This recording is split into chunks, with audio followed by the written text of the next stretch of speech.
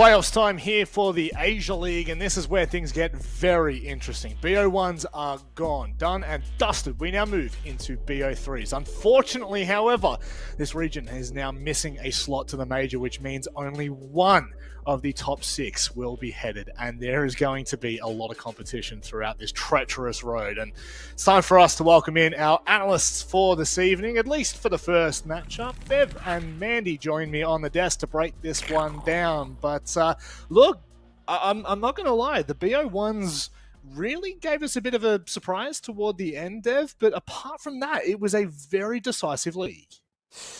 Yeah, we had a few upsets. I think, Mandy, we were talking yesterday, we had like maybe 3 upsets in this entire stage. But one of them, thankfully, was actually yesterday, Direwolves taking down Elevate. And the way that the standings shaped up as a result of that was pretty exciting. Elevate looked like they were going to be maybe number 1, maybe number 2 in the league. They ended up dropping down into 3rd place, so of course that means we will see them play today in our quarterfinals.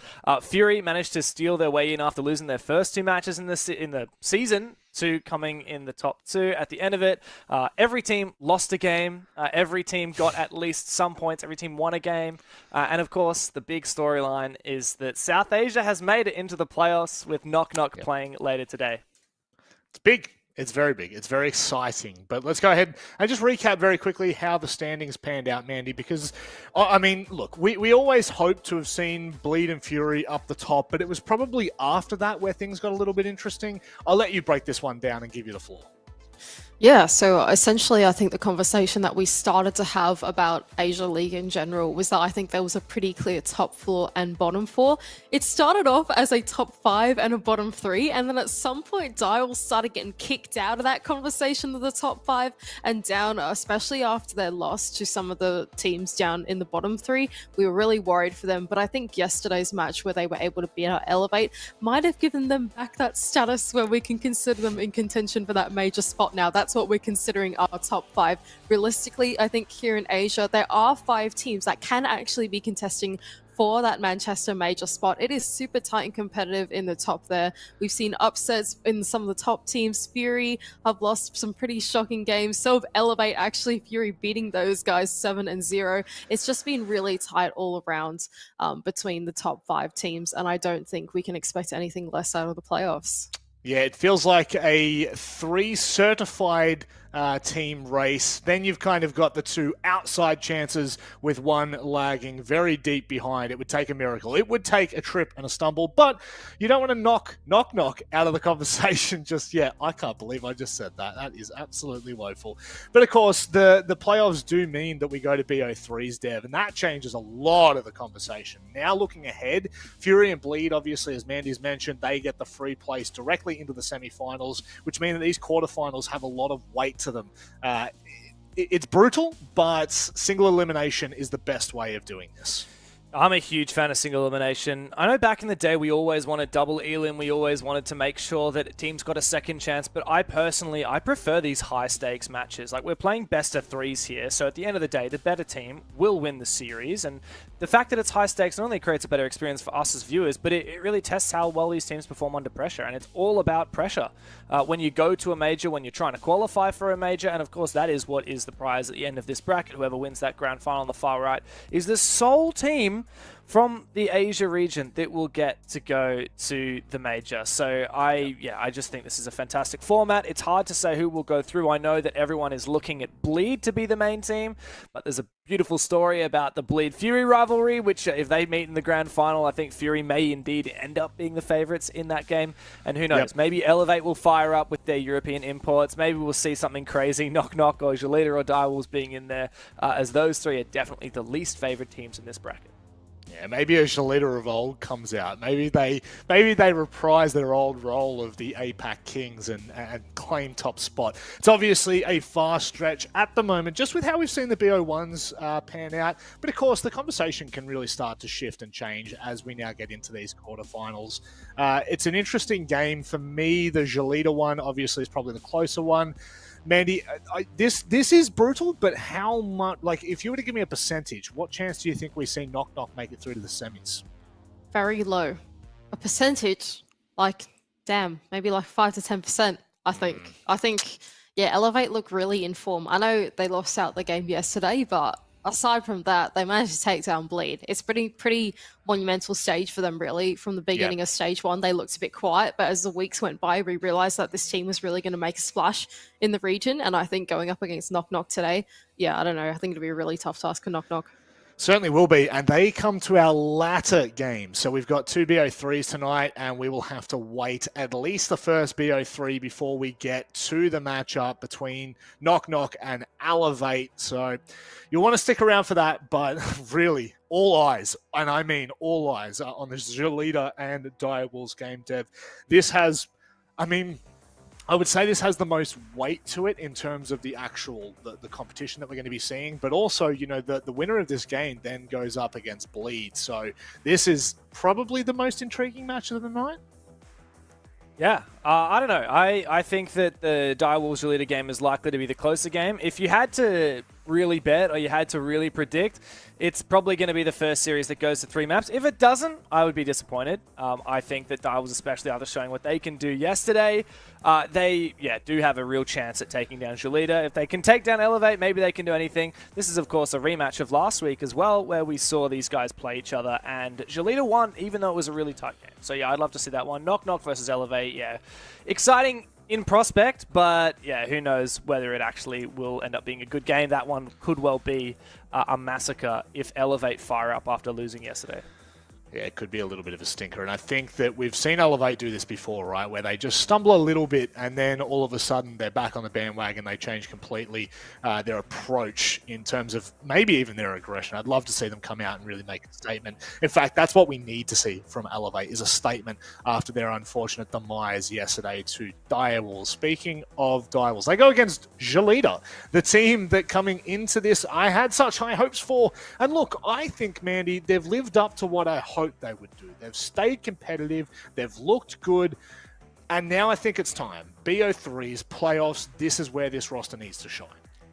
Yeah, look, I think these guys in the last year have gotten through a bit of turbulence as to whether they were actually going to stay as a 5, how that all came about, how they all ended up on this Jolita roster in this org together. But in their hiatus of not playing, I think they've really come back, not just as no cap, but now under an organization named Really Strong. I think they've got a really strong identity as a team.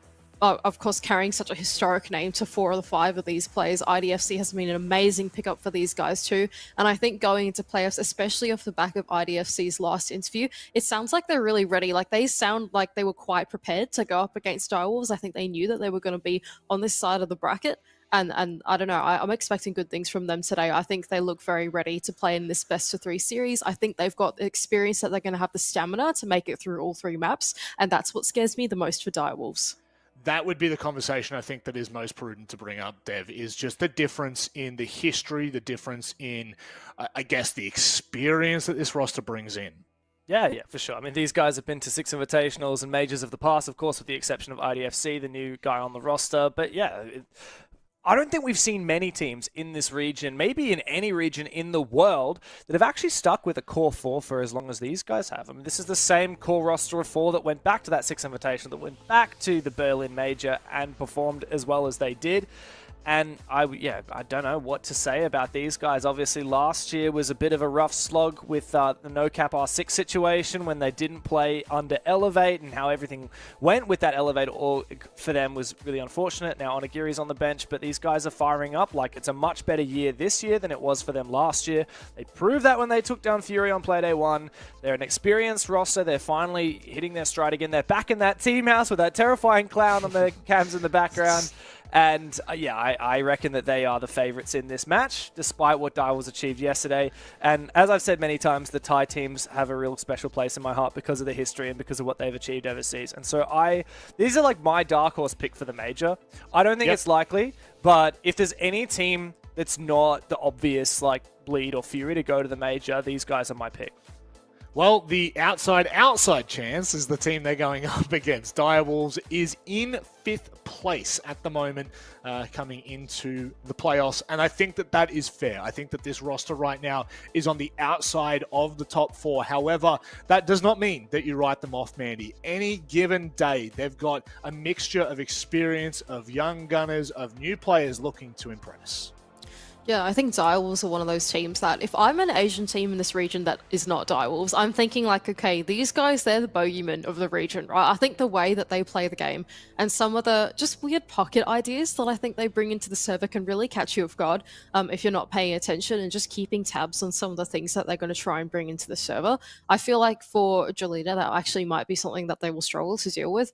Especially after we saw Direwolves take down Elevate yesterday on Clubhouse. I thought that was a big shocker for all of us on the desk, but I think it was just the brand of Rainbow Six that they brought into the server was just so strange. There was just some really odd things that they did that I honestly, if I was in the server, I wouldn't have known, but I'm not a pro player. And the pro players, I think some of them got caught out by it as well. So yeah, if I'm Jolita, I'm just going to be keeping tabs on every part of the map, making sure that no one's sneaking in and doing something strange.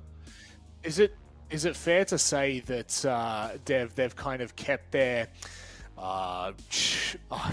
childish doesn't seem like the right word, but maybe like childlike atmosphere? Do you feel as though that they have been able to maintain that, as Mandy's alluding to, you know, the kind of unprepared strats that will catch any team off?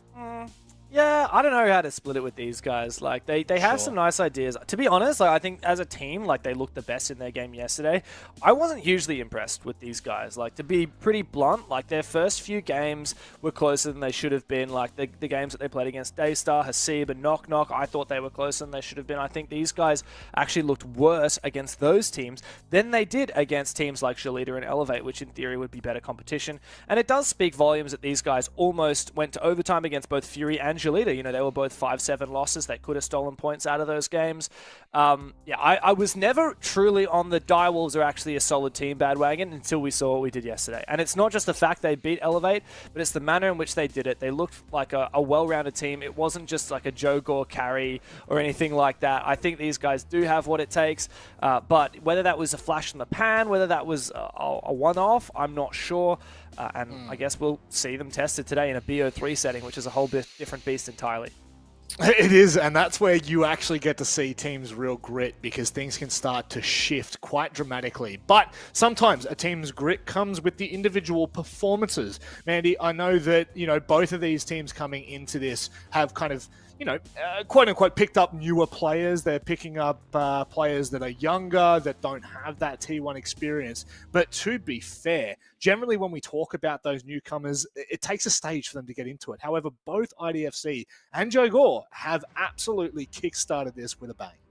Yeah, absolutely. Both of them, I think, have come into their teams and played their respective roles really well, and they've just slotted themselves into this group of five in such a fantastic way. Joe Gore was quite, you know, he's quite obviously the top rated player of the league and the superstar fragger of Direwolves as well at the moment, whereas IDFC has played a very different role for Jolita. He's come in and been that middleman for the team and played your operators like your vertical on the buck, like we're seeing there, and like Castle, operators that are not super desirable to be playing, right? If you get shafted on Castle on the strat, you're like, well, damn, right? But IDFC is that person that's come into the roster and has been okay with doing some of the tougher jobs and just fulfilling the shoes of course, the previous player Onigiri, right? Who was also a player of similar vein as well.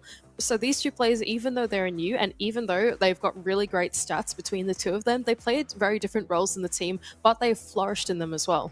I honestly just want to give the plaudits to IDFC. I think, you know, coming into a roster like Jolita is drastically different to entering where Joe Gore has, for example, on Direwolves. Like, as much as they both are, you know, coming into a roster, they're both new, they're both faces that we haven't really seen or heard from before. Individually, I think IDFC, for me, has been a standout performer in terms of consistency. Joe Gore is just on a completely different level. I don't even know how to start that conversation. I'll be completely honest. He's been ridiculous. But what we can do is shift this conversation a little bit into the vetoes, Dev, as I know you're the veto king. So what maps do you want to see? So look, if you're Direwolves, you've shown a really good Oregon yesterday, and that was a map that we hadn't actually seen all year from them. So if I'm Jolita, I'm tossing up, am I going to ban out the Oregon or let it through?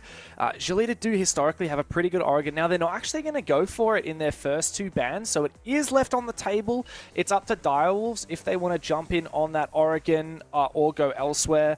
And they're actually... Okay, so Bank, pick by Jolita. I want to know what Direwolves are going to go with here, because No, so, well, okay, back to Chalet. So we've seen them play no, Chalet about back to 10 million Chalet. times so far. Back to show. I'm actually a little bit confused as to why they didn't go for Oregon, because they obviously, won on Oregon. I guess Jolita also beat Fury on Oregon, but I think Direwolves maybe should have gone for that. Yeah, see, Jolita end up are the ones banning it out at the end of it, so we won't get to see Oregon. I think that would have been a great map for these teams. Like, both teams, bloody awesome on Oregon. Both teams have beaten some of the best teams in the league on that map, and instead, bank picked by Jolita. We saw them beat Direwolves on this map just a few days ago, a week ago, so I guess that kind of makes sense from them.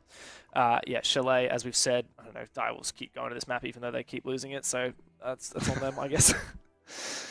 It's tough, but I guess in a BO3, this is where it is, push comes to shove, Mandy, this is where you've got to perform, right? Bank Chalet Clubhouse is where we head to. Does this change your feeling in the matter? Oh, not personally. Actually, a little bit. I'm surprised to have seen Jolita play out the veto in the way that they've done, because the way that I view it, Direwolves, I don't think have as strong of a map pool as Jolita do, especially after the back of the IDFC interview. I think he made it pretty clear to us that they seem pretty ready for this veto. And so I'm actually quite surprised to see them go to Chalet, which is clearly a comfort map for Direwolves. Maybe they've got something on them, like they've VOD reviewed them and they must know what's going on to actually have gone to that. But overall, I'm quite surprised with the way that they played it. I thought they would have been able to ban out all the weaknesses of Direwolf. So I'm interested to see what they're going to bring into the server, whether it's a good thing or a bad thing that we've seen so much Chalet. But overall, I don't think it changes my story too much. I still think Jolita will win this one, whether it's going to be a 2-0 or a 2-1. I think they can still do it. Well, the real campaign for the major starts now. Playoffs, BO3, single elimination. This is where the storylines get interesting. We go to Jolita and the underdogs of Direwolves. We head to Bank, and we've got Guz and Xenox waiting by. We do. We've been waiting for a little while. I actually just had dinner while we were getting the map veto, so I got that timed perfectly. Big game tonight, and for Jolita, it was a big scare yesterday, Guz, all the way to 15th round, 8-7, knock-knock, pushed them to the limit. They get a chance at redemption now in a best of 3. Maybe the pressure's off on these singular maps, but I'm excited for this. Direwolves as well have looked a little bit shaky. I'll be honest, these two teams don't fill me with a lot of confidence. No, I totally agree. This is going to be a real intriguing game. I'm going in with the expectation that we will see all 3 maps between the two. It's going to be close. It's going to be competitive. It's probably going to be a little bit scrappy, but exciting nonetheless. I think there's a lot of positives that both teams can take into today, and if they can mitigate a bunch of those negatives that maybe we've seen throughout the stage as well, it's going to make for one hell of a game. We head to Bank first, Chalet to follow after that, and if required, if we do go the distance, Clubhouse would be our final map for this best of 3 quarterfinal. Playoffs officially underway for the Asia League, and is it not anticipated a region in which only one spot is available to head to Manchester, despite how stacked especially the top 5 look. Knock-knock playing the 6th man, of course. They will play Elevate after this in the other quarterfinal matchup. But first, Jolita, Direwolves. It's really unfortunate, but someone's journey now comes to an end at the end of this quarterfinal. Technically, there'll be still a 5th place match, but who cares? That's irrelevant. That's not the same as progressing forward. The winner of this match, the winner of this series, will take on Bleed in the semi-final. That is a daunting task. So you're going to want to play well here and take that form into the next semi-final. Montague banned out by Direwolves. Twitch then followed up. Solus, no surprise on a map like Bank.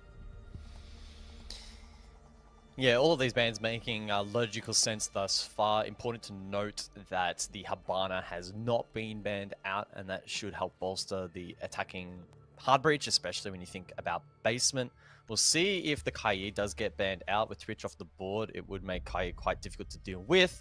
Daiwa's identified that and will take him out. With the Solus banned out, that's going to alleviate a lot of pressure, or some pressure at least, in terms of map clearance. Gaining information, pre-placing drones on a map like Bank with how big it is very important. And so the attacking unit of Jolita don't need to deal with that. But yeah, keen to see how these teams both approach this map. More so defensively. Daiwa was going to be the sort of team that want to roam around, get aggressive.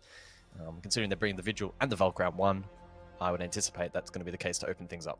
Defenders, protect your bombs from being Who have you got, Guz? Jolita, Direwolves. Were you impressed with Direwolves' victory against Elevate yesterday? That was on Oregon. Dev brought it up a couple of times. The fact that we haven't gone to Oregon is quite intriguing. I think that win probably gives me a little bit more hope for Direwolves. If I had to give them the edge, it would be the Wolves. Jolita's performance yesterday against Knock Knock really was not great. No, I totally agree. I think the final play day does give us an indication as to where these teams may truly be at. Completely taking that out of the discussion yesterday's results, I probably would have gone in today fairly confident for Jolita because Direwolves have looked shaky at times. Again, though, maybe we're giving yesterday a little bit too much stock, only a best of one, who knows. BO3s are going to play out quite differently, and that's why I think it's just going to be so incredibly close. I'm tempted to still back Jolita. It's just my gut feeling that this experienced roster should have enough to get a BO3 across the line, but I'm by no means convinced that they're going to win by a big margin. Yeah, it's interesting as well because the narrative, at least from my perspective, was that prior to yesterday, it was Direwolves that looked a little bit more shaky, a little bit more up and down throughout the stage. They looked like the team that was going to maybe fall as low as 6th or, you know, at least hold on to 5th because of the gap between the bottom 3. Open ground here. And it's basement to begin. Jolita on the attack, and I think they might go fast through Vault. Off the back of the Blitz, Gandalas to follow through behind RDFC. They get the opening kill as well onto Seal, so the Fenrir will fall. There's at least a trade from Pika. Nitrosol got thrown out from Velux. That wasn't able to get the kill. So far, Jolita, though, have been far better in the gunplay towards Sight. The fast-paced approach has certainly worked. Good kill for Souffle. Does kind of keep the round a little bit in control here. No, never mind. Battle over towards Garage does go the way of Jolita. And the fast-paced effort is super rewarded. That was a really well-worked attacking round from Jolita to kickstart things here on Bank. Yeah, clean from Jolita, picking up the pace there in the first round, not going for the default push, instead directly from behind, down through Vault, facilitated with the util that they had in terms of being able to flush out those positions. Good way to catch Direwolves off guard, and perhaps maybe that has been one of Direwolves' biggest weaknesses, or bigger weaknesses at the stage, is maybe not adapting quickly enough to what high-quality opposition can offer. So I like that from Jolita. Is that going to be a theme that persists through every single round in this match? Most certainly not. However, it's definitely going to now be in the back of the Direwolves' mind defensively going forward in this series that Jolita are not going to shy away from that aggressive playstyle at times. I mean, it's the perfect start, though. We're sitting here maybe wondering about yesterday's performance against Knock Knock for Jolita. What are they going to bring to the table? That's really the best way to kick things off. You know, set the pace nice and early. Good set play that pays dividends. And Direwolves, well, I think that's a bit of a wake-up call. You're not really going to allow that 2 rounds in a row either. So smart from Jolita. They just don't even bother. Instead, they'll play a more conventional roam game clear. They bring the Jackal, the Dockerby, so really nailing that down. And then for the on-site, you've still got the Ying. Couple of smokes. I really do like this lineup for Jolita. It covers kind of both avenues. The early portion of this round with blockers and CCTV, typically you'll see some kind of roam up above, depending on the team. They might go for a 5-stack, but there's a vigil in play, indicating that there is going to be a roam. And then you've still got really good operators as well for the on-site push eventually later in the round. Yeah, no surprise about that. Jokol goes for the jump out. Just as the stat was brought up with the highest EPS in the league, he just throws his life out of the window and he's 0-2 to start in the quarterfinal. All of these rounds, all of these maps are so important, and the highest rated player in the league has not been able to find a kill. Shutting down Jogor certainly going to be a big win condition, I think, for Jolita throughout this match. Throughout this series, it's going to be impactful. Punch thrown back, though, from Pika, still inside of bot square. Finished off is Mark with that impact grenade. So a good little opportunistic play there from the defense, making up from the shortfall that Jogor has left. Losing the Jackal now may mean that clearing these defenders on the roam, such as Seal top main, is a little bit more challenging. Still Logic Bomb for IDFC, and good execute util with Sapper still standing as well on the Ying. But maybe an opportunity here for Seal to give his team now the advantage. Just under 90 seconds left. I think at this point, Direwolves, if they want to head back down to basement, certainly an opportunity, but happy to just sit over towards Staff an open area.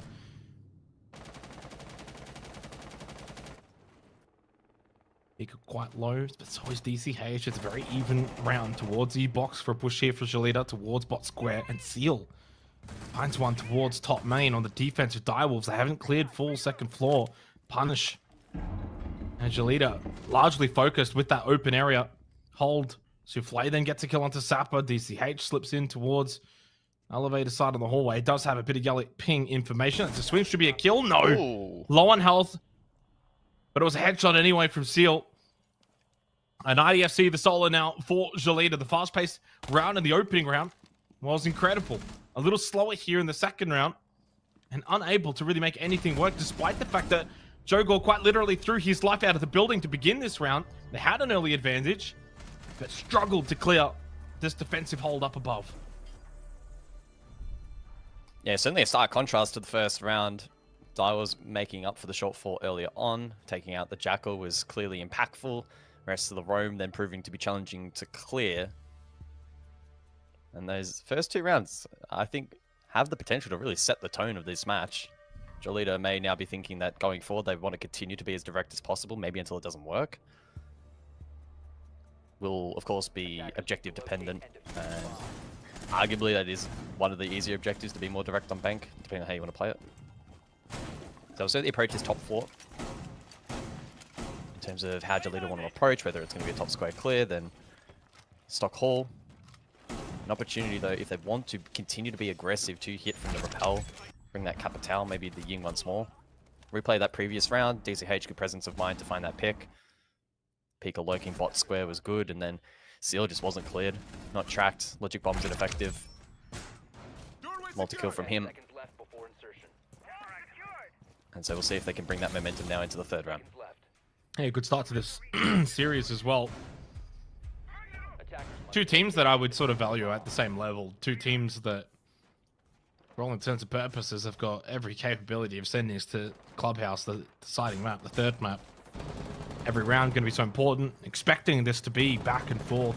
You can kind of throw a lot of statistics out the window, especially on Bank and Chalet. Mr. Punch, top blue. Swift entry again here for Jolita this time around, straight in towards Archives, and can get some dirt down below. Looks to find some gadgets that he can maybe take out from below.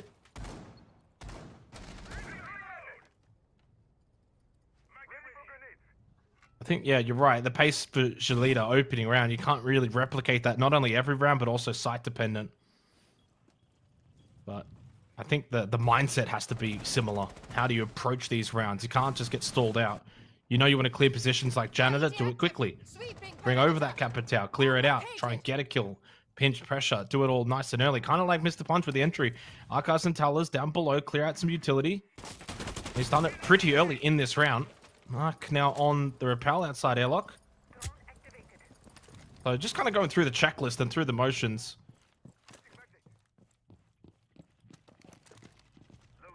Yeah, Dai wasn't really too eager to contest down below. They'd have to go in blind, makes sense. Space now 4-footed top square as well, and you can see the blind being held by Sapper. Souffle, though, with the long line of sight and response, able to find one. Pika, Felix also in the meantime finding one apiece as well. So not entirely sure how those fights have come into fruition, but clearly not traded by the attack. Yeah, didn't get to see it, but I mean, we saw Mr. Punch roaming kind of down below first floor. Mark was on the rappel. Sapper was slow lurking top square. Nothing wrong with that at that point in the round. Actually, just got a collat. He just got a collat. One in behind towards long desk, and he happens to get that kill. Suddenly now makes it a 1 versus 2. On to the ace. Flash in towards Janitor. One top main. Can't get the kill onto Seal. Oh, got a little spicy there. But not spicy enough. I will hold on. And Seal, look how low he was. By the end of that, had he lost that fight, it would have been a straight 1 versus 1 with a decent amount of time. Not to beat. But questionable 2 rounds now for Jolita, as they've kind of slowed their pacing down outside of a fast-paced rush on basement, which is kind of a gimmick in some ways. Like, you're not really going to look at that as a set play. We'll watch this again for Sapper. There's the lineup. Imagine all 3 lined up. It almost did. Would have been very winnable then. But the issue for me is that you can't replicate that opening round. Like, that's not something that you sit back and go, okay, let's just do that again, because that worked. That's not the conventional way that you're going to approach Bank. Direwolves right now, for me, just looking a little bit better, because the way they're playing is emulated between these rounds. They look a little bit better overall. And that's without Jogor fragging. Yeah, once Jogor gets activated, it could seriously get concerning. I mean, the last 2 rounds have played out fairly conventionally. Round number 2, which was the reattempt down below. Jolita did win the opening kill again, still lost the round. And then there's that most previous round gone. Round number 3 up above. Direwolves got that opening kill themselves and then converted really cleanly. So finding win conditions for Jolita in rounds that they're anticipate to play conventionally is looking a bit rough. Jogor on for a spawn pick. Lands it. Not enough for the kill though. Sapper will be one shot though for the remainder of the round. So a bit of pressure on him now to ensure that he's not taken down, because those E1D scans are going to be really important in locking down the defense. It's about getting map control here and just chipping away slowly, I think, for Jolita. And if they're going to bleed picks, they need to be making sure they're getting traded. It's the big thing that let them down in the last round. Yeah, not playing as a set unit. A lot of individual players and individual positioning. In that last round, Mr. Punch, solo in Archives. Mark solo on the Repel. Sapper, solo top square. It's fine, it's bank. You're going to spread out. Even here, solo entry, basement. It's understandable. But it means that trade potential is just not quite going to be there when it does come to Jolita. Direwolves are well positioned on site. They're not throwing their lives away. I say that, and I watched Jogor, who did quite literally do that a couple of rounds back. Running around with the boss. The Vigil loses that battle. No, they traded. Never mind, sorry, didn't lose it. So trade with IDFC, 1-for-1. Vigil does get taken down. No Brava, no Clutch drones for the remainder of this round. ECH will vault back out. And a little bit of a reset moment here for Jolita. Open area, staff room, the round, 90 seconds left here in the 4th. Pika stuck over towards Archives, has been pinged out. Should be a kill for Mr. Punch. Shot early! He shot way too early, gave position away. And Pika's going to be able to get the easy swing. 3-4 in favor of Direwolves.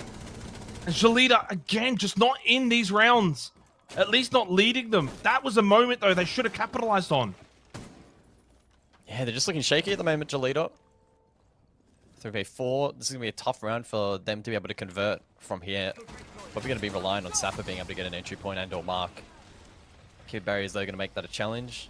DCH at least has diffuser, and they might be able to open bot quad. In fact, it's already open, so we'll see if Mark can exploit this. 50 seconds, easy one for Mark. But at that same moment, Lux got one. That's at least a nice kill with Pika being so close. Quick reaction from Mark. Diffuser above, though. So, yeah. Round over. And also, Sapper and Mark are very low. 30 seconds. Still a little bit of time over towards Stock. And Felix will actually take key position here to block that. Still outside of the window. Yellow ping and the shield he plays. Not a lot of time remaining. Flash, and as soon as that was out of his hands, Souffle gets the kill.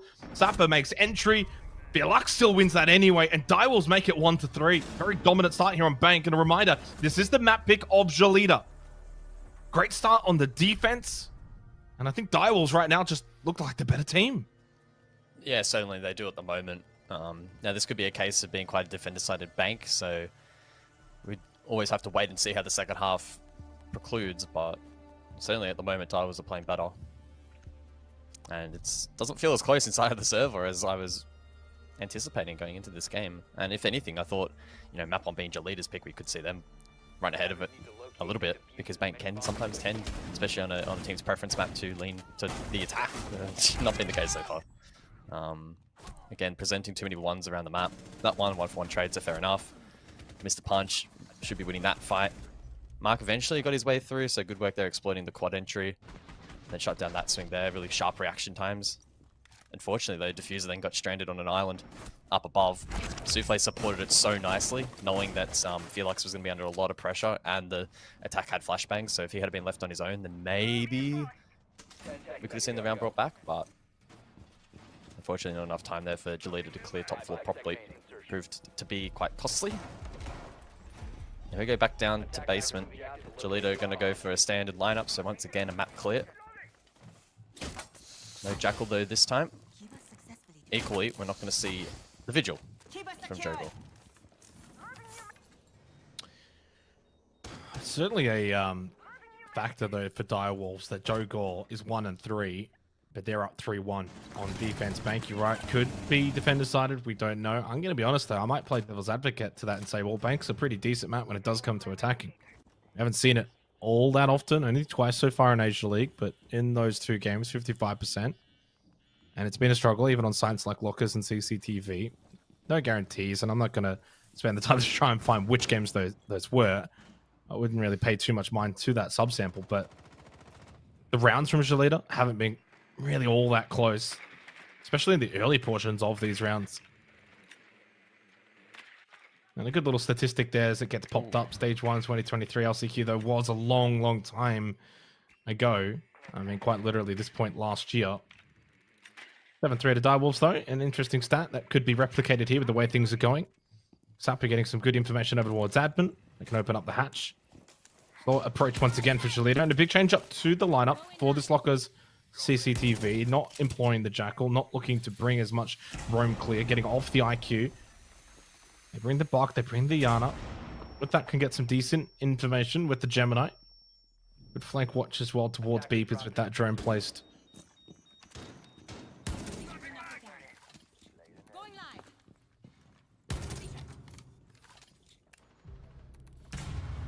Well, it's Jogor to win the entry battle this time around once more. So that's back-to-back entries for Direwolves off the back of Joe. Bomb located by attackers. Last time it was converted as well. That's certainly not the best of starts here for Jolita. Sapper as well, the top fragger currently on that Yana. Would have been a key figure in finding an entry pick in this round back. So looking like Jolita will shape up for another back hit, although the pacing has now slowed down. See how Direwolves pivot their defense in response. Critical that they get the likes of Pika watching these positions, still the gas babe in hand. Goyo canister is also still in play, although the one bot main, I don't think they'll be able to pop. I should mention, of course, these two did play on bank just last week. But I guess if you want to go as far back for LCQ results, you could.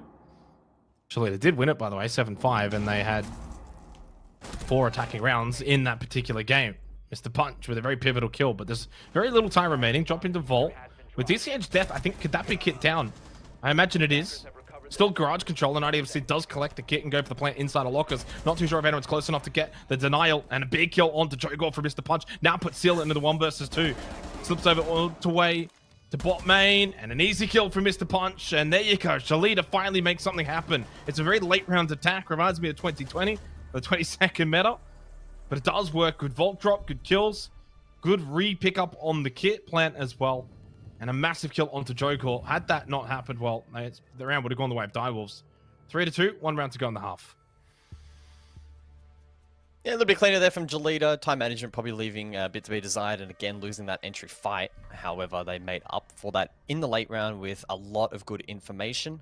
Being forced into the plant, never comfortable for the player, then left to cover, but did a good job isolating both ones. Pretty confidently cleaned up there in the end from Jolita. And with 2 attacks in the half, if their defense is solid, it might not be all that bad. But we'll see. Top 4 has been unsuccessful for them. Last time Direwolves, despite losing the entry battle, oh, pardon me, they won the entry battle and then were able to close out that round as well. Warden once again in play, much like it was last time. And that will prompt Jolita to not bring the Ying. We saw the Ying prominently in that first round for that aggressive rush, and we haven't really seen it too much since outside of the second round.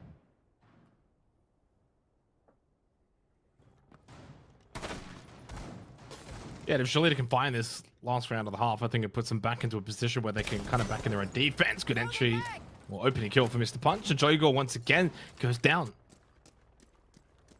5 deaths in the opening 6 rounds is not ideal for Jogor. Immensely struggling to have that super large impact. He certainly hasn't been without his moments, but not the Jogor level show that we typically get. Good start for Jolita. And just working their way back into this game, because it started to get a little bit... dangerous for them. Down 3-1. Good defensive rounds from Direwolves. Jolita was struggling. The only round they had won was a bit of a gimmick round on the rush in the opening. But these, well, last round, now this round, have certainly been far more conventional. Can they continue to just double down, find another kill, really open things up? Nitrocell from Pika. Oh! Wow. Wow. Wow, I was not expecting that to get all the way through the window. That is a sensational Nitrocell from Pika, and I think changes the complexity of this round now with the kill from Souffle, making life very difficult for Jolita despite the opening kill from Mr. Punch. It has flipped on its head to close out this opening half, but DCH on the Repel also will get one for free. So 2 kills on the Repel for Jolita. Brings it to a 3 versus 3, but a great swing from Felix inside a Janitor. And once again, Direwolves will take the lead. This has been a strange old round. Yes, this has been a little bit peculiar. And DCH now lurking through lobby. We'll soon face Souffle. Repel comes in, so a distraction here. Can they pinch this position? DCH will. Spotted on that mirror window though through long desk. Position of both players now confirmed off the back of the Valkyrie camera. And if there's another cam on site, which I assume there is, currently being spectated by the defense, Jolita are going to have a hard time pushing this site. Good kill for DCH, and my goodness, this round has not quite followed a normalized script. Felix in a 1 versus 2 with DCH low. Still a bit of time, 30 seconds with a Nitrocell available, but he gets chunked down to half health, and he loses that battle on the reswing to IDFC. What a strange old round for, quite honestly, a strange old half. Big round 4, Jolita gets them to a 3-3 scoreline to close out their attacking half. And honestly, by the point that that Nitrocell had exploded out of the hands of Pika, I thought that it was going to be a round Direwolves would be sure to win. Not to be, and a good response from Jolita. After going down 3-1 early, they win 2 rounds in a row to close the half out. Now, go into their own defense, and this is where we can start to figure out. Will this be defender-sided? Will Direwolves have the ability to also attack into these rounds? Go to CEO Executive to begin the second half. Yeah, Jolita have done a decent job here in correcting course. Round 1 was really great from them. Explosive entry in towards that basement. Re-hit. Pace then slow. Direwolves 3 straight. Jolita respond themselves. The Repel game in this previous round proving to be quite deadly. Really good use of the previews there from Pika. Top stairs in that banana position. Able to lob that one out the lone window. But again, the Repel just was so strong from the attack. And despite the Valkyrie being up late in the 2 versus 1, it wasn't enough to change the tide of that round back in favor of the defensive Direwolves. So we switch sides now. And we'll see who ends up on top. Information gathering is going to continue to be a theme throughout this half to kick things off. Echo from Mr. Punch. But I like this from Direwolves. They're going to immediately respond with info of their own. The 0. Quite easy to hide those cameras in a map as expansive as Bank. And they'll double down with Ying as well. We didn't see a whole lot of Ying again outside of the first 2 rounds from Jolita, but Direwolves was willing to bring it out here in round 7.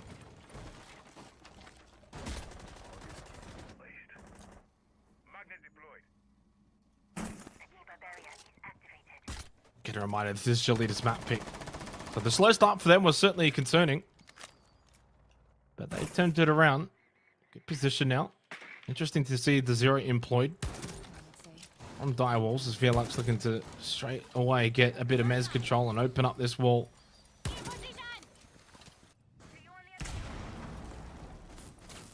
Nika up above as well on the roof of top square. A lot of repel in this round from Direwolves, but Jogor gets aggressive towards Stock. Bit of help as well from his team if he wants it, but so far happy to just go solo. He loses his life. Plays by himself towards Stock. Doesn't win his 1. It's been a familiar story for Jogor in this game. He's just not winning his 1s. Yeah, just having one of those days, unfortunately. Will that be the kryptonite for Direwolves tonight? If he's not able to find himself back into the match, can the rest of the team stand up? Losing the ace as well certainly doesn't help, but at least they have Felix's back up on that Hibana for hard breach at range. Double repel, in fact triple, with Souffle looking in towards front desk position, oddly enough. Puts Mark on an island, but has that deployable shield to play behind. Opportunity goes begging in through top square. I believe that was Felix. You find that kill and it's pretty much round over. Doesn't land though. Smoke's deployed. And perhaps we'll see Direwolves look to aggress immediately off this. $4K for Pika to play with. Still really well positioned on site for Scythetube. Seal somehow finds a kill. Zappa loses his life and just maybe brings the round back into a certainly winnable round. Into airlock they go off the Candelas from Pika. Good little shot as well from Pika. Getting that kill into Mark. But they haven't cleared out Janitor on a big Nitrocell. That is certainly going to get a kill onto Souffle. Felix and Seal with it all to do. Otherwise, 3 rounds in a row for Scythetube on the board. 1 flash, then 2 flash. But why that still needs to be dealt with. And a shotgun that you think from here should be too good for DCH. Indeed it is. Gets them both. 3 in a row for Scythetube. And worrying signs now for Direwolves here on Bank as they are unable to stop this momentum. Yeah, it's becoming a bit of a concern now, Joe Gore on entry. Sure, he is going 2-3, but they've only actually converted 1 of those occasions where he was able to win that opening duel back in round 4. And losing it there in that previous round, it already just compounded the amount of pressure on the rest of the attack. I think they pretty much immediately decided to pivot, play hard into the propel game, and pray that the Ying was going to give them enough value with the smoke canisters and the Candelas. And as evidently seen, it didn't. Scythetube response was pretty sound. And an opportunity now to mount a bit of a streak. Look back at that last round. Really good entry there from Sapper. Difficult angle for Joe Gore to contest. Diffuser then over towards airlock, made it tough. DCH was never flushed out properly. Side of Janitor. The displaced util of the Ying not impactful enough there. They are going to double down though. Ying into round 8. Don't know whether or not they've spotted DCH on the Warden, but that's certainly something they'll have to keep in mind. Attacker's objective is to locate a bomb and defuse it. I mean, we say this from time to time though for Direwolves. It can't just be the Joe Gore show. He can't be the only one that's able to win them rounds. And statistically, you know, Seal, Souffle, they're fragging. Been a good game from Pika. Felix is probably not the kind of guy that needs to really put in significant numbers either. But it is quite strange to me that, well, the highest rated player of the league is 2-6 in a playoff match. With a lot on the line, this is when you really want said top player of the league to be fit and firing, and at 2-6, he's the clear standout. It's a sore thumb moment. Down to basement, Lockers and CCTV, and Scythetube are looking more and more in control of this game of Bank as we progress and we continue. Logic bomb from Joe Gore. And he's used that pretty early in this round, top square, but looking to, of course, see if there's any lurks up above. There are none. We can see that. And eventually he can facilitate his way down towards main.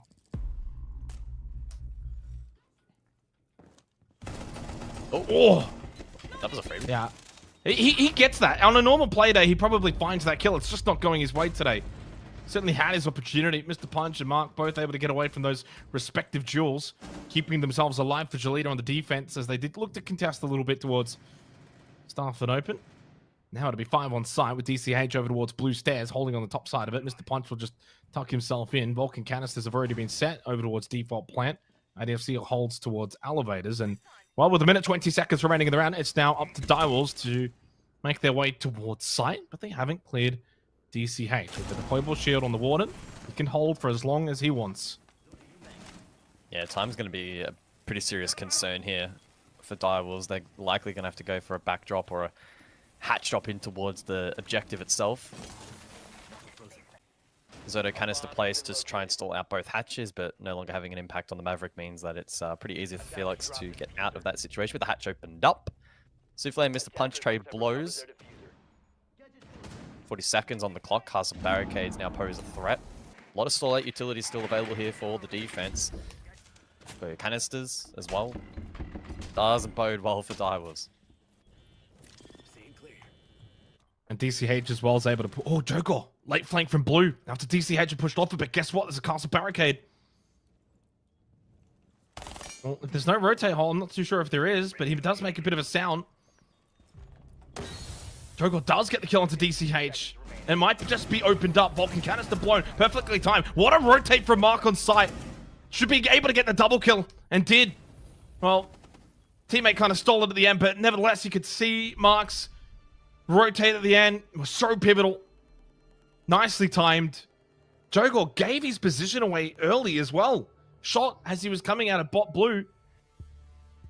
And even though he did get that kill, his presence was already known. Server in towards CCTV. 4 rounds in a row now for Shalita, and a tactical timeout rightfully taken.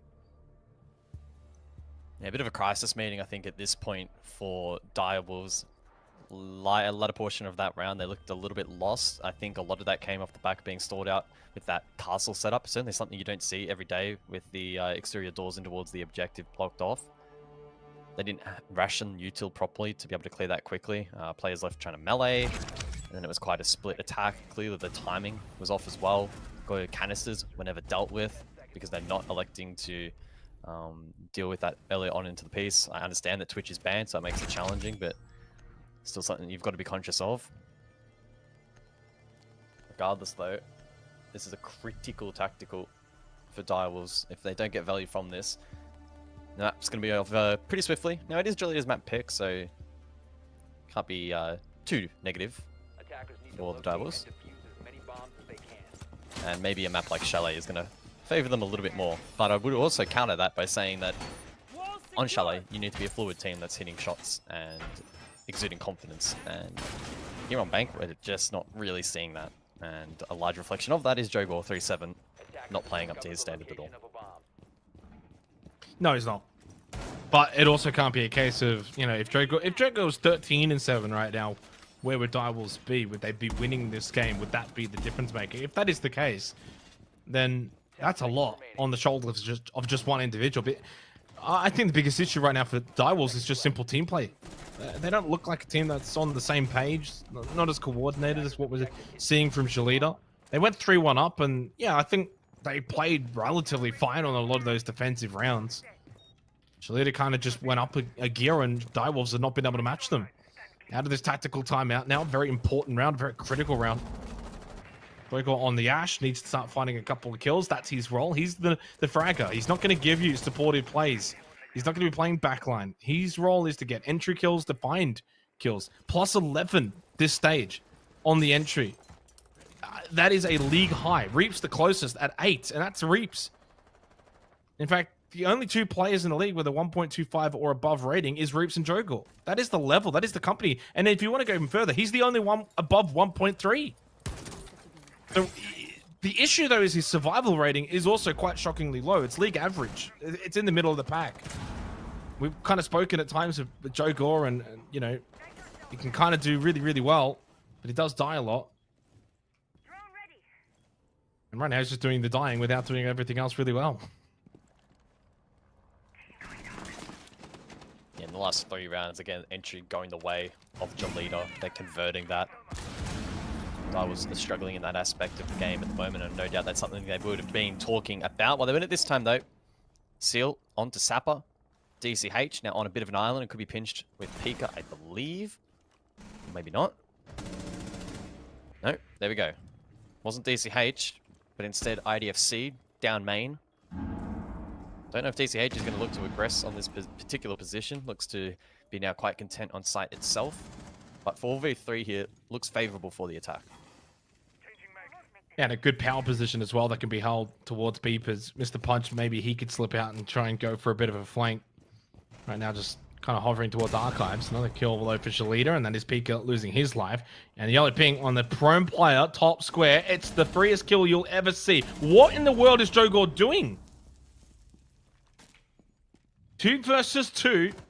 Philux position known over towards Stock, and Seal just comes out of Janitor. Mark and DCH. Well primed on site, and Nitrocell available for DCH, but not really in the position to probably use it. I imagine he's just anticipating some kind of drop from Stock. Seal with the one final Salma to get some pressure over towards quad wall, bot square, 25 seconds. Now slow lurk through admin. Doesn't have kit. Felix is the one with kit, and that's an easy kill for Mark. Straight headshot. And that's going to give away Felix's position. And with that, 12 seconds, and has to hit some really gnarly shots. Can't do it. Shalita make it another round. Well, a startling turnaround here in this quarterfinal. Direwolves shot out of the gates, but Feels like they went too fast and pulled a hamstring because now they're down match points. 5 rounds in a row. Yeah, it shouldn't be this defender-sided. It's really difficult to ascertain exactly what's going wrong with Direwolves at the moment. I think it's just key communication errors, especially as to what's being watched on flank. This here from Mr. Punch just shouldn't be allowed. It was traded, to be fair, but even then, 2v2, split push. They didn't know that the window has armied off, and so that tradable position was pretty quickly denied. Rehost.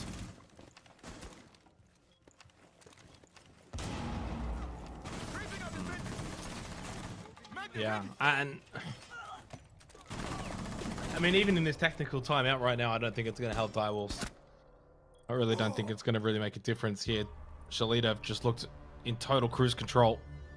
Man, these two teams, both of them, equally, just so up and down. I don't know what I'm going to get from them. Yesterday, Shalita almost lost to Knock Knock. Knock Knock had 3 match points, guys. 3 opportunities to just straight up beat Shalita, which would have been pretty unheard of. It's not often we see teams from South Asia being able to beat teams from Southeast Asia, especially a roster of Shalita's experience and caliber. Also, shout out Mr. Joe Gore with the Xenox chair, as always, helping out my company. But Direwolves as well. Yesterday, they go and beat Elevate. They look great. We think, okay, they're back. Maybe even to a new level.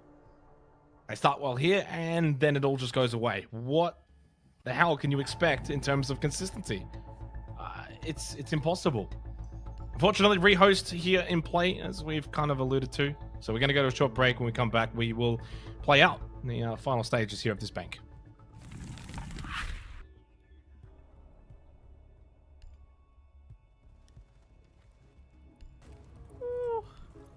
I'm not sure. I'm not really sure. It's a good play. As I win. Actually, I think they didn't have the proper information about this guy in Laundry. So they all were just blind. Either of those two teams. I'm going to go with the GOAT himself, Rando Sando, R6 from Denmark. You know what? Because I was so impressed with the Lycolis shotgun on Oregon. We're getting Lycolis just to play mirror. Why not go for Joe Gore from Direwolves? He's a new player they picked up. I think he used to be on APR. Last player, Onigiri from Gelida. I think he's a sub this season, but he might not be. We'll go with Onigiri. So we've got all the frag power in the world. Rando Sando, mastermind behind the scenes. Easy team. Easy wins. The first player came in my mind is PJ from Fury, I think. Yeah, PJ. I think the second one is Harvard from Bleed.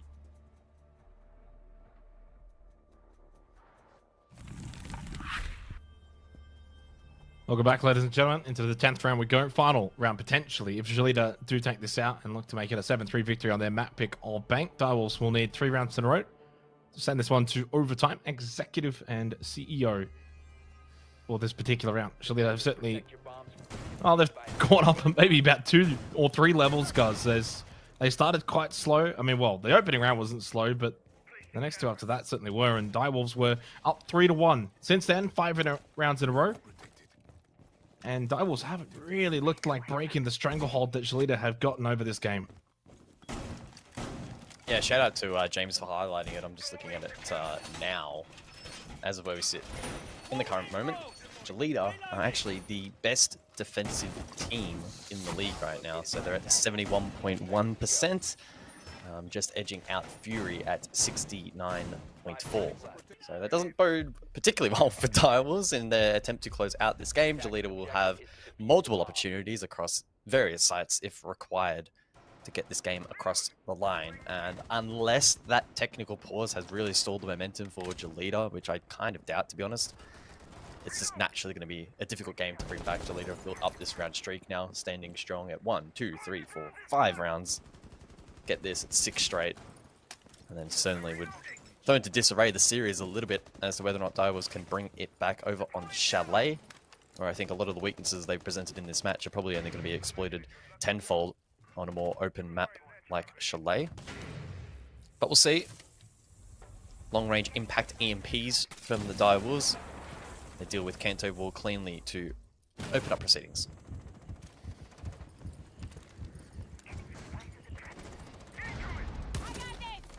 Obviously, we've had a bit of a rehost, but if I reminder, yeah, it's been a struggle for Joe Gore. 3 and 8 in this game. Lowest EPS inside of the server. This be where he can turn things around, get a couple of really good rounds under his belt. I mean, at this point as well for Direwolves, they just need to probably find some form going on the next one. Seal with an opening kill onto Mike is important for Direwolves. I have actually been able to get a decent amount of opening kills so far in this match, but not always able to turn those into round wins.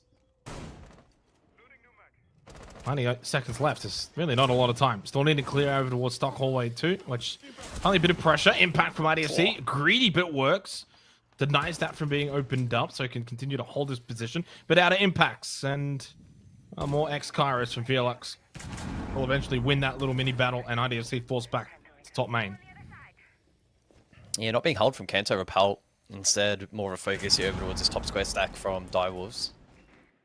In a moment, they'll be able to drone the shields clear, and they can start taking ground through Stock. They just have to be mindful of the Janitor cross, which is being held. Souffle actually still is on lobby repel. Focus now in towards Banana and that front desk position. So they have good angles. They have good pressure at the moment, Direwolves. It's just about converging at the right moment together. Rotations will now come through over towards top square. 40 seconds. First of 2 logic bombs deployed. Pika also has 2 adrenal surges. And that's a good pick from Seal. Repel game on this top floor can make or break an attack. So far, it's looking good for Direwolves, but only 20 seconds to go. Yeah, I mean, that's the one concern. And Sapper with a bit of flank bot square, able to maybe catch one here on the mezzanine. Souffle able to stay alive, but Sapper not getting a kill there. Really doesn't help out for Shalita. Good night yourself from DCH, but he just kind of slow walks out of Janitor. 1 versus 3 now. Sapper not really in the best of positions to deny this play, or maybe he could be if he gets a bit lucky. Lucky he will need to be. Souffle gets off! Operators, you have run out of time. Well, that's just unfortunate. Could have stuck that. Gets off it himself. Jalita win at 7-3. In a situation like that, guys, I can understand the pressure coming from down below. In the microsecond as it's happening, you think, oh, I'm going to die if I stay here. But there's no time. You're going to lose the round if you get off and move. At that point, you are just playing a situation out where if he kills you, unlucky. But he didn't kill you. You just got off and walked away. Yeah, no, I mean, not the best of ways to finish things for Direwolves. Plant should have just been on that desk to begin with and wouldn't have been an issue or less of an issue. Either way, though, Jalita, good work from them. Building that round streak, they don't let technical pause get to them either. That streak, will it continue into Chalet? Yeah, 6 rounds in a row for Jalita there to close out Bank from a 3-1 deficit. Direwolves then halted at that point and could not find a round from that point onwards. Jalita, too good. They take the opening map of this quarterfinal, 1 map away from booking a date into the semifinal with Bleed. Direwolves will need a response after the break.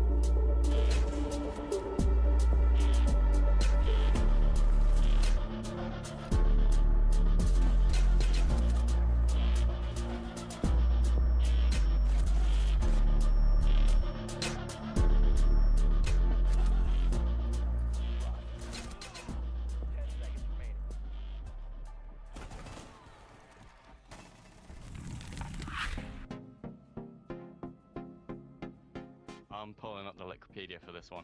I'm going to go with Speakeasy R6 as the primary entry player for my super team. And then we're going to go and we're going to get Reaps96 from Bleed entry. We'll have two superstar entry players. I have to pick a coach from neither of those two teams. I'm going to go with the GOAT himself, Rando Sando, R6 from Denmark. You know what? Because I was so impressed with the Lycolis shotgun on Oregon. We're getting Lycolis just to play mirror. Why not go for Joe Gore from Dire Wolves? He's a new player they picked up. I think he used to be on APR. Last player, Onigiri from Gelida. I think he's a sub this season, but he might not be. We'll go with Onigiri. So we've got all the frag power in the world. Rando Sando, mastermind behind the scenes. Easy team. Easy wins. The first player came in my mind is PJ from Fury, I think. PJ. I think the second one is Harvard from Bleed. He's a very good player. And I think he plays very well and he don't afraid to get kills. I think the third one is the Souffle from my team. Well-rounded player, like he knows how to play support, he knows how to entry, he knows how to when to pick, when to not pick, and where to catch a flank. A really good player. Probably the Sepper from Gleda. I think he's a clutch master. He wins a lot of clutch against us and other teams. So that's why I think it might be the Ape from Elevate. Ape is very unpredictable. Like you don't know when Ape is gonna pick or flank or do anything. It's really unpredictable. Yeah, I think the best coach in the Asia League is Studio right now. I think the champion coach. Let's start with Fury. It's gonna be PJ. So many games. He got an MVP and have a high KD in each map. That's why I chose him. So the second player is gonna be the star from Bleed. Pick him so he can disturb the enemy mind during the game because he type a lot in the game. And the third one, Ape from Elevate. He also have a high KD in each game to maybe go back to Bleed again. I'm gonna choose Mentalist. Mentalist playing this game for a long time. The fifth guys, let's say I9 from Fury, who is the coach for Bleed, and I think I'm gonna choose him. I mean, the play style changed a lot during the past year, so I'm gonna choose him.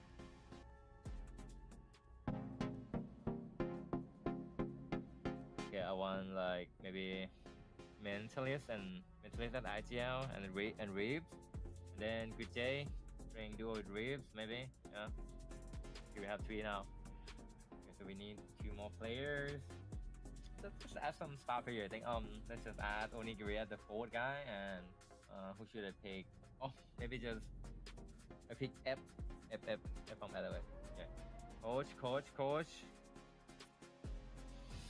Can I pick myself as a coach? Or maybe Pengu. He just fly to Taiwan as a content creator. Okay, just pick him as our coach. Thanks. Okay. First I will pick Cricket from Fury. I think he's the best gunner. The second is Shed from LFA. I think he's IGL from LFA, so we need a brain for us. The third one would be Jogo from Direwolf. He's a friend of mine and I think he's a good player. He can play flags or support or infinite entry. Fourth one is I think it's Risk96 from Esports. He's a very good gunner tier. So I have the best 2 gunner from this region. I think it's enough. And the last one, I think I will pick Kisepi from my team. He's a good player, a good lurker, can do really good from behind. Yeah. Coach, I will pick the Lead Esports Julio. He's a very good coach, ex-W7M coach, so I think he will be good for this team.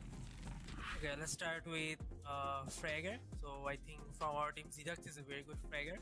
From Bleed, it's a tough one. I will pick Hoven from Bleed as flex player, and then I will pick Ape from Elevate. So that's 3 guys. And then I need a hard support guy. Like Light Police from Fury is a very good hard support guy, so I'll pick Light Police. Actually, I will pick one guy from Knockoff, like the South Asian team. I will pick Chitaru from there. He's also a very good gunner and flex player. Coach, can I pick my coach or no? Yeah, I will pick Nasi Warriors coach Ashrit. He's a very good.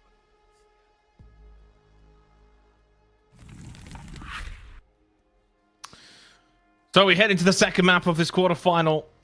It is Jalita that has taken the opening map of Bank. Direwolves will need a response here on Chalet, their own map pick for this particular map into this best of 3. Clubhouse would be the decider if we do go there. Right now, though, Jalita with all of the momentum, quite literally, Guz, winning the last 6 rounds in a row. Yeah, we're having a bit of a chat in the green room before we came back for the second map, and honestly, it doesn't instill me with a lot of confidence here for Direwolves on their map pick. Yes, they've had success here on Chalet in Stage 1 of 2024, but all of that success has been against subpar teams. And Jalita, when they have performed well against the subpar teams here on Chalet, it's been better than Direwolves. So it doesn't paint the brightest of pictures here. Maybe Direwolves have been lulled into a false sense of security. Perhaps also they're trying to lull, or they think they're lulling their opponents into a false sense of security because they've continued to work on the map. Hard to know. We'll only get that answer at the conclusion of this map. But Direwolves have to get off to a good start. Unfortunately for them, they're on attack. That is mitigated a little bit by the fact that we're here on Chalet. But we'll see if they can start that bounce back. In terms of bans, nothing standing out has been too egregious. We do see the double down on the Twitch. We saw that over on Bank. And so if we're going to see mirror gameplay throughout this particular map, you think about like backstore for a bar defense or mirrors down below on basement, that could make them a little bit more challenging to clear. Every other ban, though, is very popular at the moment. Attackers have discovered the location of a bomb.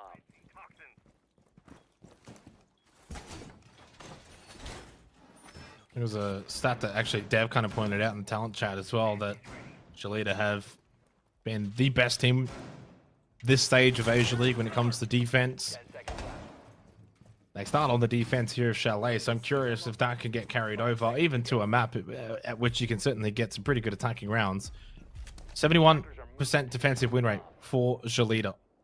It's certainly been their strength. It's been a hallmark of theirs. They are, though, 5th when it comes to attacking win rate. Well, I mean, Direwolves have a 60% entry. They have the best entry stat in the league.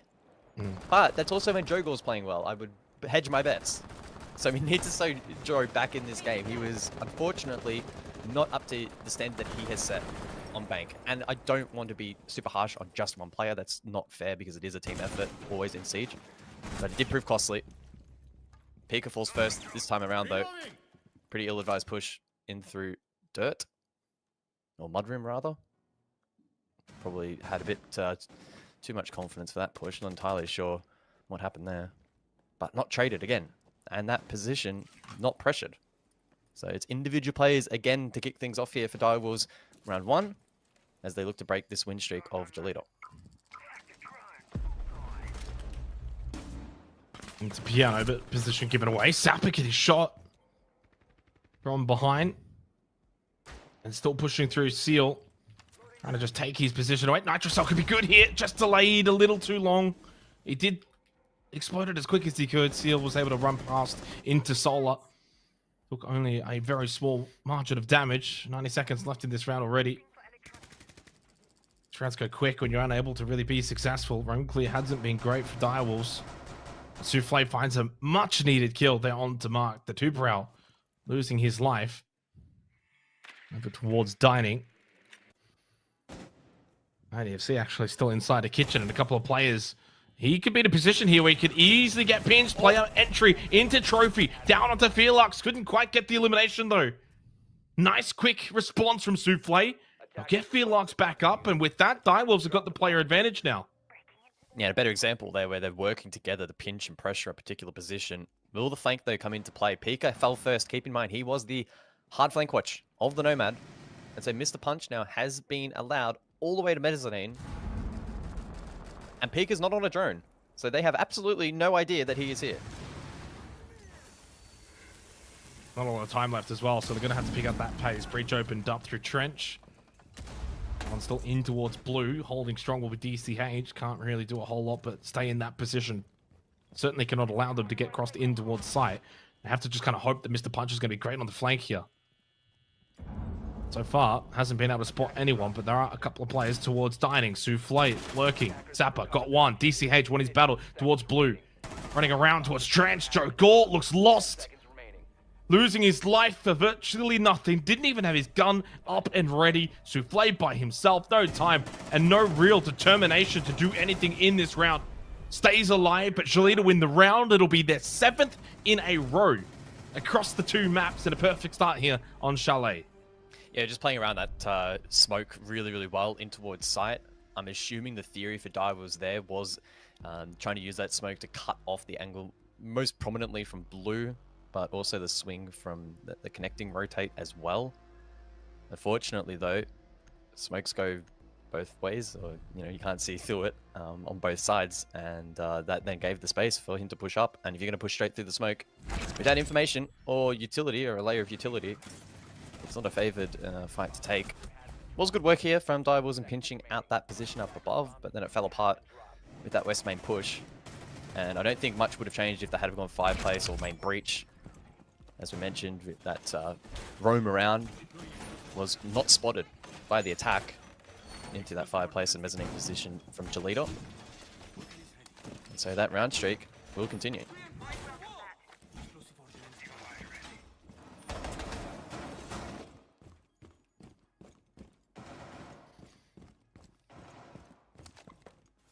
Yeah, what's it going to take for Direwolves now to stop that streak from continuing? Just have to wonder what the mental aspect for this team is currently like.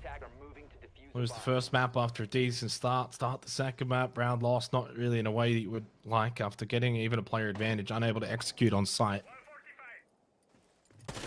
A star player, superstar player, the star player of the league is just struggling so much as well. I know we're kind of probably harping on Joe Gore, but when you are the top-rated player in the league, there are expectations. I'm sorry. That is the harsh reality for when you've been playing so well this stage, and then suddenly, quarter-final playoff comes around, and the do or die, you lose this, you cannot go to the major. There are no second chances. You must win 3 best-of-3s in a row, and right now, staring down the barrel already. Kitchen and dining, top site extension for Jolita. INEFC holding towards Piano. Sitting actually at the default half full right now is Mr. Punch. Does have a Nitrocell. 1 deployable shield in play as well for Jolita. Got to see a DCH. Frostmat still in the back pocket. I hope DCH does get that out at some point. That's a drone. But INEFC does not allow to get very far. Swing towards Ego, and Seal gets an opening kill. He's been great in that department, and Joe Gore gets involved. There you go, big kill. The adrenal surge helps as well. Seal does lose his life. DCH still in a really good position, but he was low on health. And here comes Joe Gore. Starting to activate maybe here on Chalet. Swing in the bathroom. Unsuccessful. Peak with the LMG. And suddenly Direwolves now are on the verge of breaking the streak and finally have been able to do so. After 7 rounds in a row, going the way of Jolita, Direwolves finally have got a round win. Yeah, they can breathe a sigh of relief. Good work there on the map clear. And a pretty classic example in modern Siege, where as the attack, you get the opening pick, you're working together as a compact unit, you can snowball rounds quite quickly. Jolita, in response, quickly themselves had to play aggressive positions, try and make plays, and they were denied really nicely there by Direwolves. As you mentioned, takes the sting out of that momentum that Jolita had been building for quite some time. So an important round there for Direwolves just to settle themselves and set themselves up for a positive map. Over to bar then, round 3. As mentioned, the mirror is going to be a key operator on this site. The Twitch banned out makes it quite difficult to counter the backstore position. We may see the attack look to counter it with the Mav played down below through Snowmobile, although I don't know if we'll see it on the first attempt. Look back at the previous round, and strong mechanics every single fight. was favourable. Every single fight converted. So I was not really putting a foot wrong there in the previous round. And we'll see if they can transition that into round 3. And again, the mirrors in play, critical that these are dealt with.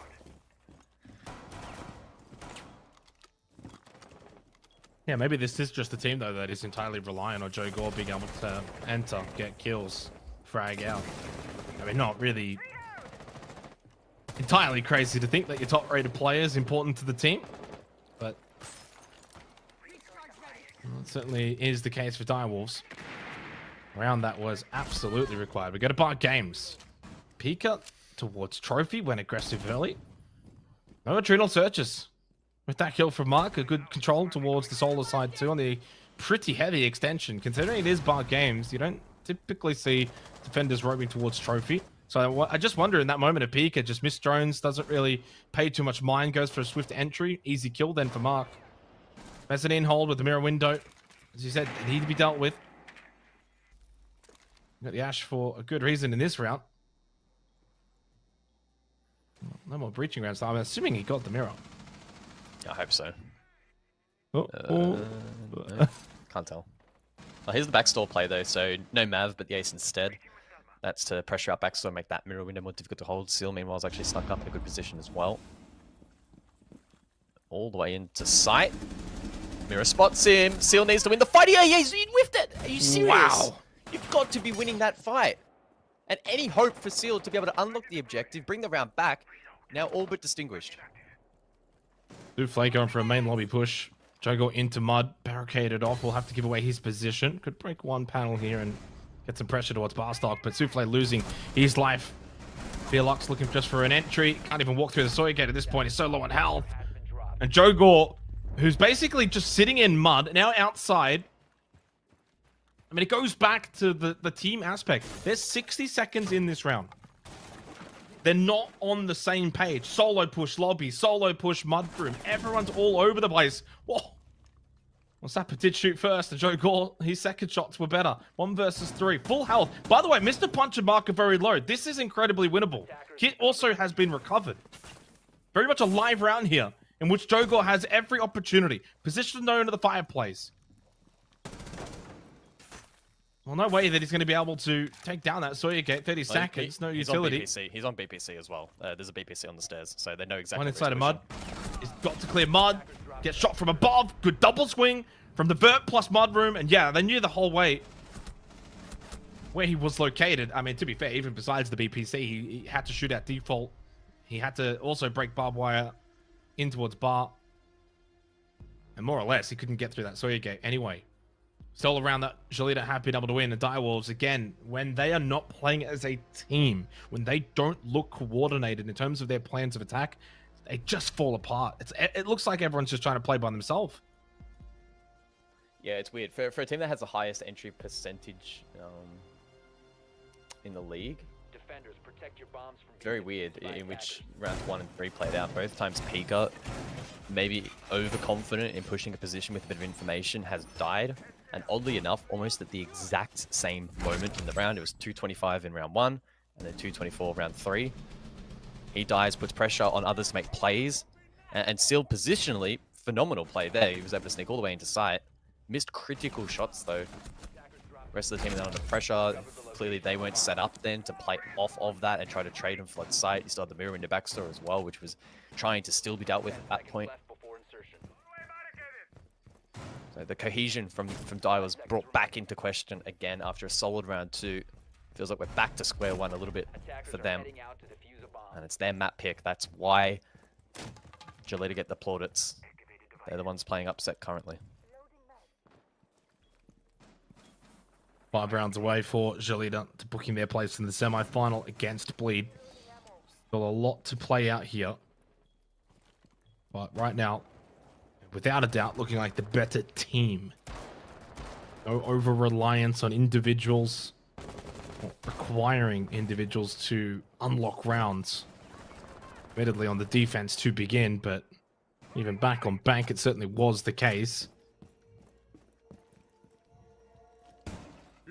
A lot of work to do for Direwolves still. So far, only the one attacking ground here on Chalet. A map that we've seen the most in this league. And it is not exactly defender-sided, guys. 52% Master and Office, 59% on Bar Games. Kitchen Dining is actually 48% from 21 rounds. Snow Wine is actually statistically the best defensive side at 68%. Lowest amount of rounds played. And again, we've got a pretty good sample here. 9 players now into our 10th play of this map. It is by far and away the most played map in Asia League. So the stats very much are saying it's not exactly ultra defender-sided. But Shalita already 2 rounds up on the defense. One more round could be enough for them going then into the second half. And we've still got a few rounds to play in this one. 90 seconds, slow push again from Direwolves. Yeah, Jalita happy to play quite passive here. Been keeping an eye on Sapper. Bot trophy, not looking to reclaim up above. They're happy to forfeit the mirror window dining. So they've given quite a bit of space to Direwolves, although time has quickly become a factor already in the round. So 60 seconds on the clock. Jogor still has 2 boogie auto breaches. He can deploy those through Fireplace. Wall will be stalled here by Mark. So good work with the 2 morale. If they had impacts, they could probably actually come along and impact that just maybe, but they don't, so it's irrelevant. So the canister making it difficult now to drain in towards site as well. So the stall out util here from the defense, really quite strong. And on the topic of defense, we can see that retake now, right of screen, Zappa, in through piano, Souffle to greet him. Maybe, depending on whether or not they want to push down yet, but 30 seconds. Yeah, what year is this? Eventually needs to push through, yeah. Mr. Punch gets a freebie, walks off towards blue, no trade. Souffle holds the angle. Well, we hear the shots go out, and Zappa gets the freebie onto Seal. Had no idea he was getting pushed. Double stack towards that Fireplace stairs. Souffle loses that battle too after holding it for so long. Well, surprise, surprise, a very slow-paced attack from Direwolves is going to come undone at the end of this round. The late round execution is just not going to work when there is 5 players on site for Jalita. Stalwart defense. 3-1 lead here on Chalet. Direwolves looking glum. Starting to run out of ideas as to how to break down the Jalita defense. And again, it's probably one of those rounds where, unfortunately, it's a bit of an L in the column of Direwolves. The roam wasn't being super heavily contested. We saw the players from Jalita very deep in towards Trophy, just not having to do a whole lot. Divers are still scrambling for office control. Eventually, then, late into the round, they identified that they had to start pressuring site itself. Don't know exactly where the air jabs were deployed, but it wasn't enough to deter the retake there from defense up top floor. We saw that. Net a kill for Sapper. Mirror window, con wall site, not dealt with. Just some big fundamental holes left in the attack there for Direwolves, and Jalita looking comfortable defensively. I think tactical timeout is a good call here. An opportunity to reset. And given the even nature of this map and the fact that it's their pick, Direwolves know that the next 2 rounds of this half could very much determine whether or not we go to the third. Incredible performance right now from Jalita. I mean, I had my concerns coming into today after the performance against Knock Knock. I mean, admittedly, I can't recall, apologies as to who we had on the interview yesterday, but I do remember a question being posed, how much of it was Knock Knock, how much of it was Jalita, and they were high praise for what Knock Knock had brought into that game, a do-or-die game in that playoff deciding match, whether or not they were going to make playoffs, which they did because of it.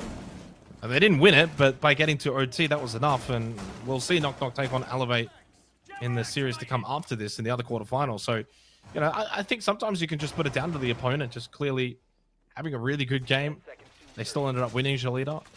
Maybe it took a little bit from that, maybe a bit of a wake-up call.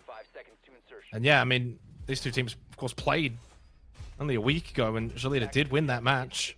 They were competitive against Bleed, 4-7, not the end of the world.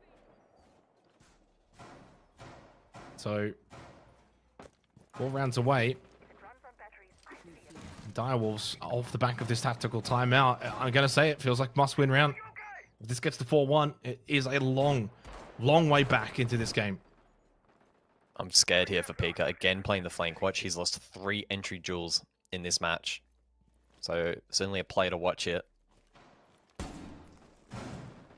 Again, committing to the lurk. I hope for his sake he's getting fed some good information this time that he can rely and make a play off of, and then the rest of the team is close by to follow up. Post up now top library. IDFC, Piano will be the closest alongside, although forced to peel back. Top office will now be opened up. IDFC just to hold the line for a little while longer. Jolita aren't going to contest up above all too much. Naturally, as the case, you'll fall back to Solar. And then when the plank goes down and the rest of the attack is weakened, you can look to maybe aggress forward. Maybe IDFC has identified that the double window repel, though, isn't in play. If it isn't, offers a playmaking opportunity. Now, though, on an island. Bathroom window held. This should be a free kill for Direwolves. You say should, but I feel like at this point nothing is a should. Main breach opening up over towards dining. So at least getting some pressure towards site as well. Still trying to clear out IDFC. Oh, they've just ignored him. Kind of just has to sit here. Oh, the drone, the timing, and he gets away. No, he goes back. Thought he's going to maybe make his way through Solar. Logic bomb being used. I mean, they're taking some time here, but yeah, the double pinch has arrived. Jogor in a good position towards that half wall. IDFC may be expecting the push to come in from bedroom. Meanwhile, elsewhere, Sapper gets an opening kill onto Pika. They still haven't dealt with IDFC. Jogor's still sitting at the half wall. Now, mind you, it's still a good position to hold because he does need the vert. Looking for that plant. Yellow ping, headshot, IDFC! What a shot, and Jogor's sat down permanently in this round. Nitrocell gets shot out, but the vert is there for Shalita. You can't now just hit directly. No longer into dining. 5-on-1, and this tactical timeout has done nothing for Direwolves. Seal by himself. The Sharks are surrounding his location, and they bite. Shalita make it a 4-1 lead. 3 more rounds required to send them to the semi-finals and send Direwolves out of Asia League. Yeah, big statement made by Jolita in that previous round. They clearly look more composed and confident at the moment. And the biggest example of that is that top floor clear. Direwolves open office wall. They have a easy pinch established. They know exactly where a player is. Yet they completely fell off it. Jogor then eventually repositioned. And then the pinch never came through. They had the utility, the means, the info to deal with that. Would have been an entry battle that they should have won. Yes, it may have been traded. But I think they just lacked the confidence to execute on that information. Instead, then focused on hard breach.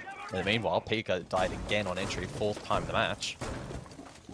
And then they don't have the systems in place to bring a round back because, again, not traded. So there's big holes at the moment for Direwolves. Unfortunately for them, the tactical timeout has not been able to plug them. Jolita now poised for a 5-1 half. Look back at that position from IDFC. Plaudits go to him. Very cool, calm, and collected in that position. Did not give away his life for free. Forced Direwolves to work for it. Eventually then rewarded on the swing.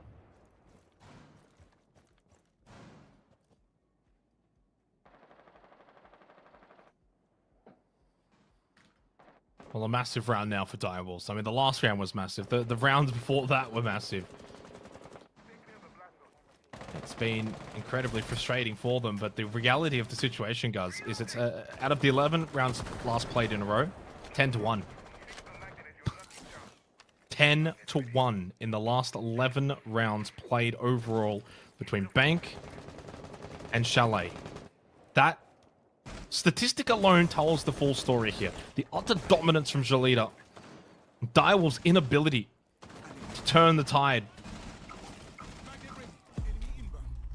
And at this point, it's, well, a team effort for Direwolves. It's not just about Jogor. They're all struggling. Good entry for Pika, but the trade did come through. Claymore onto Mr. Punch. I guess he got super aggressive, and this is the kind of round that Direwolves need to capitalize upon. Repping information. Right leg sticks out, and IDFC just gets tanked up down to half health. This is the best position that we've seen really Direwolves since the round that they won, and Souffle finds a second in this round. 2-on-4 now. And should be able to take the final round of this opening half. A much needed one. Another run out. 2 in the round, and both have failed, and Souffle ends up with a quad. A strange round to finish off the half, but a glimpse of hope, maybe. That Direwolves are still in this series, still in this map. They find their second attack. Now they go into the defense. 2-4 scoreline. Still just 3 rounds away for Jolita. But that was certainly a round that Direwolves absolutely required. I feel like Pika is the main character in this match at the moment. Finally wins an entry, and boom, round converted, snowballed quickly. The 2 rounds in which Direwolves have won have arguably been 2 of the better in the match, but they just haven't been able to consistently produce those results where they get the entry and then they snowball it, which is unusual considering that their entry stat has been the best in the league so far heading into the night. So they're having issues in that department still. But it does mean that there is a win condition for this map for them to latch onto, which is defensively, make sure you're winning that entry duel. And then you can compound that elsewhere, provided it's not traded immediately. So if that's the case, top floor we go. First round of the second half. Jolita, I'm sure, are pretty content with how things have played out thus far. And we'll see how they go about breaking down this site. I certainly think that it's capable for Direwolves to do well enough on this defense. We saw a little bit of it back on Bank in the opening map. They've got the capabilities. They get a much needed round win as well to just maybe offset some of this momentum that has really built up though for Jolita. I mentioned before, out of the last 11 rounds played, 10-1. Well, now it's 10-2. It's still quite a damning statistic, but at least starting to get a couple of rounds flowing here on Chalet. And on the defense, you could maybe just take a little bit of that pressure off. You don't have to force as much. Leader, though, should be pretty confident and comfortable. Map advantage, couple of rounds in the back pocket. Like Mr. Punch is just going to go for the solo entry in through basement. One watching bot library stairs in Souffle on the Valkyrie. 7-3 has been really significant for Direwolves. Of course, in that last round, picking up 4 kills. Couple of runouts from Jolita that did not bode well for them. And the first of 2 logic bombs to be utilized here by Mr. Punch. Yeah, layering the logic bomb with the hive launcher for solo entry. That's well played by Jolita. But Seal will dismiss Sapper. Can DCH land? Swift trade? That's the question mark. At least 5 on back. It's the 4v4. They have an opportunity to pinch dining. Although Mr. Punch is not going to go up West Main. Instead, Library Stairs. Going to be playing the long game. Another logic bomb to come through. He'll hear one top library.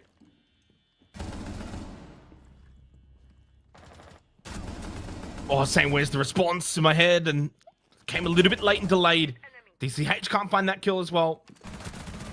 And just a couple of little moments now going the way of Direwolves. Adrenal Surge was used by DCH, who holds this angle, the yellow ping, this peek and the swing, and Fearlux wins it.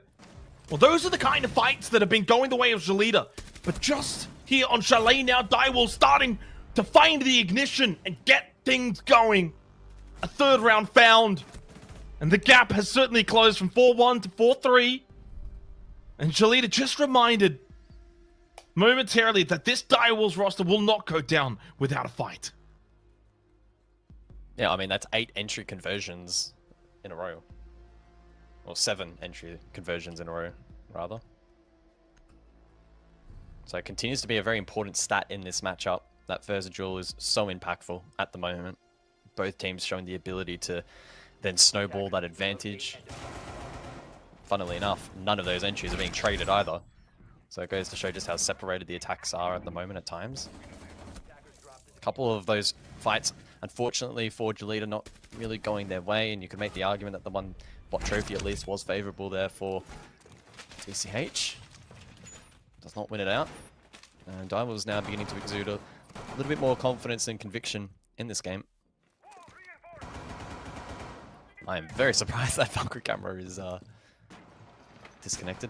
Probably just not in the correct position. Either way though, Mirror now in play. Kaid as well, so Util is going to be critical here. And we see a full switch up here from Jolita in response.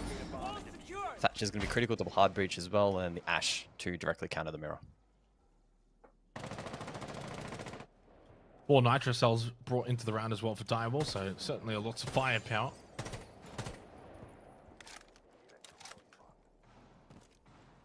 And starting to build bits of their own momentum now here on Chalet. It is their map pick after all. The expectation certainly was for Direwolves to do well here, and after a slow start, they've certainly picked up the pace, and there's every world in which this just ends up being a super defender-sided Chalet. 4 rounds on the defense from Jalita, and now for Direwolves, they've begun their half with a defensive round win as well. Big stack over towards main breach for the Thatch Thermite combo. Okay, Souffle's not done. 4 kills in the previous round and an open kill towards Mez, and IDFC's just done. That's a huge kill as well onto the ramp. So no real pressure in terms of that soft breach on the floorboards over towards main lobby. Put pressure onto site. 1 and 6 for IDFC. A struggle. Despite that amazing kill onto Joker a couple rounds ago, that's the only kill that he's found.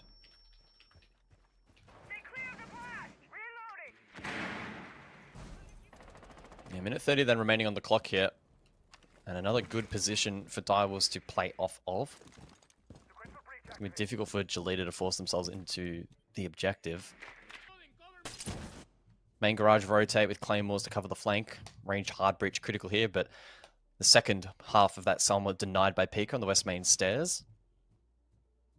He'll be able to post up in this position with the DMR. Shot a peek for some information. Jogor as well coming for a pinch.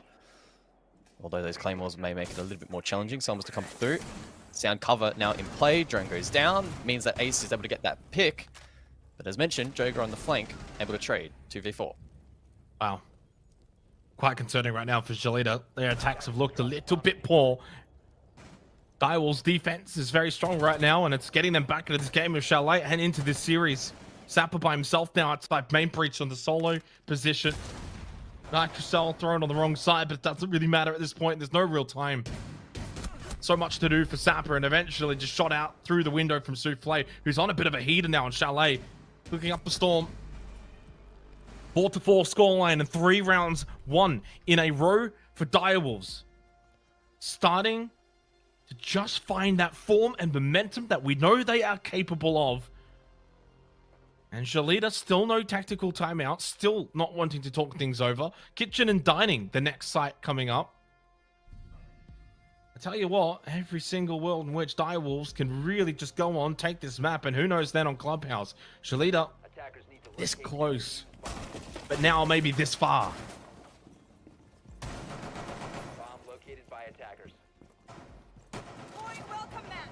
Yeah, good work again. Direwolves entry, they're picking it up.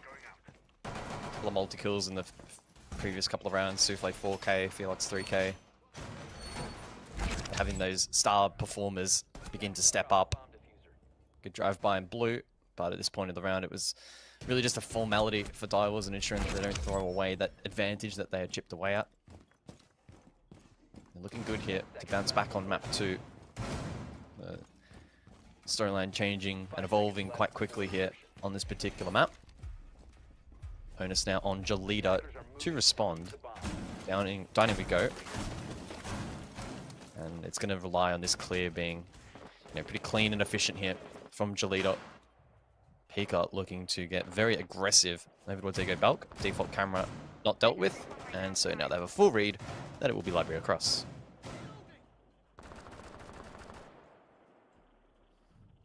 Just controlling the game a lot better now, Direwolves. It's not even just an aspect of the rounds being sort of back and forth and opening kills for either team. It's total dominance.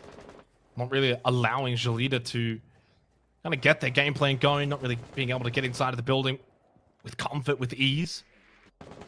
So to push in towards games, for instance, this time around from Mark. Drone towards library stairs can allow him to push forward. There was a player top library that has pushed off from that position. Double stack into bathroom. Frost map placed by Souffle. Anticipating pressure on the library and balcony side.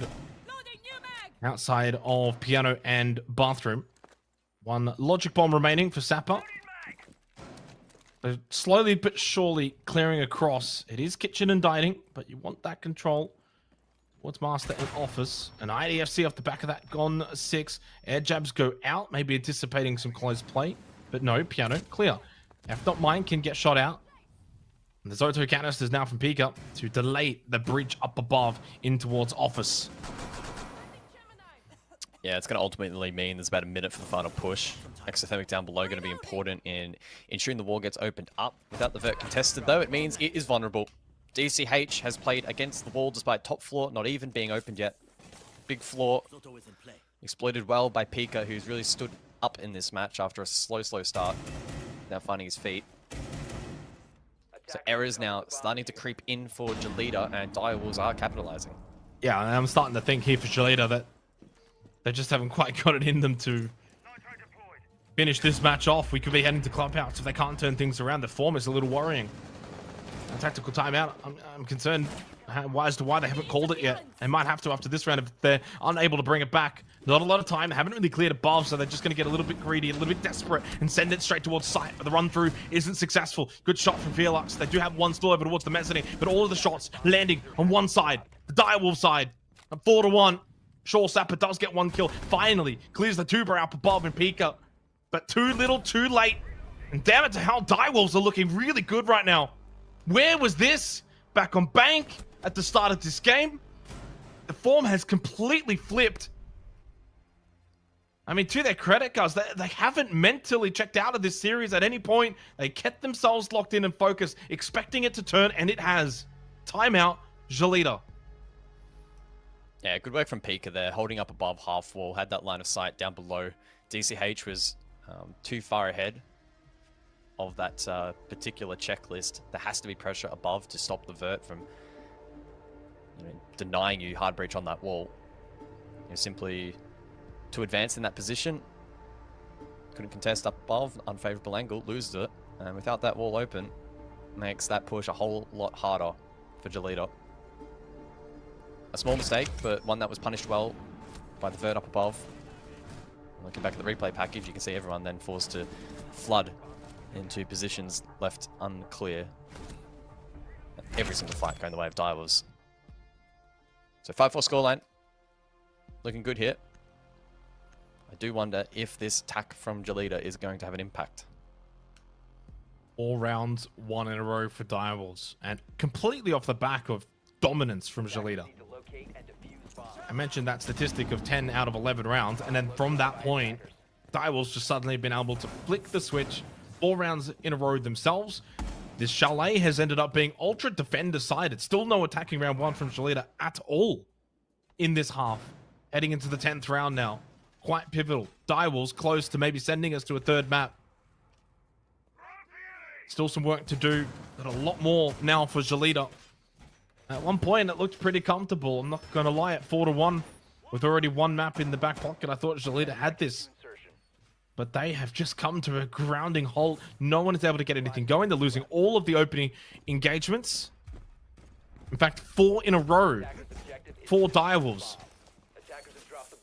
So, for rounds 1, 4 opening kills in a row, it's been a total flip in terms of dominance. So, I mean, how can Jalita change this around? They bring a blitz. They bring Ying. They maybe might pick up the pace a little bit. Go for broke. Yeah, probably can't hurt at this point in time. We cast our minds back to Bank. And it was that strategy that caught Direwolves off guard in the opening portion of that map. Probably going to be relying on how much information they can gather here. And how many they spot off-site. If it is just backstore, I think they might be able to exploit that. It's going to take a mad dash, though, here from the Blitz. Let's see if it works. Yeah, I think that is the goal, though. Can he get in towards Barstock? But I feel like it's got a little bit of a gap in the smoke. IDFC does send it in towards Bar. The mirror does get completely overwhelmed. 1-for-1. Felix to clean up from behind. No one's watching from behind. Or at least if they were, they weren't at that moment, and allows entry into Bar. The Blitz is shot in the back. 3-on-4, and Direwolves now in a great position once again. The timeout not working. The flash, sorry, the smoke from Mr. Punch. Just a surprise factor, and allows the drop down into the hatch and gets the kill. 3-on-3, slips into Barstock. 1 in towards Bar. The yellow ping, information onto the Oryx. Oh, Felix. But Joe Gore shows up. And Direwolves have shown up, and a shot again. They cannot clear the Oryx. Sapper stuck outside. No Candelas. No hope for Jalita. And on the other side of this round, surely it'll be match points for Direwolves. Sapper with contact towards Mud. Through 1 drone up. No smokes, no Candelas. He'll have to dry peek everything. With 60 seconds, he could go for a rotate, but maybe hoping and anticipating a swing, and it came through from Souffle. Now, 2 players remain, and all he has to do is create 2 1 versus 1s. Jogor holds above top library for Felix now into Barstock. Again, still noise made, but you cannot keep wasting time here on this ladder. Entry into the building is paramount right now for Sapper. I mean, it's the best rotation. You cannot go through double window. Needs to isolate the ones, and he'll go up above to try and find something, but the default camera will stall that out. 20 seconds. He doesn't know where the second player is. He doesn't know where Felix is. Actually, I don't even know if he knows where Jogor is. Not a lot of time. He's taking quite a bit of time. Goes for a bit of a peek over towards the hatch and a bit of an entry into bar, hoping that maybe someone will make some kind of move. There's one. The kit, though, unfortunately, as soon as he sticks that, he needs to find some kind of position where Jogor's not going to be able to get a free quick kill. Drops down a little slowly, but there's the freebie. Match point, map point, Direwolves. What a turnaround. The attacks from Shalita have not been succinct enough. And even with that tactical timeout, they falter. And still no attacking round 1 by Shalita. Direwolves with a massive turnaround in this series, in this quarterfinal. When their spot in this league was on the line, they have responded. Yeah, correct read there from Direwolves into the Oryx. Good response. Jalita trying to go for that very aggressive push through Fireplace. Didn't account quickly enough that there was going to be that swift flank from Oryx. They promptly got site control, but didn't hold it for very long.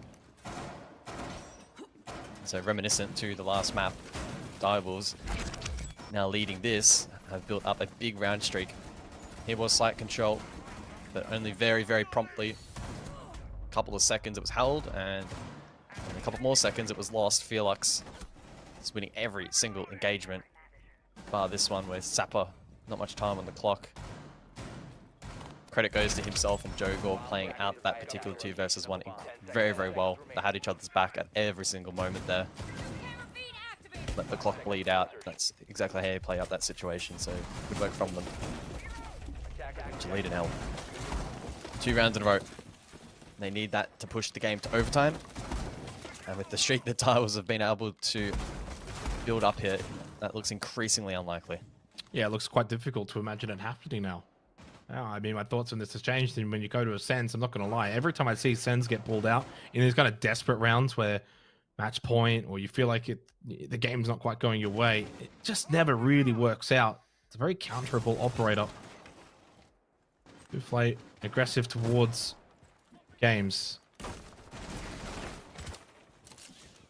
I guess the idea with the Sens could be a little bit better entry towards trophy. You can throw it through the drone hole, block vision off from dining. But we are going up above this round. I'm not too sure exactly what the game plan is with those ROUs. And it's not as if they've doubled down when they're bringing Glaz. Gordon on the board as well as Pika holds trophy stairs. They need to get some pressure on this trophy stairs position from trophy. This is where you can use the sense. ROU down below through the drone hole. Block sight lines and swing and push trophy stairs and pinch Pika. Clear it out. Yeah, I mean, it is the Warden, though, to be fair, so complicates things a little bit.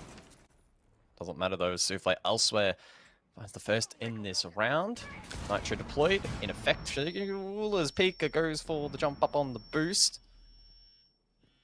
Hasn't been able to cover the sound on that cross. I don't think he has. It looks like Jalita have a read. Need to go out. Will dislodge. And they don't get the kill. Wow. Well, that's just going to delay even more time now. They're in a bit of a world of hurt. They're out of frags. I mean, they got some flashes onto Sapper. Still one logic bomb remaining. Here is that ROU that I was talking about, by the way, through the drone hole into trophy. Certainly can help facilitate a bit of a push to down below to eventually swing trophy stairs. Felix now in a good position, though, to counter that. This round is increasingly more difficult for Jalita. Yeah, I think they need to get pressure main wall here. So DCH rotates over towards Ego Balk. He'll begin to open up exterior office. It's a double repel. Both players in. Well, and both players dead. You didn't clear Solar. I understand you messed up with the frag grenade, but you needed to clear that position for a reason, and you can't then just double repel in for a reason. We will be heading to Clubhouse in this first quarter final. DCH, double kill, still needs 3 more, and the ace is required. But 15 seconds means this becomes impossible. Even with the kit, no chance, no time. The main reasoning for no chance. Default shot out, West Main, it's still sight above for what it's worth. He can't get there in time. We, though, can get to Clubhouse. A third map is required to separate these two teams. Direwolves with a significant response here on Chalet. Both teams are able to take their respective map picks in the veto process. Clubhouse is required. Yeah, phenomenal defense there from Direwolves. Did not anticipate it to be quite that dominant in the end. Ultimately, though, it is their map pick. And so it resets the series 1 apiece going into that third and final map. Still finding it difficult to separate the two, both teams, with big win streaks at the end of their respective maps. It's incredible the way that there's so many similarities from what Direwolves were able to do at the end there to what Jalita did on Bank and to begin there on Chalet. Said it before at the beginning of this series for a reason, guys. These two teams, they can have some up and down moments in Siege, and I think we're seeing it not just in the week, but in the rounds, in the maps themselves. It's really difficult to envision who is going to be the winner of this quarterfinal at the end of Clubhouse. Before we do get to that map, though, we'll go to the desk and get their thoughts on how this is all progressing. Look, it's looking a little bit better for Direwolves than we had originally anticipated, Dev. Maybe we wrote them off. Maybe did we give Jolita too much credit? Chalet was not a good look. Yeah, and I think the credit goes out to Direwolves just for having really solid defenses on this map. And yeah, you can obviously point it at Jolita and say, look, bit risky. I'm particularly thinking about that bar attack that we saw where they tried to go for something really cheeky from lobby. Like, I love the spirit. I love it when you smoke here, smoke there, quick peek. Oh, Bravo drones in sight. We know where they are. But yeah, your points of failure in a and your margins in a round like that, like all it takes is Felux just. You didn't see him, you didn't know where he was, he finds a multi-kill, round's gone. And I think that was what we saw a lot of on Jalita. Like, a lot of Jalita, like, posturing up around the map, around the bomb site, and being like, oh, we just lost one player, we just lost our entire push, and now the round is done. And so a lot of those rounds snowballed for Direwolves. Honestly, credit to them. Like, it was not a hot first half for them, and it takes a lot of gusto to come back when you're down one map, and you're down 4-2 at the half, move on to their defense, they look really solid, and yeah, I credit to them. Credit where credit is due. I was the one saying Chalet was not where to go to. I said that they'd beaten 3 pretty poor teams on this map. I think they've finally beaten a good one, and they're starting to convince me that Chalet might be a good one for them. Mandy, looking back to Bank and now on to Chalet, I mean, it's hard to kind of tell a full picture, the full story. Obviously, each team taking their respective map pip here. I am just absolutely drunk now. I know, that's what happens when I have too long of a break. Going into Clubhouse now, you know, what do we take from these maps? What kind of information can we kind of drag with us into Clubhouse to give some kind of context for where this map might go? The way I see it is that I think both teams probably don't need to cut corners here. I think in the way that they're playing the game, their defense just looks super robust. Like, they all look like they have a plan going for them. But I think it's made to look that way because of how frolicky the attacks are looking at the moment. I think once we see the attack come through, it just doesn't look very well thought out a lot of the time. I think that there's not like a super clear direction for what they actually want to do in the server. And it's okay to play without direction sometimes, but what it does mean is that when you are playing without direction, you need to know how to capitalize on different opportunities and different eventualities. And I think for both these teams, to me, that isn't quite working out for them. I'd like to see both these teams go back to a style of play where they have a plan and they actually stick to the plan. Because, like, honestly, I think they're overcomplicating it a little bit. I think if you go back to a simple idea, commit all 5 players to doing it and then going for it, to me, going for a solid, simple idea is probably better than all this kind of fluff that they're doing in the server right now. That is at least my opinion on it. I don't know how much truth there is to it, but I feel like it's true for both teams here. Dev, I mean, if we're going to go to any map for that kind of play style to be forced upon you almost, Clubhouse seems to be the one where if you don't have a good idea on your attack, you're going to be all but stuffed. Are we worried here for either team on their attack? Now, I've also been told Dire will start defense, so they kind of get to back up on the back of their impressive Chalet. Are we now worried for Jalita heading to that attack after what we've just witnessed? Just having a look, so Direwolves played Bleed on this map, and they did get 4 rounds. I'm just having a look, yeah, they actually quite struggled on their attack. They only got 1 of their 6 attacks that they did so far. So starting defense for Direwolves, obviously that's where you want to be. Not only is it, obviously, as you said, hard to attack, particularly when you're disjointed on this map, but yeah, they're clearly better team on that defense. But 3-3 for a defense split, I think they should really be gunning for more than that, especially because we've clearly seen a lot of holes in the Jolita attack, especially in that Chalet game right there. But yeah, Clubhouse. Great map for Jolita here. Like, they've played it 3 times in the league so far. But we have seen some red flags. The most notable one would be yesterday when they almost lost to Knock Knock. So I think that, if anything, coming into this map, Vito, I thought, well, Bank, obviously Jolita just beat Divals on that last week. So I think that's going to be a Jolita game. Chalet, I maybe didn't give Divals enough credit. I thought that they had too many red flags. I thought that was going to be a Jolita map. Moving on to map 3, this is a good map for Jolita, but I think that Direwolves, like, if they come out with the level of fire that they saw on Chalet, then I wouldn't be surprised if they took this, because Jolita have had like a real wake-up call about their clubhouse yesterday against Knock Knock, and if Direwolves watched that game and have started to figure out what went wrong for Jolita, then who knows, maybe Direwolves win this game. I did not expect that to happen, but maybe they do. Mandy, are you changing your prediction here? Are we flip-flopping? Are we Jake Xenox Vendittying? No, I don't think so. I think Julia should still take it from here. I think, yeah, that last map was a little strange, but I don't think that they don't look in it, if that makes sense. Like, they were still on the server, they're still trying things, they still looked like they were trying to compete, but they just didn't look super composed. I feel like Clubhouse is a good opportunity for them to come back and do that. Scary, because this is the final step. The team that awaits is Bleed. We're going to go to Clubhouse, but before that, a short break.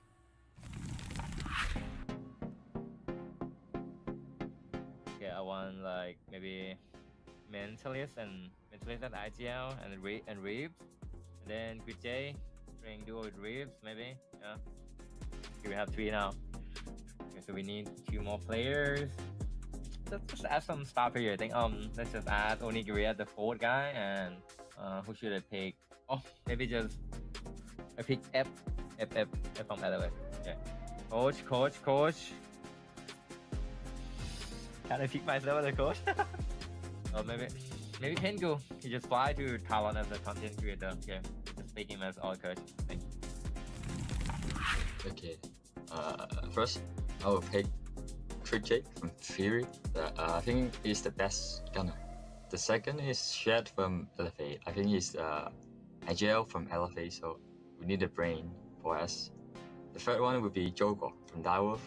He's a friend of mine, and I think he's a good player. He can play flash or support or infinite entry. Fourth one is, I think it's Risk96 from Esports. He's a very good gunner tier, so I have the best 2 gunner from this region. I think it's enough. And the last one, I think I will pick Kisepi from my team. He's a good player, a good lurker, can do really good from behind. Yeah. Coach, I will pick the lead Esports Julio. He's a very good coach, W7M coach. So I think he will be good for the team. Okay, let's start with Fragger. So I think from our team, Zidux is a very good Fragger. From Bleed, it's a tough one. I will pick Hoven from Bleed as flex there, and then I will pick Ape from Elevate. So that's 3 guys, and then I need a hard support guy. Like Light Polis from Fury is a very good hard support guy, so I'll pick Light Polis. Actually, I will pick one guy from Knock Knock, like the South Asian team. I will pick Chitaru from there. He's also a very good gunner and flex player. Coach, can I pick my coach or no? Yeah, I will pick Nasi Warriors coach Ashrit. He's a very good coach. Yeah, he does lots of stuff. So we don't listen properly, but yeah, he's very good.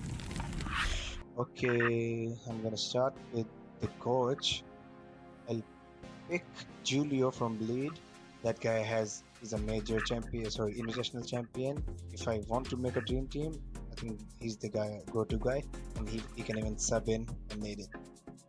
For the first player, as an entry fragger, I'll pick Reeves 96. He's the most like KD player or impact player in all of Asia. The second entry I would pick should be Crit J from Fury. He's also a good entry fragger. He's like close to Reeves in terms of kills, death ratio. I think for flex, I'd go for Speakeasy from Elevate. And I'll make him the captain of this team. Like, just because of his experience and his playmaking abilities. Fourth player can be DCH from Galida. That guy is a great support player. For the fifth player, mainly I'd go for Hoenn from Bleed. He's like, he can play entry, he can play flex, he can change everything, and that guy is a beast in gunfights. So that's my dream team, and I think they can smash even the best team in the world.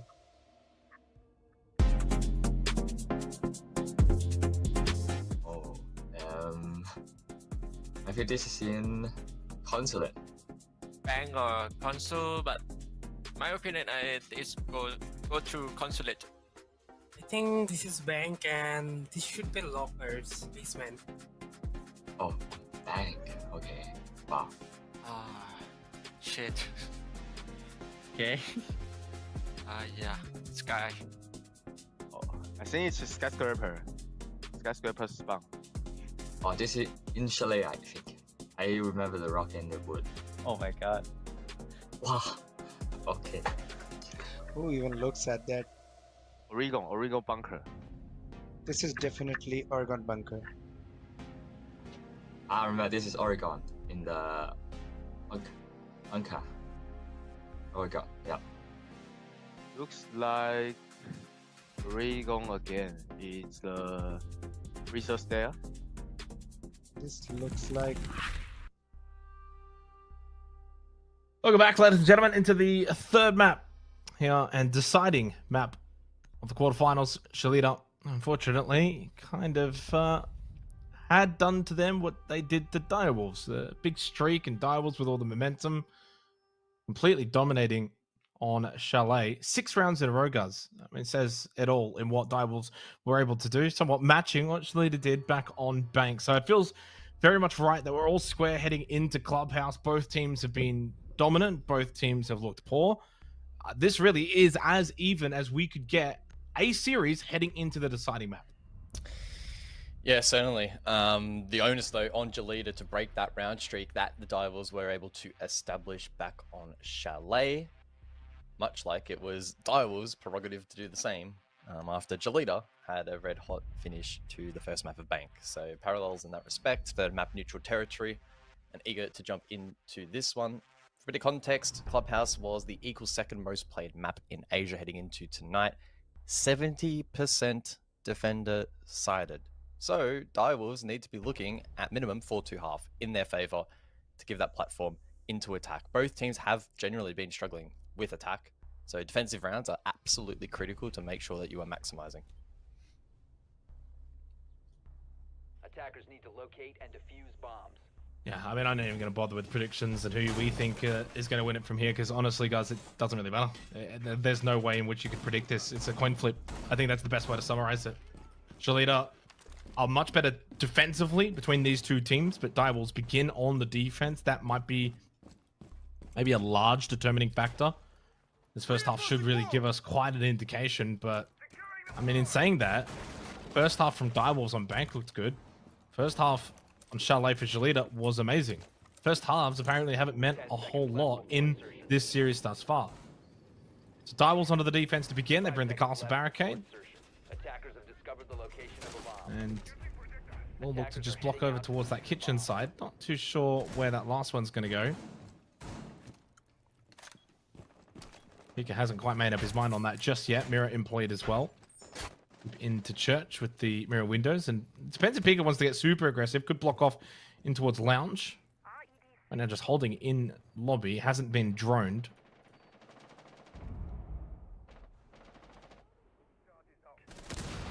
This is A peculiar position to play, and he's droned out immediately by Sapper. Is he punished though? Nope. Able to just barricade off stage. Should be able to then make his way back towards the objective, provided he isn't cut off from the kitchen hallway, and I don't think he has been. Sure, will take space elsewhere though. How extensive really is this room? I don't think it's actually all that extensive at all, really. I thought it was just Beaker. Yeah, It's gone I back. mean, back on site. Well, it's 4 site. Is it one up above in Logi? Or am I... Nah, I feel like seeing it's things? like... who was it? Someone was like Secret, I think. Ah. Well, that's why you're the color. I mean, to be fair, I mean, these are just pretty normal positions. Like, you're just taking out a couple of drones, especially Secret and bot main. Nothing too crazy. The castle barricades don't do much other than just be a bit of a nuisance, and at first glance might anticipate some kind of pressure up above.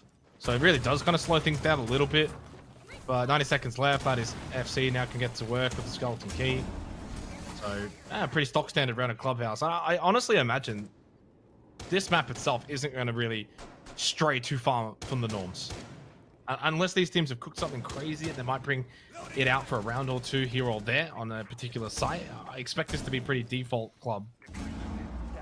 Yeah, no, I agree. If it ends up being default, it's going to continue to favor defense. I don't think we've seen enough from the attacks of either team to suggest that attack is going to be particularly fruitful, unless it's like a club-specific thing where one or the other team is comfortable.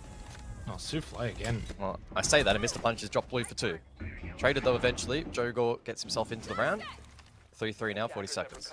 Well, still good power positions though off these mirror windows with Souffle and Jokor, so they haven't been cleared out. As I say that, those DCH just walks in. A couple of Candelas, and with that, a pistol into the back of the head of Souffle. 30 seconds left to seal now the solo, and well, as you were also saying, this is going to be defend decided. Jalita have been able to just storm their way into sight on basement. What an attacking round. Where did it really come from?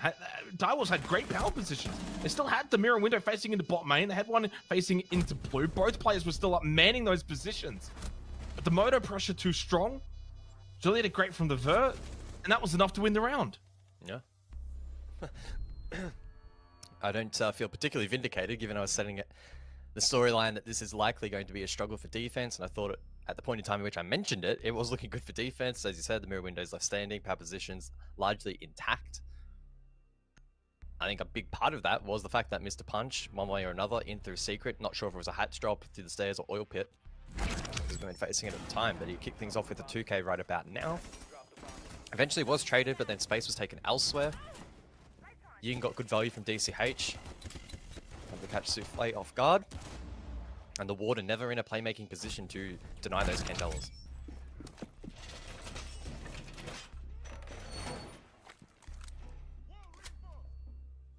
Yeah, I mean, this series just gets stranger and stranger every round that plays out.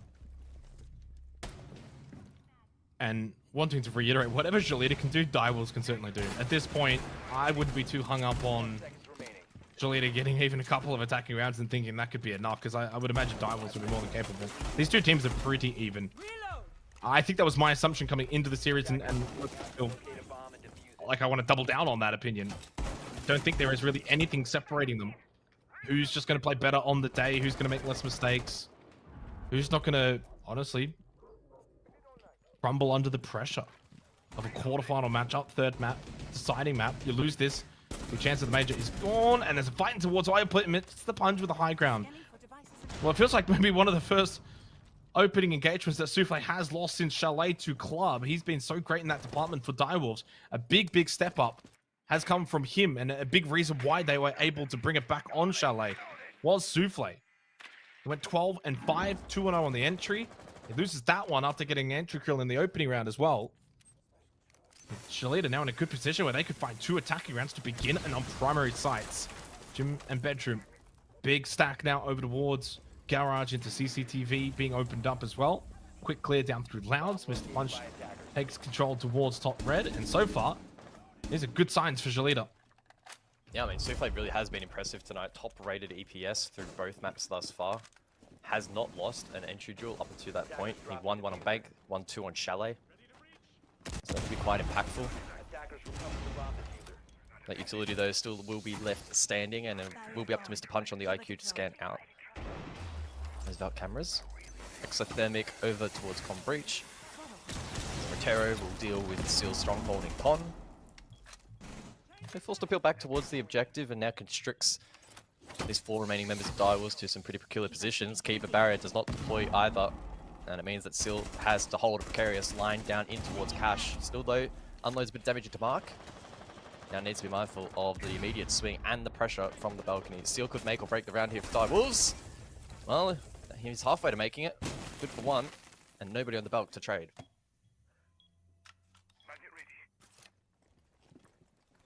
Plenty of time still remaining for Shalita, but that's a big kill onto DCH. And with Mark low, suddenly the round is disarray. After a decent start into the second round for Shalita, they have lost a bit of a stranglehold on this round. Honestly, for IDFC, probably has to just push up main stairs and hope he wins this battle. Barbed wire in the way. Not a lot of time remaining. And a difficult task at hand, certainly. Flash still has 2 more. Forced out the swing from Felix, and it has worked. Mark, though, who was low, loses his battle. Prone position inside a stash. Interesting play. Sapper into logistics, gets that kill. And a bit of position, too. They got, honestly, top main, and they've also got this position of the stash. They can play off of the mirror window with the kit. A winnable round now for Shalita. Despite what looked like a bad position, they've been able to salvage things. Seal is dead and down. Last player known in towards Jim. Pika.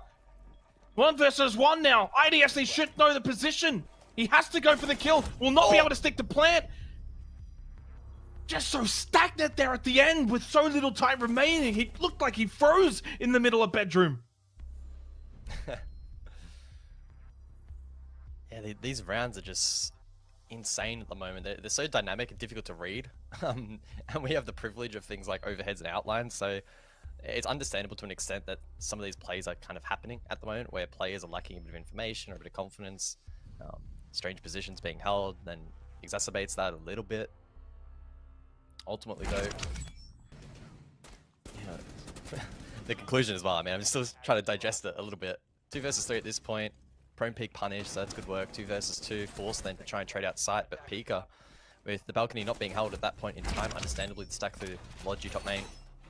That into play the backline of the objective, holds on. And for the first time in what feels like a very rare occasion, in fact, I'm looking back at Chalet, right?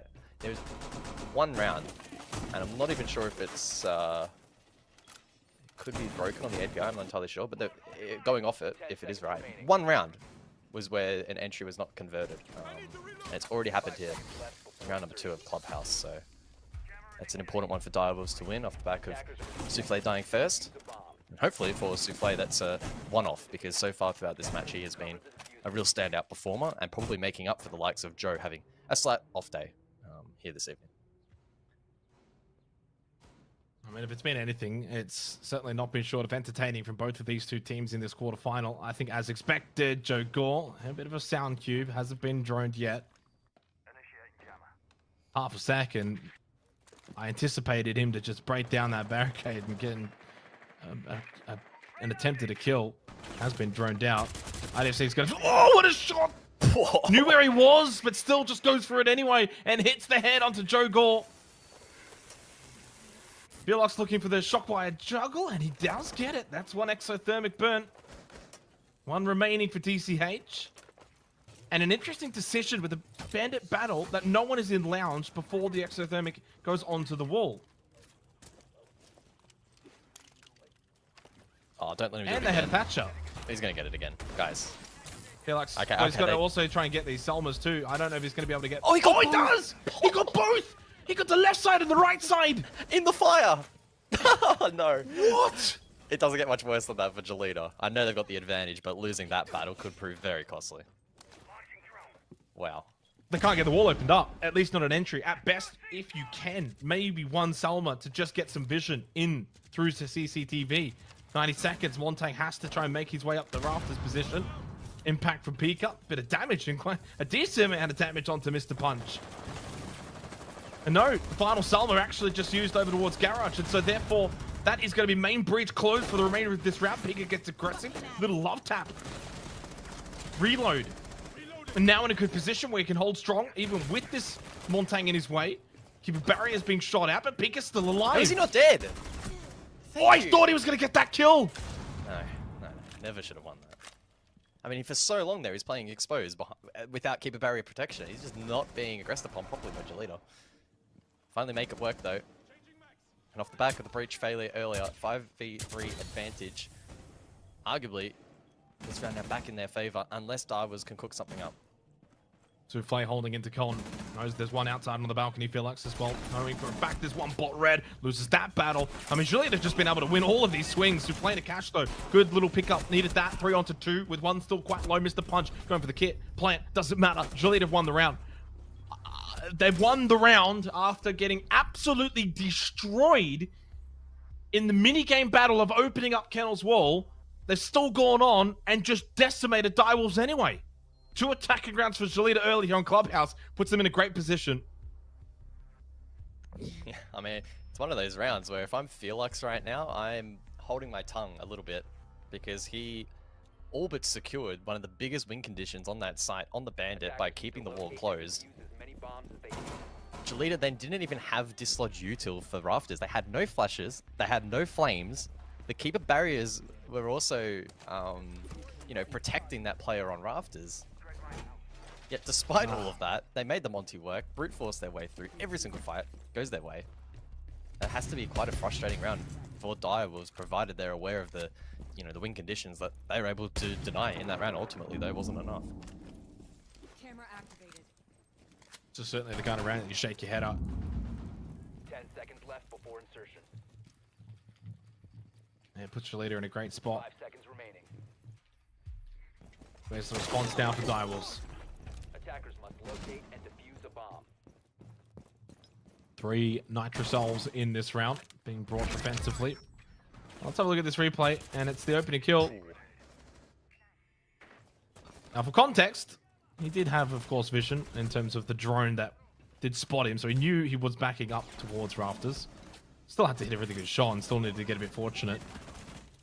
But that really kind of summed up the round, I think, for Jolita, where they just naturally hit some really good shots throughout that round, and that kind of offset the fact that they could not get main breach opened up. And therefore, it did not really matter. To basement we go, Church and Arsenal for the 4th round. Once again, for Direwolves looking to find solace on Basement Club. Again, to remind the statistic for Jolita, they're the best defensive team in this region. And on a map that is the most defender-sided. Pika loses that battle, but Mark elsewhere. That's the ace that has been taken off the board. No hard breach, only the secondaries available through DCH, and I would imagine they're still some way short of opening up these hatches. So some work to be done for Jolita. And more pressure again, and it's 1-for-1 trades again with DCH himself, as I mentioned his name, who finds a kill onto Seal, and the aggression from Direwolves now no longer paying dividends. One of the secondaries being used over towards Dirt.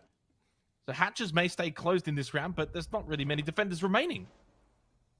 Not even on site.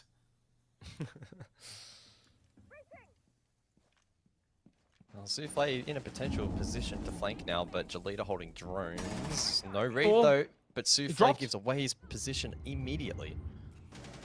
Mr. Punch is on drone, literally right in front of Souffle. He could have killed him. Well, he does. Oh, and they get a double. And suddenly, from a 3-on-2 to a 1-on-2, Zappa dropped sight. What the hell is going on?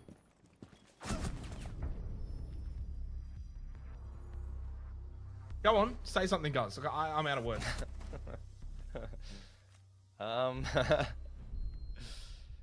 Yeah. Look, there's just the lack of awareness sometimes in this match has just been startling, because the reason I'm pointing this out is this is a playoffs game with 2 teams that have so much experience, and I'm not entirely sure what is happening tonight for these gaps to continually be opened up. And that goes to both teams. It's been across the board and relatively consistent for both teams across all 3 maps now. Just expected. You know, tighter attacks, even defense as well, because these players are so experienced and actually, you know, so good, many of which have performed overseas, done well there as well. I don't know if it's a case of pressure or what, but yeah, it's been a funny old game. Round 5. It very much feels like a break point here for Direwolves. We've mentioned before how defender-sided this map has been in Asia. And so the onus is on Direwolves to end this half with a lead. seconds left before Their insertion. attacking win rate does just edge out Jolita by a couple of percent, Attackers are moving out to but locate a bomb and it is still at 46. So all the signs are pointing towards them needing a 4-2 half.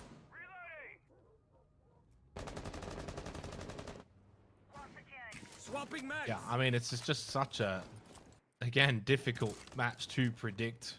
When it looks like Shalita's got an advantage, they lose. When it looks like Direwolves have an advantage, they lose. And I'm kind of just referencing the last 2 rounds as the case in point examples.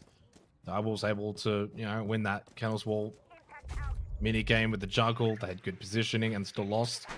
Last round for Shalita, dealt with the roam game 3-on-2. No awareness and lost. Observation blocker blown off by the Rotero. Red ping info. Gym bedroom in this round. Seal will fall back. I think still, regardless, the 2 attacking rounds for Shalita could be enough for all intents and purposes. So, I mean, the onus is still on Direwolves.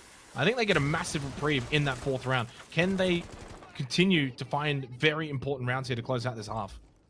5 on site, essentially. A bit of a con hold still, and logistics. Mr. Punch trying to find some information. Still 2 Nitro cells available for Direwolves. Need to make sure you keep those in the back pocket. If Shalita do find a way to slip into gym, go for a plant behind the dumbbells. Well, 90 seconds is all that remains. And Souffle still holding a very aggressive position. Could be good for one. Can play off of that BPC. I imagine he gets droned. I would imagine he did there. It could be close. Yeah, hard to tell. BPC, I think, did shoot it out, but I don't know if it was timed enough. Could have spotted his feet. I think he's just going to have to play the safe and back off. Right play. Oh. What are you doing with the keeper barrier? And he's swinging. There's a reason why your teammate's pushing away from that position. Seal goes down with a keeper barrier in hand. 5-on-4. Shalita with the opening kill. Yeah, I think, again, that's probably another instance where a player getting caught off guard is just being subjected to pressure and then not responding correctly. Equally, though, the confidence from Jolita flowing at the early stage of this round. Con control now gathered. Minute on the clock, so they've got a lot of time to rotate now over towards the likes of a Logi drop. Bulk pressure. Need to deal with Felix, though, inside of Logi. Poses a big threat, and so Mr. Punch, big engagement next on his plate. See if he wins it out. Drop to come through, and it's successful. Anyway, Mr. Punch not even needed. Wow. Well, Pika still in a good position, top main. Great swing from Mr. Punch to hit the headshot immediately onto Pika. Joe Gore in a 1v2. Isolates one, knows where the other remains for DCH, who does have the kit. Can go through logistic, and Joe Gore should be aware of that. Repositions over towards bathroom, and I like this spot. Can certainly get some sound cues, and he moves off of it. He knows that he's just been picked back up. Where's he gone, though? The man's on the move. 6 seconds left, and Joe Gore does win the double in the 1-on-2. A 3rd round found for Direwolves, and this game of Clubhouse has certainly been messy.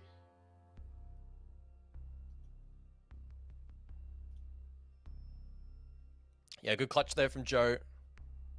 Gifted a little bit of an opportunity. Another case of a 2v1 mistimed by the 2.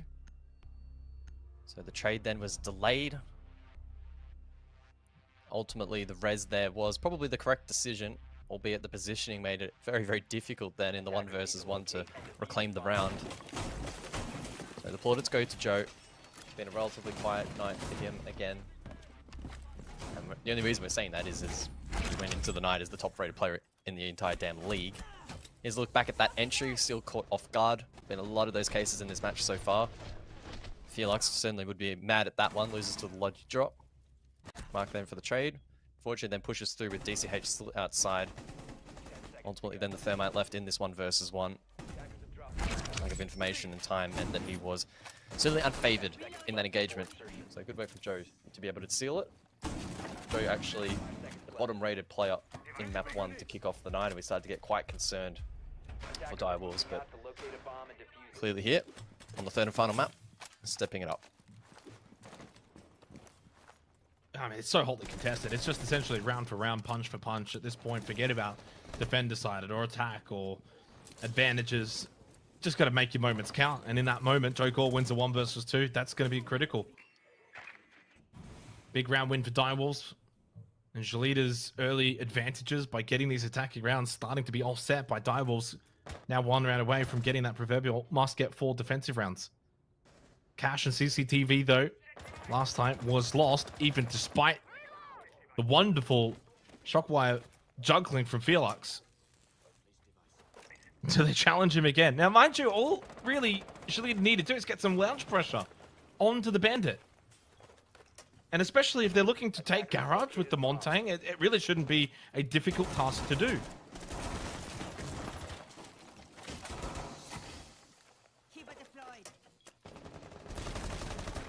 I mean, they're eventually going to get lounge control. Mark will be sent down below to double impact from below. DCH, though, in the meanwhile, is going for the wall. Dislodge did come, and the wall opened up. So that's a big tick on the checklist for Jolita. They've proven they don't even need the wall open to win this particular site. So for Direwolves, that certainly increases the difficulty curve of the round. We did see the Monty, though, incredibly effective. And so in the face of 4 keeper barriers, Mr. Punch is going to have to try and find a way to get some rafters control. They probably lose the round now that they actually got the breach. It's the way that this series would really play out. Yellow ping information on the play in towards Cash, who really does not need to peek this at all. Is Edge with the kit to Flay. Well, just for a split second, thought he was maybe going to lose sight of IDFC, and just like that, the round indeed looks pretty much over. I did say that. I did say they'll get the main breach and they'll probably lose the round. Solid push up, Montang Rafters doesn't pay dividends. A solo stock push from Sapper now in a 1 versus 3 after getting that kill onto Souffle. And Shalita's attack has just been offset by a bit of counter aggression from Direwolves in that moment. 3 kills, all in sync. Some really good team coordination. And Direwolves are going to get a 4th round in this half on the defense. Job done. I mean, Sapper doesn't have kit. He doesn't have a lot of time. Everything in this round pointing to a Direwolves win, and Sapper's really not making the most of this. I mean, you still got to go outside, get kit. He's still stepping on goo mines. It's like a minefield. There's one more. Shoots it out. Doesn't even go for the kit anymore. Just sends it up top red. Immediately shot out by Felix. And Wolves have got 4 rounds. On the defense, though, mind you, guys. And so we don't really take too much stock into that. They're still going to have to get some very important attacking rounds, 2 minimum, to get this to OT. But from my understanding, I think Jolita actually double defense in OT. That they would want to win this out in regulation. If this ends up being super defender sided, that's going to benefit Jolita more. Church and Arsenal begin this second half. Direwolves 3 rounds away from a semi-final appearance. For Jolita, at least they go into the comfort of defense. Yeah, I'm in some respects kind of glad we got that sort of round to end out the half, because I think in many aspects it sort of encapsulates this game so far. And the main takeaway for me being there's been so many rounds where fundamentals either land or don't land for a team, and it just doesn't seem to have that great of an impact in how the round actually ultimately concludes. Like, we've had attacks work with mirror windows still standing in key positions. We've had attacks work without main breaches being opened, and then when they are opened, they're quickly dismissed. Like, it's so challenging to get a read on this game and this map at the moment with just so many variables that we don't usually see. It's consistently happening. Like, it's consistently inconsistent, which is why I think I mentioned prior that I was just a little bit disappointed in some respects as to why that's the case. I suppose if you want to flip it into a positive, it's probably because both teams are putting one another under a lot of pressure, and sure, that makes it entertaining, but it makes setting the stage for this second half very challenging, because you're right, Divers have reached the benchmark, but equally, if it turns out very defender-decided, it could all be for nothing with Jolita double OT defense. Surely they close it out in that particular part of the match if it gets that far. Souffle, meanwhile, entry duel. IDFC, though, able to escape to that secret position.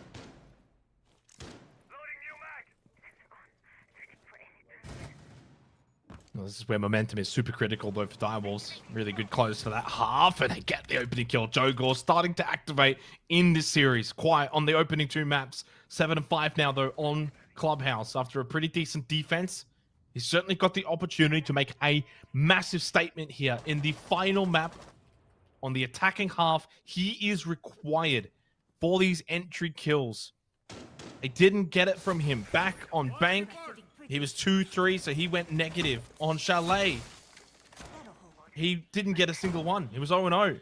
So already on Club, he's been able to at least go positive with that here on the attacking half. 90 seconds remains. Souffle's just walked down into blue. They had no idea. Oh, how does he not get that kill? How does he not get that kill? IDSC with a 180 flick of his life. And maybe just salvages the round. It should have been 5-on-3. It should have been blue control. And now they lose Pika. 4-3 and Jolita with a massive lifeline. I don't know anymore. I don't know anymore. Jogo opening kill. Blue lurk successful. Should have been 5-on-3 with good control close to sight. And they lose that round with 3 players still up on the defense. Jolita now get a third round. 3-4. Lost for words. Yeah, I don't think I really need to add too much more onto that. Everyone watching can see exactly what just happened. I don't need to repeat. And only just doubles down on my earlier point that this match has been very strange. Very, very strange. I think we can brush that one off though. Round 8 we go. Positive step forward though for Jolita. Again, defensive rounds. Important to stack them early here. Put pressure back on Direwolves. Do not get complacent. Don't expect the rounds to fall your way, given just how insane round to round has been, and even within the rounds, the ability for both teams to swing either way. It's really critical that you just keep your head down and grind away round by round. It's one of those games. Oh man, yeah, Souffle got to be winning those. Don't even know how he was allowed to go that deep in towards blue. Tickled the shoulder, I think, missing that headshot. Are moving out to locate a bomb and defuse it. Well, round 8 we go then. Map clear from Direwolves would be suggested with their operator lineup. Jackal in play. Jogor likely is going to lurk down below. Double hard breach Thatcher to open up CC wall into cash. Jacuzzi an option as well in the late round. Well, you just got to keep your focus though for Direwolves. You're doing certain things right. Double down on that. Keep focus on the good things. Don't worry about, okay, I whiffed here, a mistake there. Got to keep the mental in check. Certainly can't be getting tilted at this point. You're only going to get so many opportunities. Jolita, they certainly got out of the woods there on that round of Church Arsenal, but now above we go, top floor. That Consingle wall actually just got tricked off. That was a secondary hard breach that has, yeah, been wasted from Seal. They do have, of course, double hard breach, so it's not really the end of the world. But right now, they're still actually looking to just contest over towards Jacuzzi. In fact, they call over the Thatcher. It's like, hey, Souffle, can you come and help? And this time, Felix will actually use an exothermic charge to get that opened up. We'll do so successfully. But they still haven't opened up Jacuzzi. That's a bit of a concern right now. Yeah, I mean, some teams opting at the moment not to open up Jacuzzi just to simplify things a little bit. Instead, they... I'm assuming that was for a Claymore, by the way. The impact was just making sure there's no Claymore there so you can vault it. Yeah. Yeah, some teams just lean heavily into the balcony pressure and a Logi drop. Which he didn't get it. No. Will now. Oh, beautifully played from Mark. I mean, he does get his one. Souffle dead. 1 for 1. Pika was in a good position to get that trade.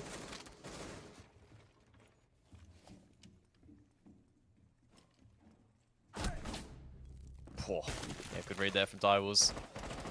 Ill-advised flank from IDFC shut down. Advantage now for the attack. Question now being, with a minute on the clock, can they actually convert it? Yeah. I mean, at this point, I got no idea. I really don't have a clue. Direwolves might have the extra player, but I don't know if they're going to be able to still beat Jolita on the defense.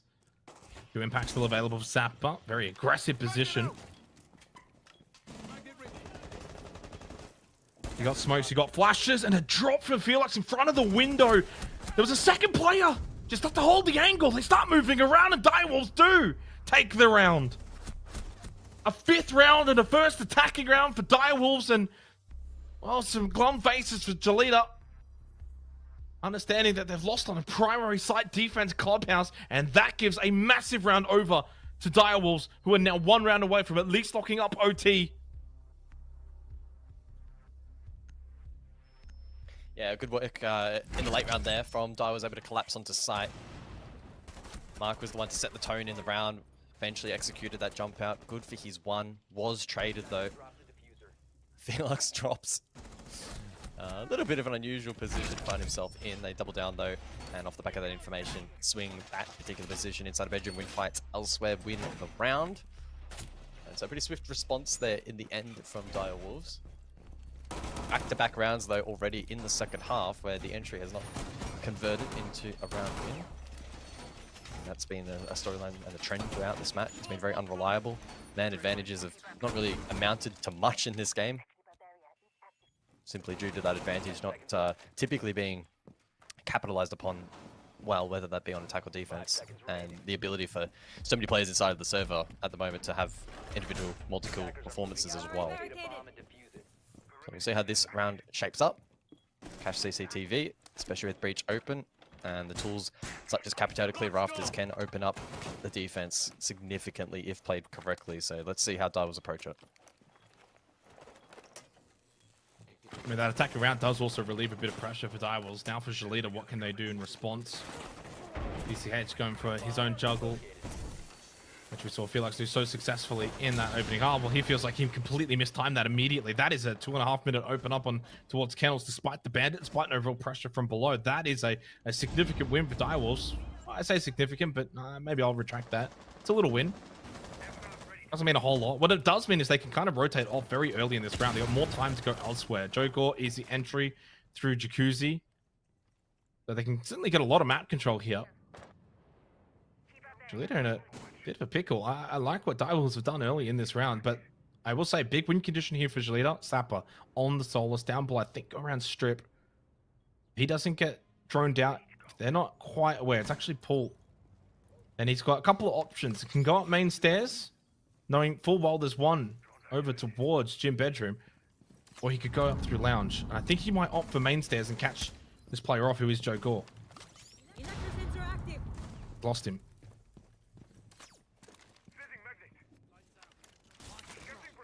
Well, minute 30 then. EMP to come down, and Felix eager to open up con wall, although it is the Salmers to get the job done anyway. That could be a route in towards the objective for a plant. The impact too late, and so a crouch hole in towards site, and they can plant to the hard right. Good denial tools though still available to defense. Nitro Cell available, and Sapper does continue to pose a threat down below as well. Basement currently. Flames to go down. DCH first fight wins it out. Looking for another one, and one up close. That's a nice kill for DCH. Losing a couple of teammates elsewhere. Sapper's still alive. Needs to win this on site, and he does. A couple of flames he's going to be mindful of because he's so low on health. Cannot step into that at all. Sapper on the other side of con in through bedroom. Oh, the timing. Oh. A little tag on Felix, but he does now give that information. DCH so low, caught on site. They're both on site now. Sapper needs to get a kill here quickly, and he cannot. Felix goes down, but he couldn't get the second. Direwolves have now got match and quarterfinal point. Wow, another round where Dire was able to brute force their way once again into the objective. Decently good clear. Losing that first fight, but responded pretty swiftly. Diffuser got stuck in a pretty awkward position as well, but another big whiff in this game from the defense. With that pressure mounting, proving to be costly, albeit it probably would have been traded anyway. Tactical timeout for Jalita.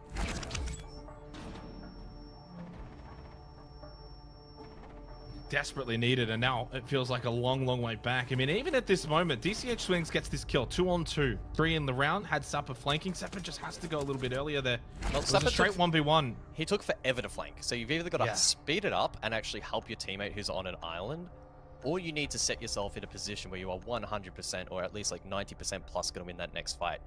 He did neither. Got stuck on an island, then whiffed, lost the fight. Never used his Solus gadget down below for that plant denial potential as well. Now, it's not, I'm not pinning all the blame on him for losing that round or anything like that. The main breach clear was, you know, pretty good from Direwolves and really aided them to get in that position, but small little things like that stacking up, and on the defense, you cannot be making those mistakes. A full rotation now beckons for Jalita to push this game to OT. They have the carrot dangling on the end of the stick. They have OT defense. They're more than likely going to win the game if they get it to overtime. Unfortunately, though, Direwolves on attack have been pretty brutal so far. Yeah, I mean, credit to Direwolves. Absolute full credit. When you think about the series as a whole, 7-3 to Jalita, but they won 6 in a row on that map. They then won 4 of the first 5 on Chalet. So at a particular point in time, Jalita were 3 rounds away on Chalet from closing this out in 2 maps. Since that point, Direwolves have seriously just taken control, and Jalita have really struggled to have much of a say. Even here now on the attack of Club, Direwolves are just running rampant. Easy entry for Joe Gore into Garage. Of course, it is basement here for Jalita. No real extension, no real roam. I imagine they just don't want to put a foot wrong. But this is the problem. You go into your shell, now super defensive. You're not really going for any kind of denial of entry. They get easy map control. They sweep across. They get into good position. They open everything up. Yada, yada, yada. It becomes even harder. So you need some players at some point to go for a bit of counter-aggression. You've only got 1 Nitrocell. That's Sapper on the pole. So how aggressive can you really get? IDFC over towards Secret on the Fenrir. Other than that, all 4 deep on site. I don't know if this is going to bode well at all for Jalita. They don't have even a mirror to play off of in Church. This is honestly a very susceptible defense on site. Yeah, I tend to agree. I think the 2 main operators to play around is going to be the Goyo stall out time and space, and then the Fenrir to swing on the those mines. Fortunately, though, Souffle on Twitch has the perfect operator to counteract both of those pieces of util. Shock drone sent through blue. We'll see what value it gets. Shot out though. So good work there from the defense. There's 1 more in the pocket. Struggle gets to work on Vert. He's currently being caught out by Sapper on the pulse. Nitro Cell not deployed yet. Sapper happy to just gather in for now. As I mentioned, only 1 Nitro in play this round, so really important that it's used properly. 60 seconds remaining. This is where you got to get some value from the pulse. With that cardiac scanner, you've also got the 1 and only Nitrocell, as you mentioned. Got to make the most of that. Sapper below, Nitrocell thrown up, and he does make an impact. A lasting one with the kill onto Joker. Now a player advantage for Jalita late into this match point round. Salma over towards this triple wall in towards Church, which will just make that a little volatile to a bot main push. Seal, pressure towards blue with Candelas available for Pika. Jalita feels like they're holding on. Glasses can be activated for Mark on the Warden. He's going to be so important to stop that push from these Candelas. He activates. The glasses are up for Mark on the Warden. Red ping and yellow ping. Drop from Pika. It's pretty good. It gets the kill onto IDFC. DCH fell as well. Warden still up. Glasses still active. Punch goes down. Pika somehow stays alive. Thought he was going to be dead to rights for that moment. Pistol out for Sapper. Now with Felix getting the plant down. Sapper kill into blue is strong with the pistol. And Mark can fall. Yes. So down to a 1 versus 2 now for Sapper. Here's the pulse. He can find some information. Goes for a pistol swing. Souffle puts an end to all of this. The quarterfinal is over. And look at what it means to this roster and this team. Onto the semifinals they go. Moving forward, we say goodbye to Jalita Esports. They are done for stage 1. And Joe Gore is incredibly excited at the prospect of facing Bleed in the semifinal. Yeah, really well done by Direwolves. They casted some of the doubts aside this evening. Tough match. They really had to grind away at it. There were so many moments where they could have just put their head down and essentially given up in this best of 3, but they kept at it. They trusted in one another. Paid off in the end. And yeah, you can see how much it meant to them. A big game for them. And then unfortunately for Jalita, that's their one and done chance. They're out. See you back for stage 2. Yeah, an incredible turnaround for that first half of the series, guys, where it was essentially 10 of 11 rounds won in a row at one point by Jalita. That feels like a lifetime ago, all things considered. Congratulations to Direwolves. They were sensational when it looked like they could be down and out. They dug deep and showed their mental fortitude. Commiserations for Jalita. Their campaign does come to an end. Officially, they will play a 5th place match later on next week or whenever. Doesn't really matter. Let's go back to the desk as they break it all down.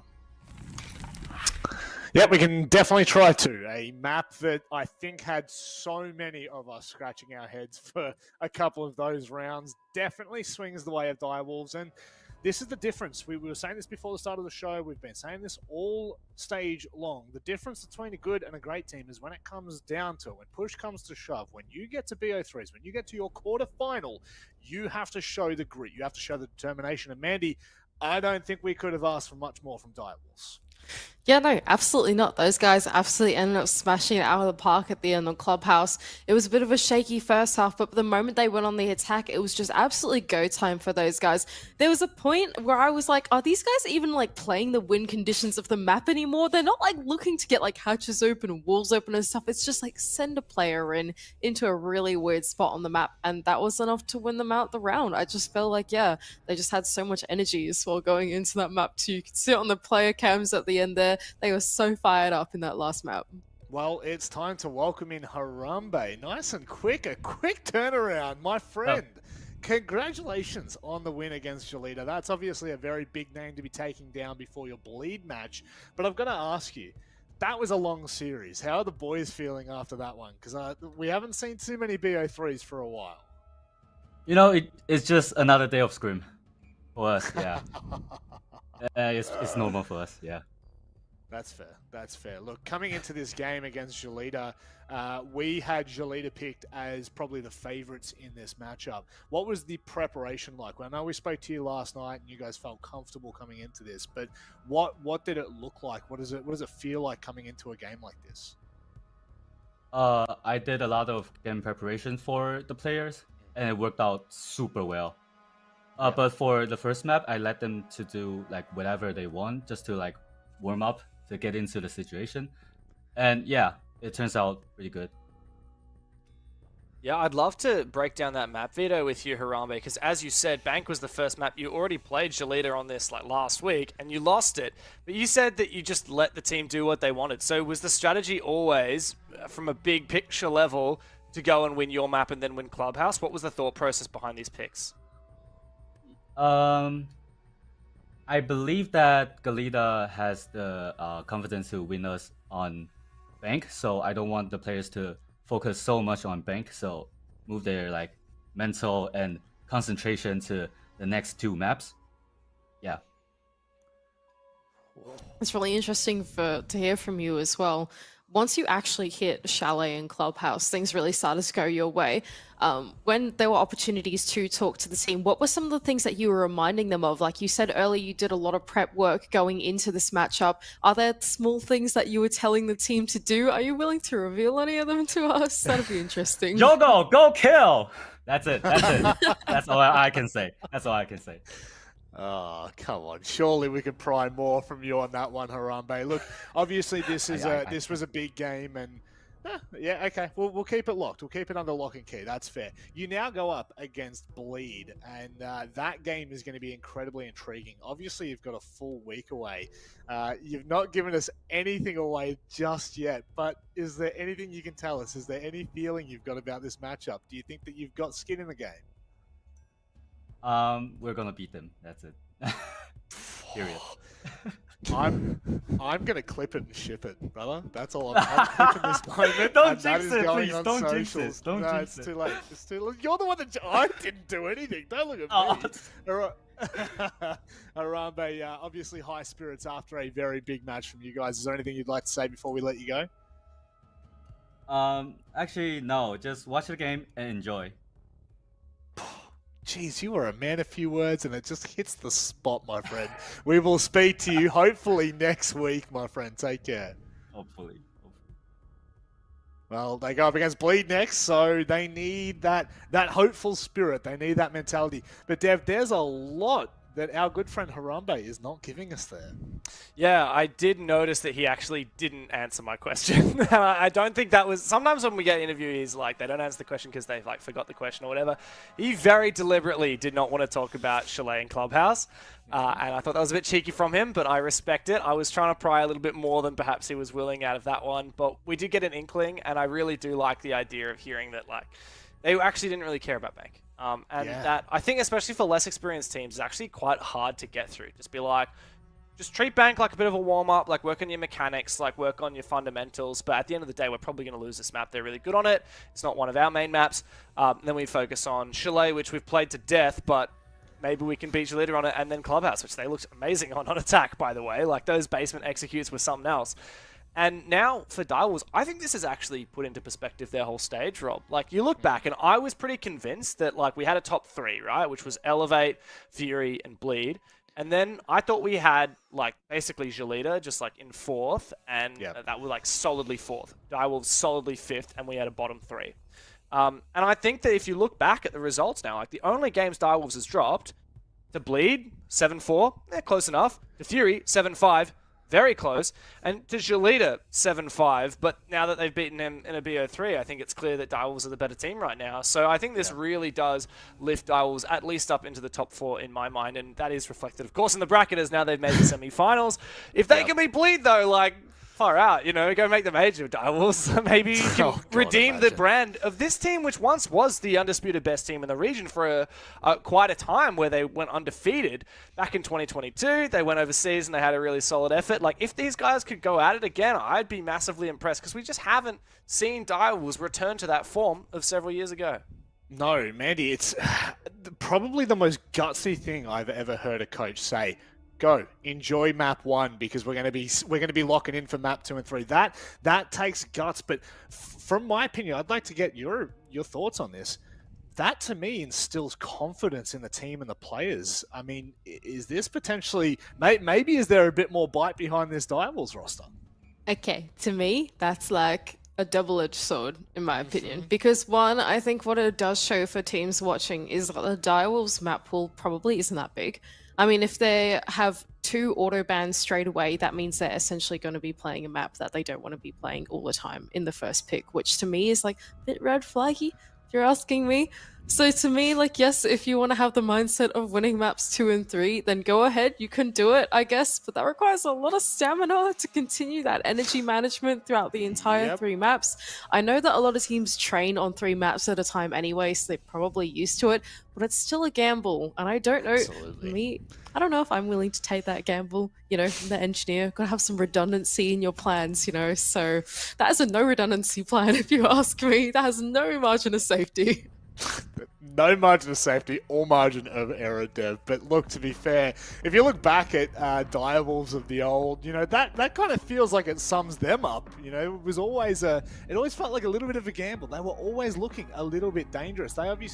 This roster obviously goes up against Bleed in their semi-finals. Surely you can't be doing that. Surely you can't be leading into a match like that in a BO3, just releasing one map instantly. Yeah.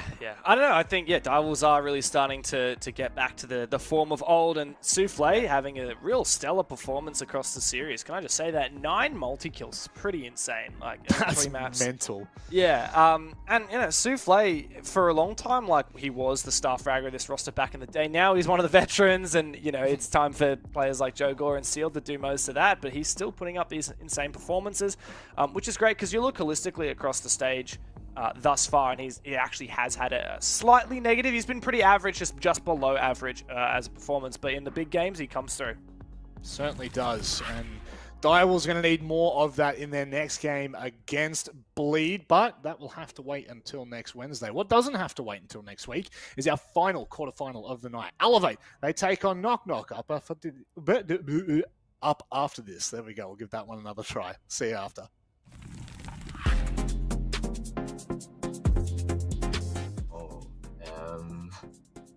I think this is in Consulate.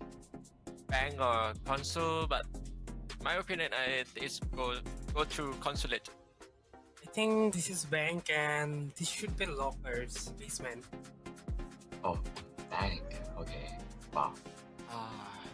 Shit. Okay. Yeah, Sky. Oh, I think it's Skyscraper. Skyscraper spawn. Oh, this is in Chalet, I think. I remember the rock and the wood. Oh my god. Wow. Okay. Who even looks at that? Oregon bunker. This is definitely Oregon bunker. I remember this is Oregon in the Anka. Oregon, yeah. Looks like Oregon again. It's the resource there. This looks like Oregon. Oh, this is same Oregon and the laundry stair. Laundry stairs? Yeah. Have to be bang, but if it is skylight or stock, I think it's going stock. Bang stock trading room. I forgot his name. Yeah, stock room. Yeah, second floor stock room. Bank CCTV room. Oh, I have no idea what this is. This is, I think, this is bank as well. But bank, I think garage. The bank garage. Yeah, Night Heaven. Oh, yeah. Bank. I have no idea about this map. No idea at all. Is this even from R6? I'll just take a guess, bro. Skyscraper or something? I think this is skyscraper. Well, it was skyscraper. This one is gonna be border. Bathroom or tailor or something. This is border. Toilet stronghold. This is border in the toilet and the teller stronghold. No idea, but I believe from the pattern of the right side corner should be border, right? This one is gonna be border again, and I think it's gonna be office. This is border office. Yeah. At least I got the map. It's a trophy. It's a trophy at the Oregon trophy room, right? Wow. This is clubhouse. It's a clubhouse bar. This one, I think it's clubhouse, but I think it should be in bar. No. This is clubhouse meet room. What? Cafe? Fish room? If I'm wrong, it's gonna be in Breath. I think it is in cafe, the freezer. Yeah. Wow. This is cafe. This is Oregon, and I think this game room. Yeah, this is game room. Yeah. This is Oregon Games Room. Oh, the game room. Oregon game room. Football like plaything. Yeah. Easy. Yeah.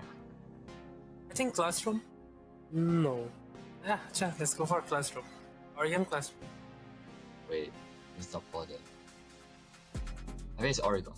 Oregon again. This should be border armory, I think. Border armory. It's border. Oh my god. Oh, it's border. Okay. Not bad. Not bad.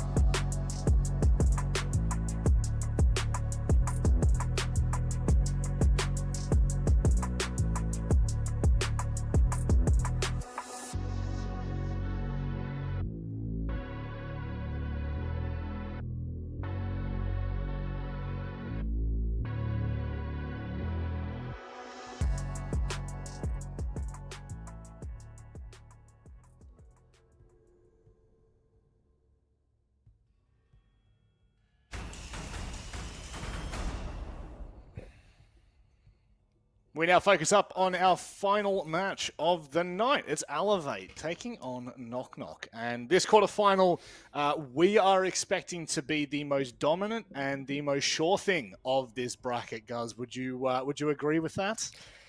Yeah, Oh, short go answer, ahead. yes. Say no. Short answer, Yeah, come yes. on, say no. No, I'm no, not no, gonna no, stir say the no. pot- No, I'm not going to stir the pot too much. I think it's very fair to set the expectation in this match that Elevate could and really should be walking away with a very clean 2-0. We have seen South Asia throw a couple of curveballs in this stage, maybe compared to previous years.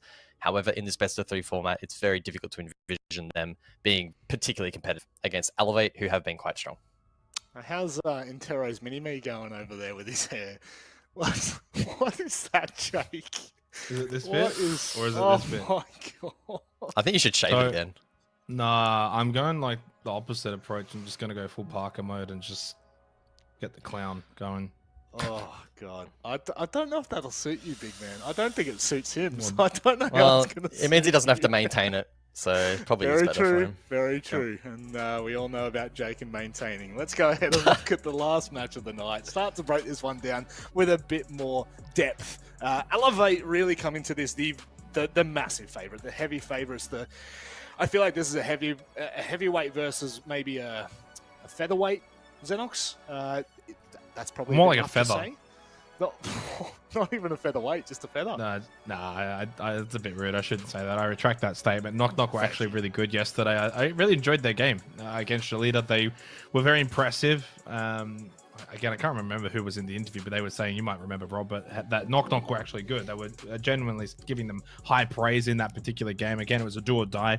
They didn't end up getting the win, but getting into overtime was good enough to get them into the playoffs. And so, big congratulations to Knock Knock for getting here. But, it's a matter of, is getting here enough? Is that the goal that has been achieved, or is it to actually make a bit of a splash in? Can they take a map off Elevate? Could they do the unthinkable and actually win this and force a semi-final appearance against Fury? That would be unfounded for a team from South Asia. So they could create history here and would very much be one of the biggest upsets I've ever seen if they can go and win this game.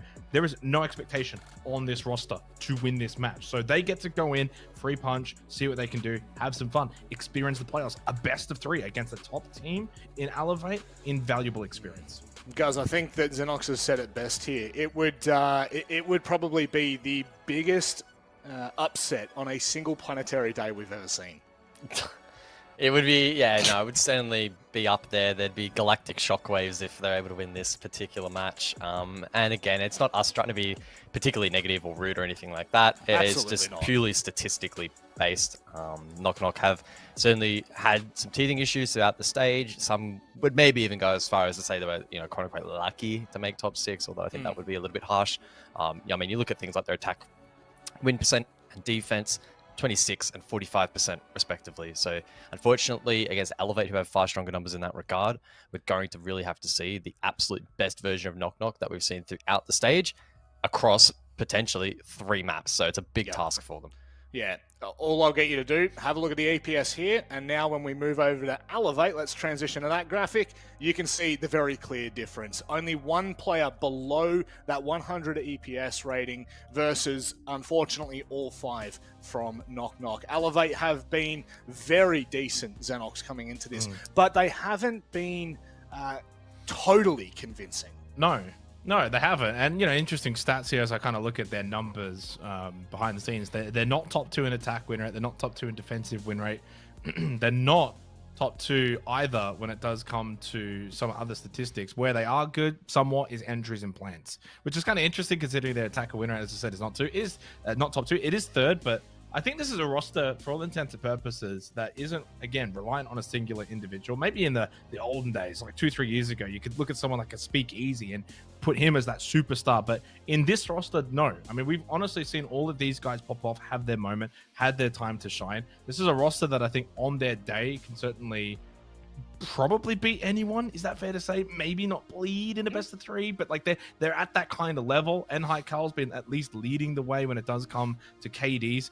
But entries is where very much they have their strong suit. That's something that is going to give them a big edge over this Knock Knock team. I imagine they should win this 2-0, and then their match against Fury is going to be, I think, a one you don't want to miss.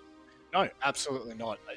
I don't think that it's a miss to say that they could potentially beat everyone in a BO3. I think even going up against the likes of Bleed, Elevate on their day, guys, they have shown that they are well and truly a part of that conversation. They have shown that they can beat Bleed, and that they are well and truly in this conversation for the Manchester Major. But it does start here, and that's probably the most important part. We want to see them get off to a good start in their BO3s. We want to see them bounce back off of yesterday and kind of just dust that aside before we really get to the semi-final. And I think maybe, guys, this might actually be something I'd like your thought on. It's probably best that they actually have to go through a quarterfinal first. Maybe get that BO3 out of their belt in a competitive setting. I mean, potentially, right? Use this as a bit of a warm-up moment for them, get into the flow of the best of 3, and some of the additional challenges that come with that, as well as, the veto as well. In terms of head-to-head and players to watch in this matchup, looking at two of the higher-rated players across both rosters, and Heikel has had a standout season, came into the team, and we were questioning as to whether or not he would stand up at this level of play. Clearly has been the case. A really strong cost as well, which stands him out from other players, even outside of this particular match. For Sandy as well, still posting good numbers, but as you can see, huge difference in EPS, and equally big differential in terms of that KD split as well. So it goes to show that these are two teams on two completely different tiers, hence why Elevate go in as strong favorites. Yep, nearly doubled the KD, which is, I think, a little mortifying considering the fact that this is a new gunner. Having a phenomenal debut so far. I believe the maps are ready. If not, I've just thrown production under the bus, but we can start talking about them in any capacity. Xenox, it will be hard to, I guess, spin this positively for Knock Knock. It's going to be very difficult against an Elevate that's been well and truly prepped. Yeah, I mean, we're not sitting here saying that there's going to be a particular map in which Knock Knock is going to need to get, for example, if they're going to find a map. It's hard pressed to say that there's going to be any map in which Knock Knock are going to be favored over Elevate. That's just the reality of the situation here. So for them, what's the best case scenario would be, honestly, something like a Clubhouse in which they were competitive against Shalita. That's probably something they can kind of look to. We're going to have a look at some of the previous results for Knock Knock, somewhat competitive against Direwolves back on Chalet. That's another one in which they could maybe aim for. Their win against the Sib Warriors, that was on Border. So it's not as if they haven't got a map pool. That's 3 different maps that I've just named, of which none of them have actually been banned out. That already might actually be somewhat of a good sign for Knock Knock, in that they can go to some maps, Border, Chalet, Club, they've had good results on in the group stage. Let's have a look at where we're going for the first map. We're going Oregon. And they go against the Grain, and they go to Oregon, the map they got 7-1'd on by Fury last week. And they'll let Chalet through, and Elevate will pick it next. 3, 2, 1. There you go. Yeah, okay, they've already won the veto. What's the last map going to be, guys? Last map's irrelevant anyway, because it's going to be a 2-0. The thing is, Knock Knock, as mentioned by Jake, like, the maps are largely going to be irrelevant in a matchup which was already shown statistically the teams are so far on different tiers that you can make an argument that Elevate should be winning on all 9 maps anyway. I will say that the 2 maps that got let through, very intriguing. Oregon and Chalet have been played a lot by Elevate with success. I suppose to an extent Knock Knock must just feel comfortable on them, otherwise I'd be insta-banning them. Clearly they don't want to play the 4 maps before, in particular Cafe and Consulate, a map where Elevate actually got 7-0'd by Fury earlier on in the stage, so clearly one that Knock Knock just aren't comfortable on, otherwise we probably would have seen that selected. As you can see, Border as that potential decider, but Oregon Chalet played a lot by Elevate, they've looked good on them, and I don't see any reason why this changes the discussion from a 2-0. So the start sides there, by the way, were wrong. Just want to reiterate. So Knock Knock will actually be defending first in terms of Oregon, even though they picked it. And then for the side of Chalet, Elevate will also be defending first. Thought I'd just clarify there, as the little spinning things were the wrong way around. And just trying to digest that. So, okay, fair enough. That's irrelevant from... Sorry, I'm looking at the explanation as to how the veto's panned out. Irrelevant for now. We've got Oregon, we've got Chalet, then we're going to Border. Boys, you can keep reading if you want to. But I think the fundamental fact of the matter is someone's going to do it. I'm not going to do it. I'll just fumble my throws. That's typically what they get me in for. It's what they pay me the big bucks for, unfortunately. I want to know, though, Rob, what's it going to take? What are the win conditions for Knock Knock to win this? Like, quite literally. Is it just a case of, like, PC issues for Elevate? Like, 4 versus 5, and they just carry on? Maybe 3 versus 5 might be best. Maybe just walk in and unplug, Shed and MCs, because I'm pretty sure they're playing in the same building. So just unplug their power and away we go. No, but seriously, this is a good opportunity for Knock Knock. They need to take this. It is a best of 3. This is where they can start to, gain some form, gain some momentum heading into stage 2, which is a bit months away. But let's go ahead and jump into Oregon with Devin Mandy. Bubbity bim, bubbity boom. We're getting into Oregon. Mandy, it's our first time casting tonight, and unfortunately, it could be a quick 2-0 if Guz and Xenox's analysis is to be correct. I have a feeling their analysis is pretty good here, to be honest. Knock Knock, they really looked like they've struggled. I think they got fairly lucky. I feel like the stars aligned in that three-way tie on the final play day for them to have enough rounds. Actually, I don't know. I don't think the stars aligned because they got their last point in that play day. They had fate in their hands. Fate could still be in their hands today, but it's a tough battle. Elevate good. It is. It is. Elevate are very good, and Knock Knock, they picked Oregon, and as the guys on the desk said, they got 7-1 on this map last week by Fury, and believe it or not, they also got 7-1 on this map by Elevate in their first match in the stage. So, Elevate going back to the map where they last played Knock Knock, where they destroyed them on it, and Knock Knock are the ones that chose to go here.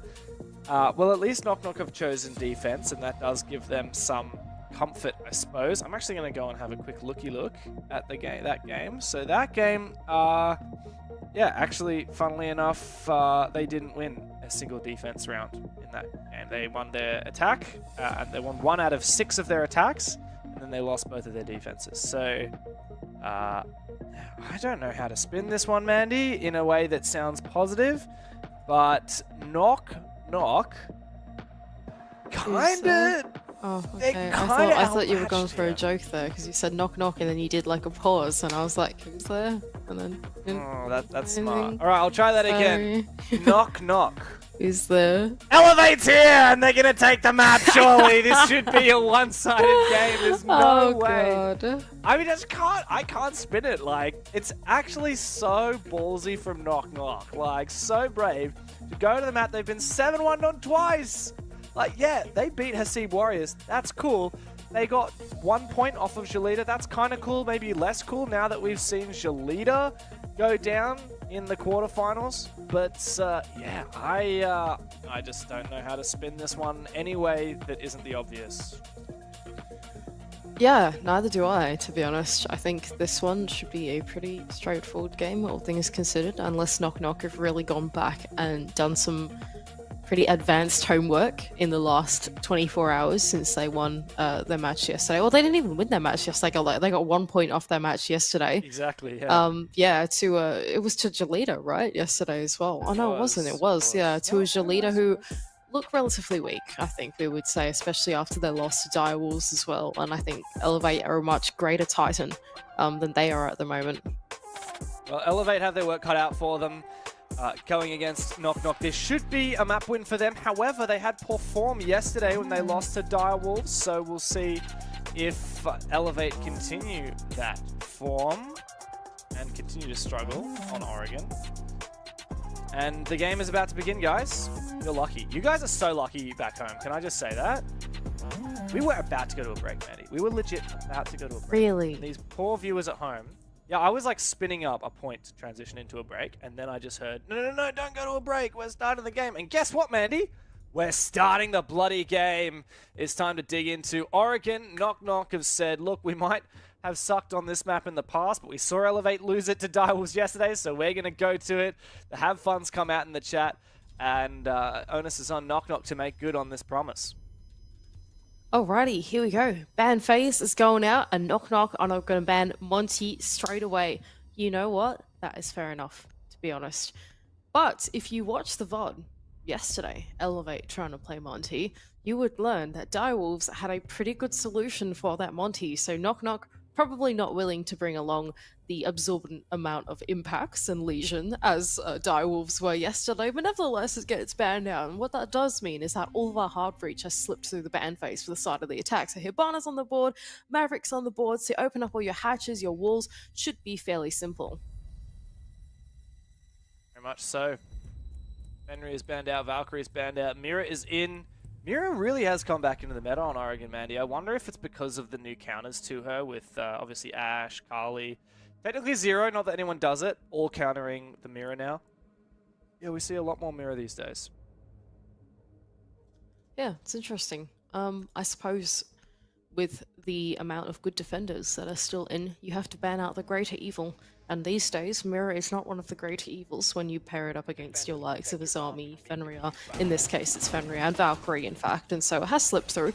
Nevertheless, it's not being picked out, so it don't matter. That is alright. Well, I like this Warden pick. I think the Capital is going to be an important one to have a counter for, particularly with the smokes. Twitch will often have smokes as well. Funnily enough, yeah, no mirror here. Yazami's always a bit of a tough one to deal with, but you got Flores, you got the Ash. I do wonder if there's going to be any roam here. What do we reckon? Like, out of these ops, probably no need to roam. You can just play heavy time delay. Smoke, Goyo, Kaid, all going to delay that time. Well, it looks like Knock Knock are posturing up to at least hold onto the ground floor for a little bit longer through the early round. But they want to play it safe. Oh, except for Envy, who's looking for a spawn peek around 1. You know what? I can respect that. That's fine. Try and surprise Elevate here, although no one is going to come around to the shower hallway. He's actually going to go for the peek out onto Small Tower as well. This guy is brave. Respect it. Respect the gusto to keep up that high energy right at the start. Also, Sandy, I believe that is Sandy on the other side. He does have the ACOG as well, that magnified scope.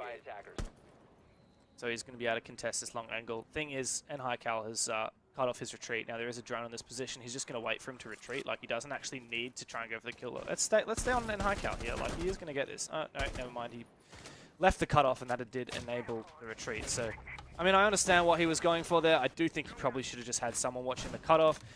Meanwhile, though, Knock Knock's actually found their first pick and managed to fall back. Good stuff from them so far on what was a pretty light and safe roam, all things considered. Deciding to fall back early on was the right choice.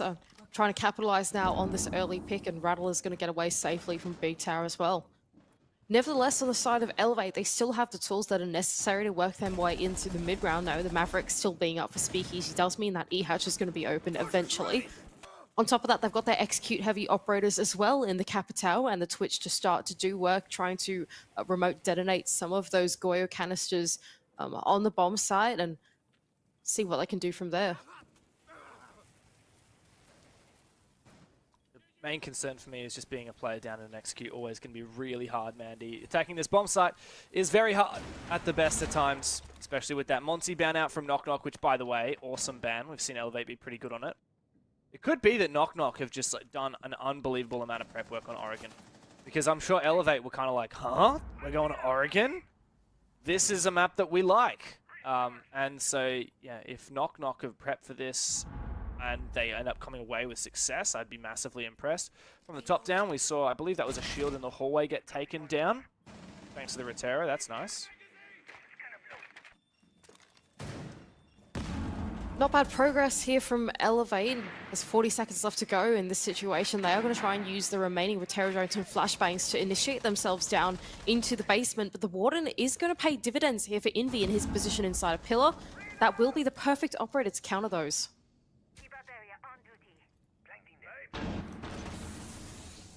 Okay, so here we go. Speakeasy on for a drop, but the gas does make things awkward. Time low. They need to find an entry here. They need to find a pick. They're not going to be able to execute with one player planting. There you go. That's the pick. And it's the Warden as well, which does open up the ability to use smokes. MC's found one. Numbers advantage for Elevate. Good swing, but no! The plant was denied at the last second by the smokes gas. And Knock Knock will win the round despite being in a numbers disadvantage. Very well played, utilizing that late round utility to its maximum. If you go and win Oregon, you got to be winning your basements. That's what we like to say, right? And Knock Knock did exactly that. Elevate, yes, they made the early and mid-round work for them, but by the time they actually hit the execute, there's only about 20 seconds left to deal with it. And well, when there's that little time, that's where smoke really comes into shine, right? Being able to zone out the entire bomb site with his smokes, preventing the plants from going down. And essentially at that point, Elevate just could not find a safe spot to get the objective down or find the remaining Knock Knock players who are in some great positions, power positions on the other side of the bomb site, right? So really well played there from Knock Knock to keep their composure, especially after getting the man advantage early on. And now that's going to allow them to go up into this top floor bomb site and go for another attempt at the defense.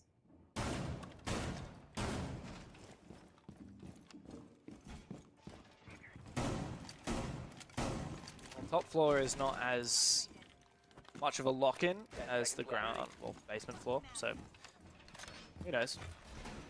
I do think that Elevate almost read well into that early aggression. Again, I'm really nitpicky, but we were spectating NHiCal for so long. He was on the perfect cutoff, and then as soon as he got off to try and put some pressure on the player that he was watching the retreat of, the player retreated, and he didn't get the kill. But he 100% would have got that kill if he stayed on that angle, and someone else had kind of convinced the Goyo to leave.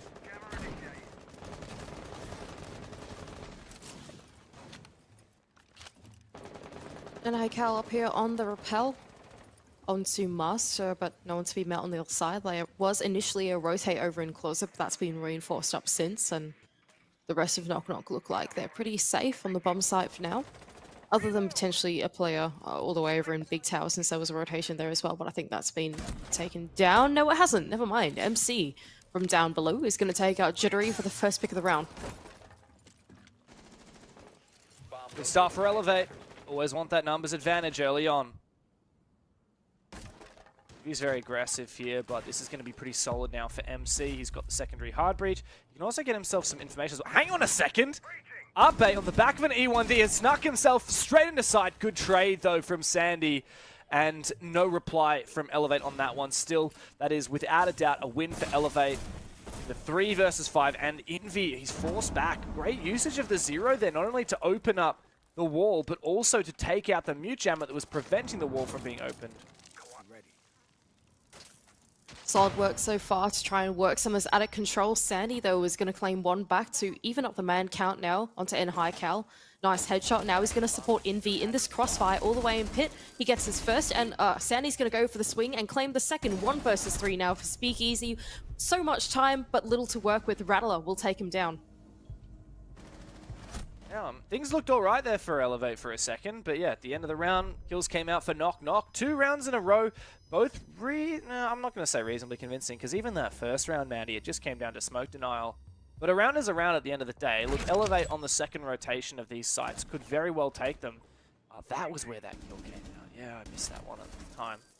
I'm actually pretty impressed by Knock Knock so far. Like, they weren't caught out too poorly by the player at that snuck upstairs, Ape.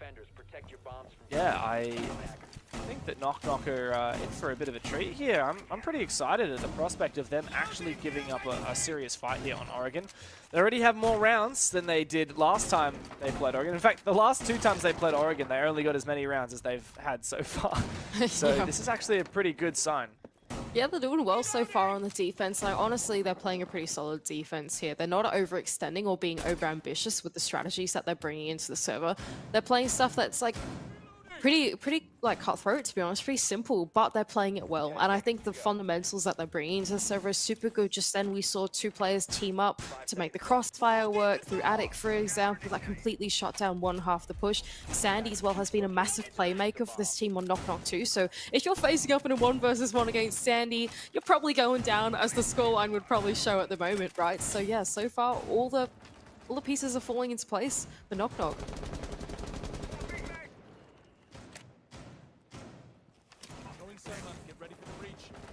Nice mute jammer is going to make this slower for N High Cal. Seen a lot of executes under this meeting. Bomb site across all regions. I was watching a bit of EUL the other day. Saw teams doing this as well. And yeah, they always seem to come from the lobby side, go from garage, go for this long angle breach. Ooh, it's tricked. Where'd that get tricked? Was that just a shot from Z? This is the danger, right? Like, you need to contest Z somehow to prevent the swing. And it is, I believe, Beat at the moment on the mute, who was just swinging that. I don't think he destroyed the second one. So far, lobby control, sort of, in the hands of Elevate, with the garage opening that line of sight into meeting as well, and instead they're going to try and translate this push up into the top floor. NICal, diffuser in hand, it's going to do some drone work in through Master. At the same time, Arpe and 2 of his teammates are going to shape up around Small Tower. Peculiar push here for Elevate. It does look like they are looking to land what seems like a mini execute in through the top floor, or maybe not. Maybe they're going to try and capitalize on this control that they have and try and do dining at the same time. Tempting. It could be an overcomplication. That gas has slowed it down. Ape's back in. He's going straight up wide. It looks a little bit like last round. Surely he doesn't find the same freebie that he found last time. He almost does, but this player is just walking straight between his bullets. And Envy's gone in from around the corner and taken down Highcal. Arpe now desperate, but he does find one kill. That's nice. Looking for another on the close range. That nade is beautiful. It forces the swing from Envy. 3K from Arpe. 1 versus 3 opportunity for Beat, but it really doesn't feel like an opportunity. It feels like a serious lock-in. As Elevate have plenty of time to sort this one out. Yeah, really well planned attack there for Elevate, especially in through the early round. They've really poshed themselves up to be able to translate the entry in through the top floor whilst getting lobby control sorted as well. That completely flushed players out of that position. Not only that, but then at the same time, making this push through the ground floor simultaneously is now going to enable them this pretty crazy numbers advantage. 1 on 3. Beat is in a pretty precarious position here inside of green. It will be hard to isolate the gunfights from here. The C4 misses. Plan hasn't gone down there. There you go, final lockout. Good stuff from Elevate, but much needed, really, Mandy, right? Like, you can't be losing on your tertiary side, especially when Elevate are the favored team. I will say, like, they looked pretty energized on their cameras. They didn't look too tilted or anything. I think this is just a matter of Elevate now going back to the 2 bomb sites that they had some good things on, like particularly this basement. I think this basement looked pretty close last time. And if they can lock this out, maybe don't succumb to the early aggression, lose a player early, then I think that they'll have a pretty solid chance of redeeming this half, because a 2-4 would be way below par for Elevate, just considering how unbalanced we thought this match would be. Even if Knock Knock just hits the 4-2 split that you'd expect on defense, that tells you so much about how far they've come. Yeah, absolutely. I think for Elevate, like I won't be shaking in my boots or anything by this situation. I just feel like there's nothing wrong that I think they've done, like nothing particularly wrong. I would say that is a big red flag at the moment in the way that they've been attacking Oregon. It just looks a bit slow paced, to be honest. And you know, there are some plays like this where Envy just slips through the cracks, that type of thing, that I think they can probably keep tabs on, keep the pace up with these guys. Knock Knock are sort of notorious to be some weird playmakers, especially in through the mid round when you've got players like Sandy, like Envy willing to go for that kind of thing. So I think a little bit more caution being exercised by Elevate. They should have this down, which is why I can imagine that they're keeping this energy up and they're probably not too worried just yet, especially on their attacking half.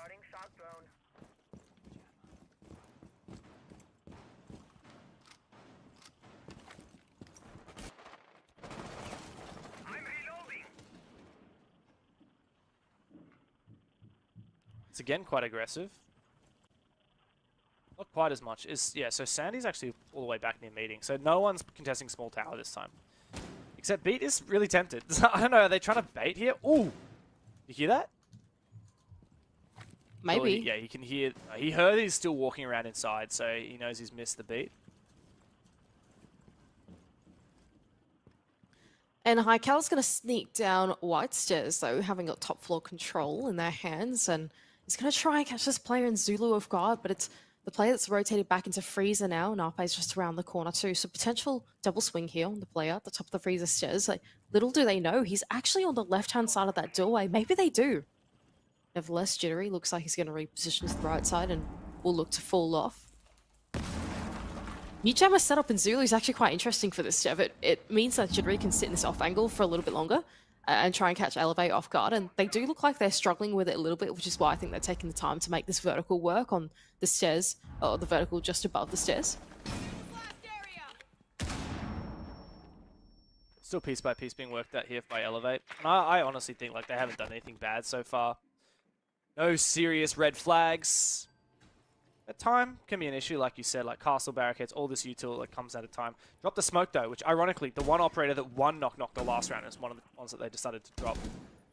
And Highcal's still worried about players roaming, like they haven't full droned everything. I like the fact that there's an electric law as well, protecting that player behind the shield at the bomb tuck on Laundry site. Upe should be able to drone him in a second. There you go, it's the Goyo of Sandy. And Elevate desperately needs some kind of util to come in and clear that. He's fully out of Ash Salmas, so it means the only real util we can have to clear that is Shed, and he's not gotten on his Rotero. I really hope that that Rotero is sent into that position. It is. We can see on the mini screen on the bottom right, the pip, and it has destroyed that shield, I believe. I must say though, Dev, with so little time, it kind of feels like they're playing against the hands of Knock Knock a little bit here. These guys look pretty ready for a front side take, but 4 of the players are there. Just one of them is keeping tabs on the back. I'm feeling a little worried for Elevate. Oh, but nevertheless, they spring into action. And they do! Beat is the last one left, but they know where he is. The diffuser has not been picked up, however, so they have to frag out, and they do go deep.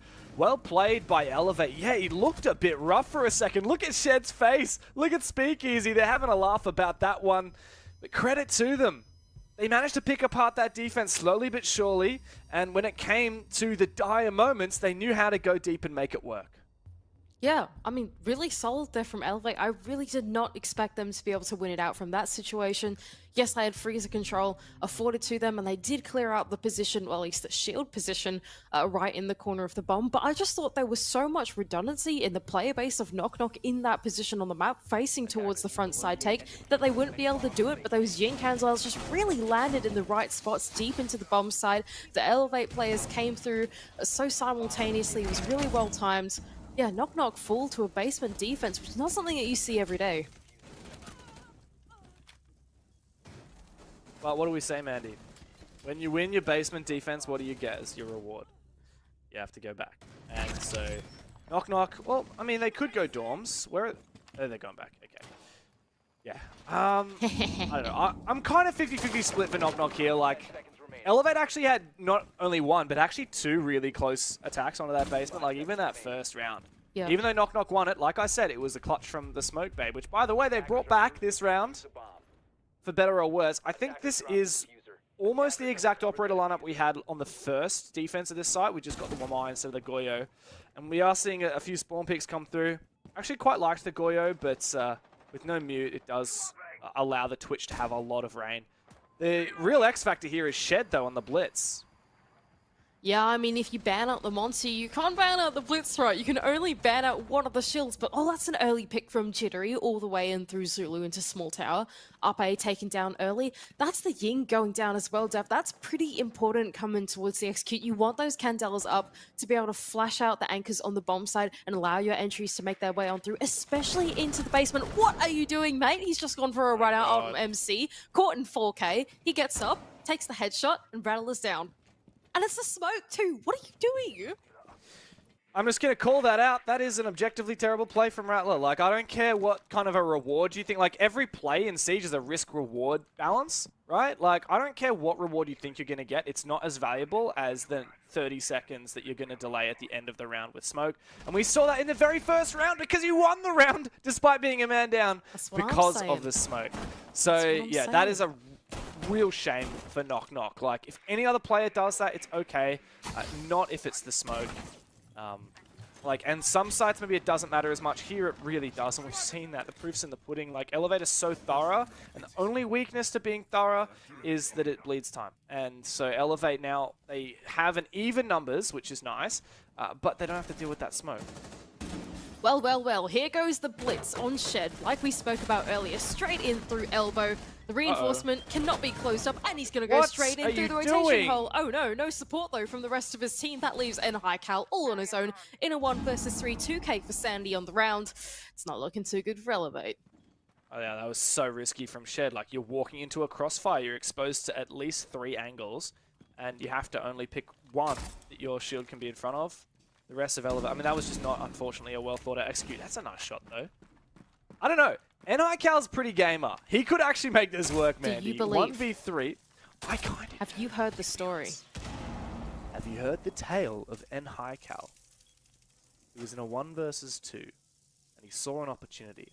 He couldn't tell where this player was. He tried to use an audio call. He ran at the corner and duped him, and therefore found the 3K.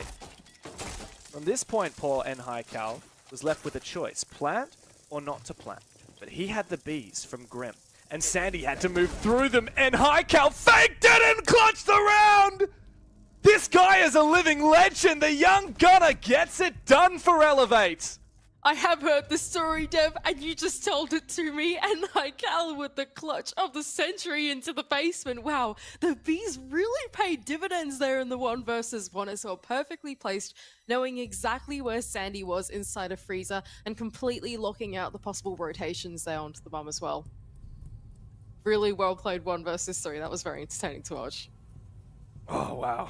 That was It was quite a moment. To be honest, I kind of didn't believe Mandy, but I changed my tune very quickly. And you gassing us up, you gassing N-Highkel up, you setting me up for that. That made it happen. This guy played it so well, the bees! Oh, genius, man. I love that from N-Highkel. And despite Knock Knock going 2-1 up at the start, Elevate have well and truly pried their way back into this game and are now looking to tell a story, not the story of N-Highkel, but the story that we expected out of today, which is Elevate looking to put Knock Knock away. Knock Knock, they gave it a really good shot, and also, as we briefly mentioned during the map veto phase, Knock Knock actually had a real gift, where they were given the opportunity to choose their favored side on their map pick. Now that's huge, right? Because it means on a map that you're already going to be favored on because you picked it, you now get to start on the favored side, which favors you even more, right?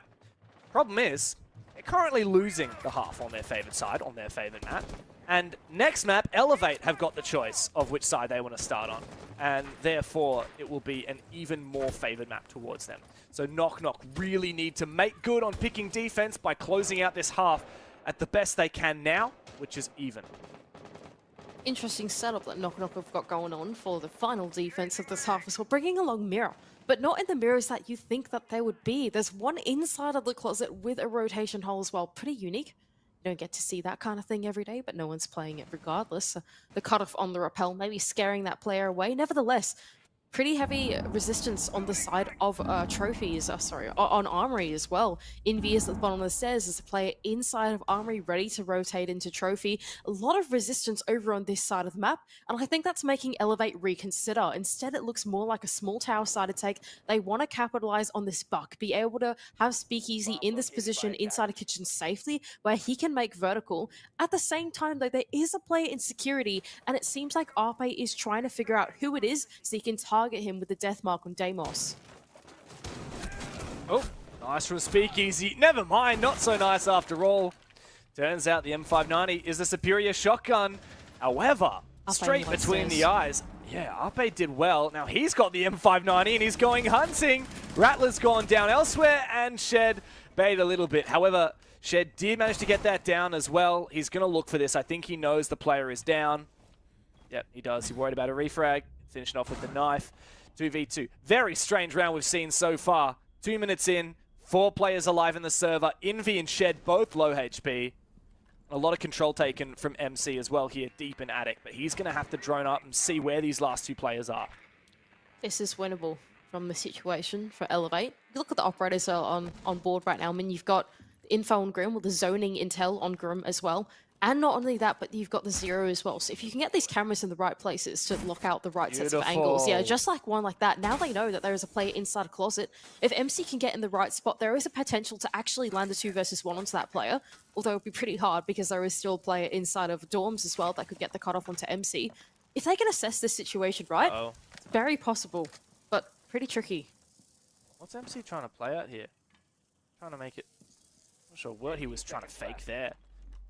Player was last seen in games, but he's relocated onto the bomb. Well played from Envy. Shed, oh, he's found the first one. Surely not another grim clutch. 2 in a row for Elevate's not going to be the case. Beat is there to beat him down in that 1v1. And Knock Knock can breathe a very minor sigh of relief as they have evened up their defensive half. But a far cry from what they were looking for on their favored side. They were looking for 4 or 5 rounds there. And as they move on to their attack, we'll see if they can do better than the last time they played Elevate.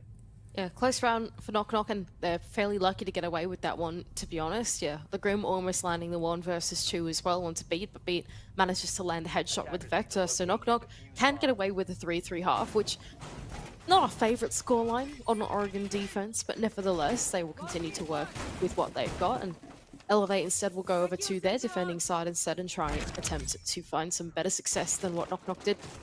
Honestly, Dev, all things considered, Knock Knock, they look pretty competitive in this server. They're keeping pace with Elevate. In fact, in some instances, I would even say they're setting the pace, and Elevate have been sort of trying to match that by finding these right kills or picking the right battles at the right times in the round, especially when these knock-knock players are getting pretty aggressive, especially with their rotations, right? You know, in that 1 versus 2, they had to keep track of the player going in through closet, rotating back out, for example. You need to keep tabs on these knock-knock players because they aren't afraid to show a little bit of confidence in the server. Sometimes that can help them out in a playmaking situation, but sometimes that can be to their demise too. And when Elevate have been able to keep track of that, that's when they've been able to convert these rounds.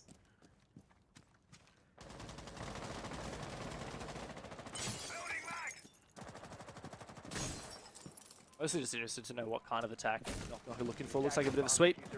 West across sweep, very staple. A lot of teams love to do this. He's, you know, I'm not sure where he wants to enter from. He's just putting a lot of perceived pressure around the map. Yeah, so drone ahead of him. Sandy's pinching. I actually quite like this. So this is a really deep angle looking down into the stairs. However, Elevate have already fallen on back. Like, they know that they've lost this map control already. Thought maybe the idea was to push any roamers back towards this east side of the map, and then typically they would eventually retreat down this stairs, so Sandy was looking to cut off that, but Elevate are playing much more passive. So far, so good for Knock Knock in their process. They haven't lost anyone so far into the early round or through the mid round. That being said, though, there are still 2 cheeky Elevate players all the way over in Big Tower, N-High-Cal and Arpe, but N-High-Cal decides the better of it and thinks, all right, we're going to fall off instead down into the basement as the time ticks away, thinking they've wasted enough. So for now, Knock Knock going to get to work on some of these hatches and see where they can go from there.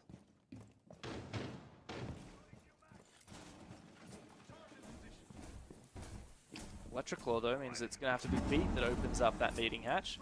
Actually, a lot of secondary hard breach here. I kind of would have liked to see maybe smokes on the Ying or something. But it is the Ying I'm looking at as the main execute op. Like, we don't have the Grim, for example. We do have the Capitao and the Ying, and they'll be the 2 that will leverage some kind of explosion onto site, dismantling these positions. But you got the smoke, you got the C4 on the Kaid, you've got the Warden to counter the smokes as well. Like, yeah, I think that we're going to be a little bit low on time here for Knock Knock on this execute. Yeah, absolutely. I think they're taking a little bit too much time here through the mid-round. They're really trying to get open everything rather than sort of dedicating themselves to actually what push they're going for. They're trying to do everything, to go through all the checklists through the mid-rounds, and it's afforded them very little time now through the execute. They haven't really had an opportunity to drone the bomb site at all. They're just going to be going straight into the lion's den. But they will find at least one pick. Good trades, and it does just leave it up to Rattler and Sandy. Good swing there from Upe. Sandy left all alone. Couldn't quite find anything. He's done a bit of damage onto Upe. I like that there. Not only trying to use a skeleton key around the corner, but a well-played smoke grenade from MC. He's going to find a pick here, but it's just a consolation prize at this point. He's going to go deep through the smoke. MC says, hey, M590 is better after all. And Elevate with that are looking pretty solid on their defense. Quite a convincing round by the end of it, to be frank. And that does give them quite a decent lead now as well. They do be winning their basements, Steph. They do be winning their basements. That is what we like to see from the defense on Oregon. Yeah, solid one there for Elevate, but I think ultimately it was Knock Knock probably not giving themselves enough of an opportunity there in the late round. They made quick work of the early round, but took way too long in the mid round, trying to get open absolutely everything and not actually getting themselves intel on the bomb site meant that they couldn't really plan what execute they wanted to go for. And then by the end, there was sort of like a scramble to try and get down into the basement. Didn't really work out because Elevate was so ready for it by then, and they couldn't land a competitive looking attack onto the basement. Nevertheless, it is the basement in Oregon, so if there's any opportunity to try and come back here on the attack and amount something that looks a little more competitive, or at least a little more achievable, it would be on this top floor. Yeah, you never know. Never know. I'm going to try and delve back into the archives, man. I'm going to look through the tournaments that we've seen thus far, through the history, the annals, through the every time that we have seen out Oregon played. I'm actually trying to just fill at the moment while I try and find this stat. So I want to go back and I want to see the match that these two teams played. Okay. So I want to see what bomb site was the one round that Elevate and Knock Knock actually won. You're going to have to bear with me though for a minute. That is okay. I can talk about the round if you want to do your research. That is Andy, totally what okay. do you think about this round? What do I think about this round? Well, I think that so far, Knock Knock have got some good control inside a big tower. They've got the secondary hard breach on Envy as well, so if they want to get themselves into Attic, they can. But what they're worried about right now is that there's a player inside of the basement posing a flank. I don't know who that is down there. I think it's Arpe on the Solace, who has got the gadget out and can actually see what's going on in the ground floor at the moment. He knows that there are no flank drones on him, so he's gonna sneak up into it too, and there he goes into the top floor. Oh, Envy's not looking at all. He lands the headshot, and Envy goes down. Massive He's pick still there. doing research. I am, but hey, I'm also watching the game because Elevate says, I don't care about your research. I'm just going to keep on swinging. And I'll be real with you, it does not bode well, the research I have done. The last time these teams played Oregon against each other, the only round that Knock Knock won in the entire game was one attack onto Kitchen and Meeting. Kitchen and Meeting. They also only found 3 opening picks in the entire map as well in the 8 rounds that we saw. So not a great look. Now, to their credit, they've already had pretty good openings in this game, but just, yeah, not on their attack. That's both attacks now where they've lost the opening pick. Both times it's been Envy. And cause for concern, absolutely. 3 versus 5, not a great position to be in. And Elevate, I really like how patient they're being here. They're not overextending, they're not overcommitting. They know we've got numbers, we can chill. Yeah, and Haikal all the way over in Attic as well is going to prevent that player from entering on in through Trophy. And they're playing a very cautious game now. Nevertheless, it doesn't matter. Arpe's just realized he can go for the run out, realizing there's no claimer on that window. Jittery, though, is going to be there for the refrag. There's still a player around the corner, and Zulu, see you later. MC with the SMG-11 headshot to the face. Leaves Beat all alone in a 1 versus 4. Yikes, that was rough, man. Look, I said Elevate were being really cautious, being really smart, but Ape, you know, he's just peeked outside twice now. He's really feeling it. Beat's essentially taking a tactical pause here. He's going to use the rest of the 20 seconds to talk to his squad. And yeah, I got to wonder, like, what do Knock Knock need to be saying right now? Elevate tempted to actually go and hunt him down. They're just bored. They're just antsy, ready to continue. B wants to farm his KD if he can.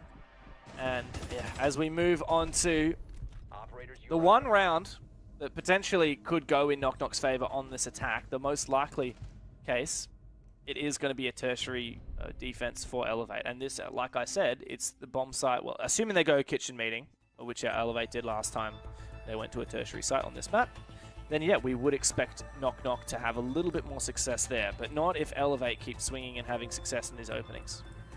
Yeah, for sure. I think at the moment Elevate are just starting to get into their mojo, especially on the defense.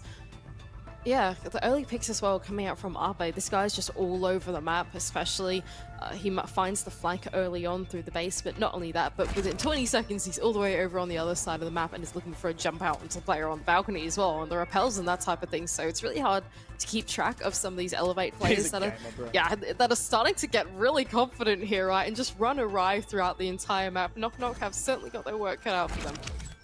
That shot from MC was pretty nuts as well. Like, if you're holding that angle with the ACOG, that narrow slit, you're not expecting someone to actually beat you on that, on a quick peek like that. So yeah, well played from Elevate. At the end of the day, it was kind of just a bit of wild aggression, good fragging capability, bit of a montage that round. Knock Knock need to be ultra careful, ready to punish that aggression from Elevate, especially on a bomb site like this, right? Because in theory, Mandy, we're going, is this meeting or dying?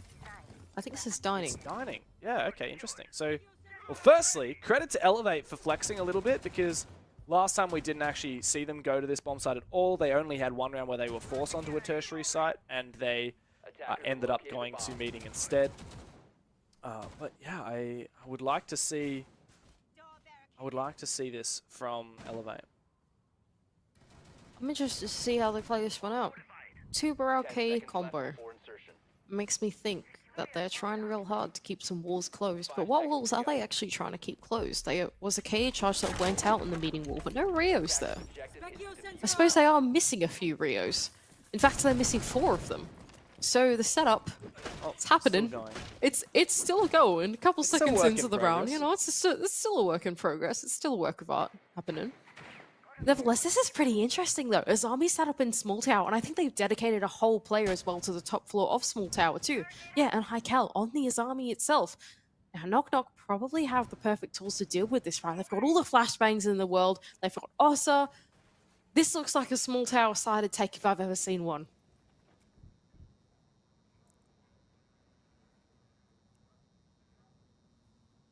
Gotta play this right though, because the thing about a power position like this is even if you do have all the tools, just one tiny little foot wrong and you mess it up. I like that from Shed as well. He's actually got vert onto that jump in as well. That's really cheeky. Actually reverse vertical, so anyone jumping in that window isn't going to be able to peek downwards and look at him because they'll be facing the other way trying to fight Enhycal. So that's really clever.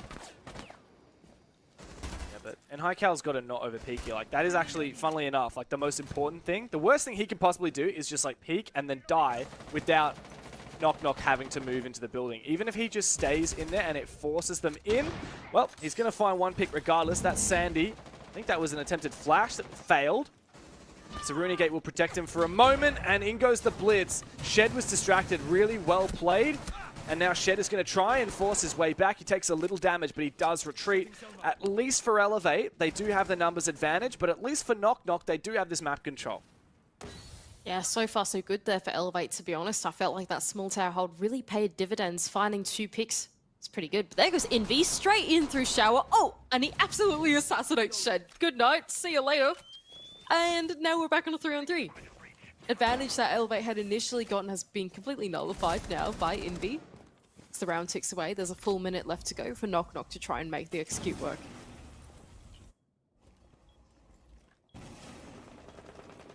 Speakeasy's got a good gun for this, though. He saw a player for a second. I swear he saw him for a second. Behind the shield. Yeah. And obviously we got the Osa shields, but I thought he saw the other player as well that was running behind him. Ooh, this is going to work. You reckon? I think so. He seems to have really good game sense and audio about where this player is. It is beat. He's far back. Up and needs to not overexpose. Here comes the plant. Going down. Speakeasy doesn't really have a way to deny it while there is a long angle. He has to go for the swing. He finds that first kill, but it's Envy, the last one standing, and he falls so swiftly. Ape was rewarded with his kill onto beat at the end of it. Well played from Elevate. It flipped at a moment's notice. I thought Knock Knock had that dead to rights, but no, a solid retake. Well played, well executed. And with that, Elevate, unfortunately for Knock Knock, have found themselves on map point on their opposition's map pick. Yeah, I thought that was a valiant attempt at an execute there for Knock Knock, but to be honest, maybe the wrong one to go for with the Ossa in hand.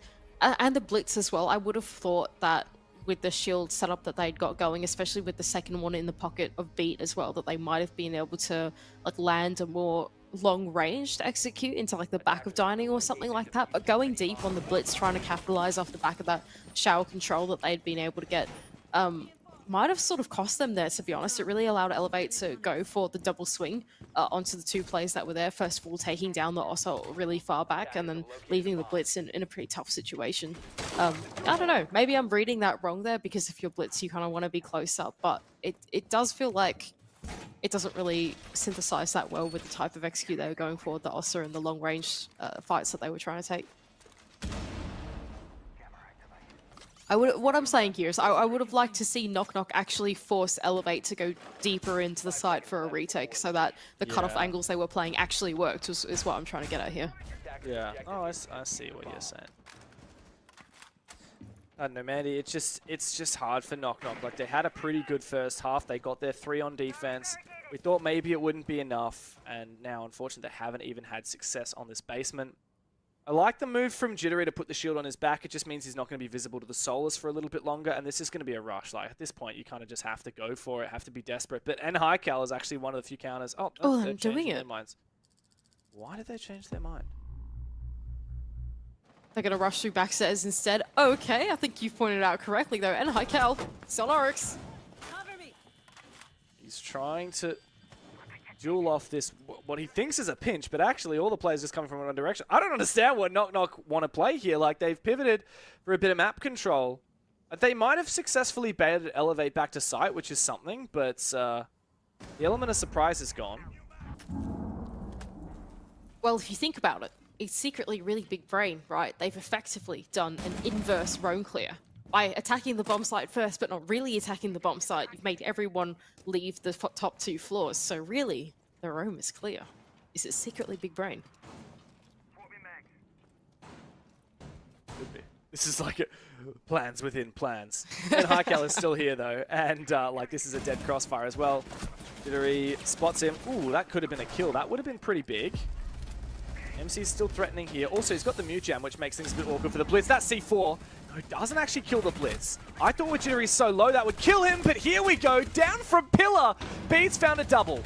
And he's still at large. Speakeasy does find one, but unfortunately elsewhere, Knock Knock begin to fall big from MC. Beat opened up this round, and he will have to close it as well. Elevate look poised to take their opposition's map pick in a convincing manner. 7-3. Knock Knock thus far unable to find an attack unless we see some serious heroics from Knock Knock. Now we did see a clutch from the attack on this site before, earlier in this game. That was in Hykel on Elevate. And, well, ooh, there's one. But there you go. Trade on from MC. Bit of a slow start for Elevate, but they end up delivering on the promise that we expected. A dominant win on the first map of Oregon. Knock Knock, a very valiant effort. Getting their 3 rounds. It's 3 times better than they did last time against Elevate on Oregon. But, of course, it was not to be. Elevate looking very solid. Next up is Chalet, which is their map pick, and I have no doubt that they will be favorites heading into that one to take this 2-0. Yeah, for sure. I think Knock Knock have really shown some good signs of improvement, but nevertheless, Elevate very much the titan of the region at the moment. Very much so. Well, break is what we're going to now, as on the other side, Chalet awaits.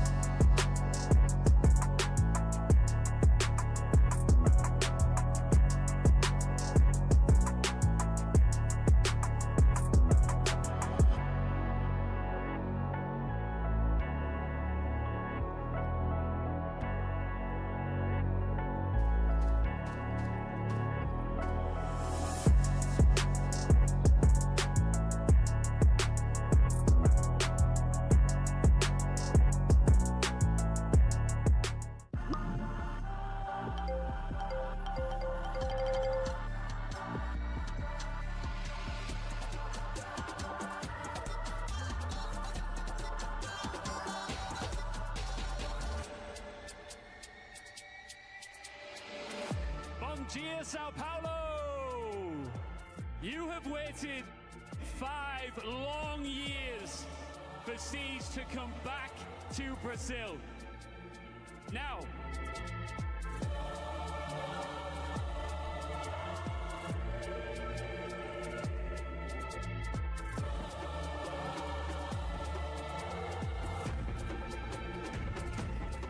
the Ginásio do Ibirapuera is the home to the Hammer as we get set to write the next chapter in R6 Esports history.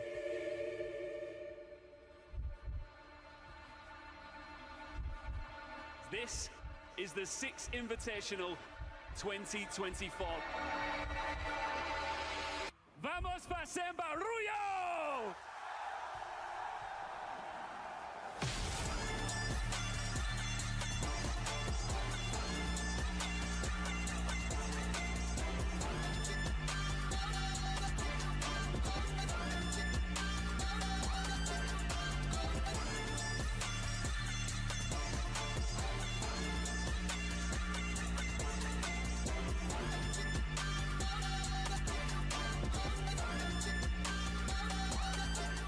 Vicious Pro versus W7M.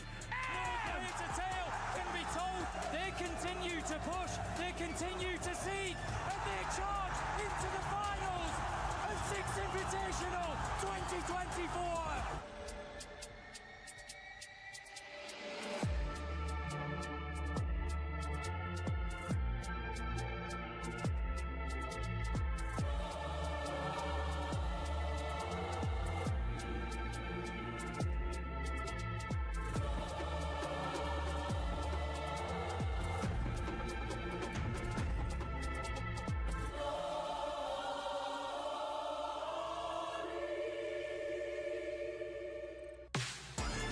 The grand final of the Six Invitational 2024 starts right now.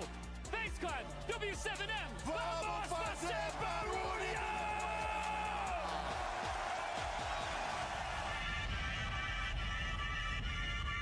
And it's all falling apart for W7M once again, but it is happening for FaZe. One round away from cementing themselves as world champions. From 6-1 down. Can W7M respond? You wanted to fight him, and he fights you. He cannot. We know he cannot. It's a red tie. He can't finish it. He's own brother. Infinite overtime. It's upon us. We get it. We get it. This is how legends are created. Is this the moment where we can crown a new champion, a new dynasty to be created? And yes, we will. Yes, we will. W7s, they cement themselves as one of the greatest of all time.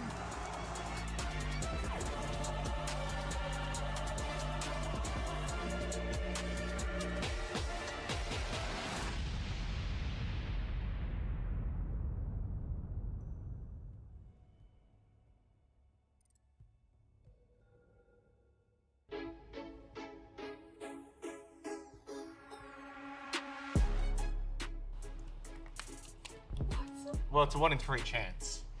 Thanks. Is that how this works? Is it? So, I thought there was. Yeah, one of us should at least get it right. I have no idea.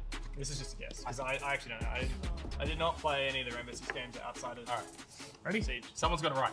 3, 2, 1. Who got it right? Yay! It's not a question I'm answering. Because there is 30 in the Ladies bag and and gentlemen, chamber. ladies and gentlemen, you see this That's right wrong. here?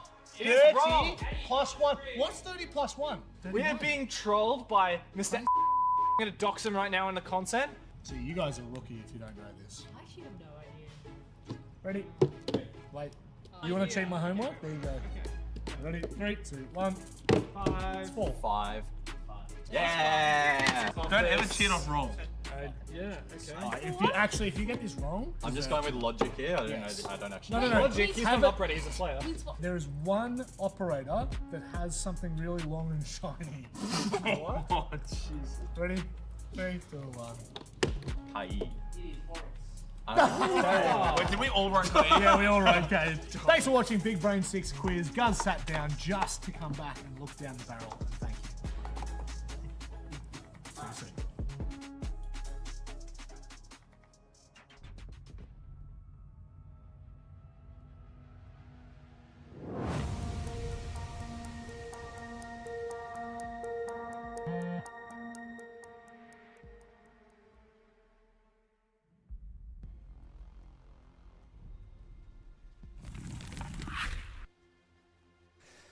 Hello and welcome back to the Asia League. It's our second and final quarter-final here today, Mandy, and Elevate is already looking hot straight out of the gates, taking down Knock Knock on their own map pick 7-3. And as we move on to Chalet, I'm pretty concerned for our South Asian friends on Knock Knock. So am I.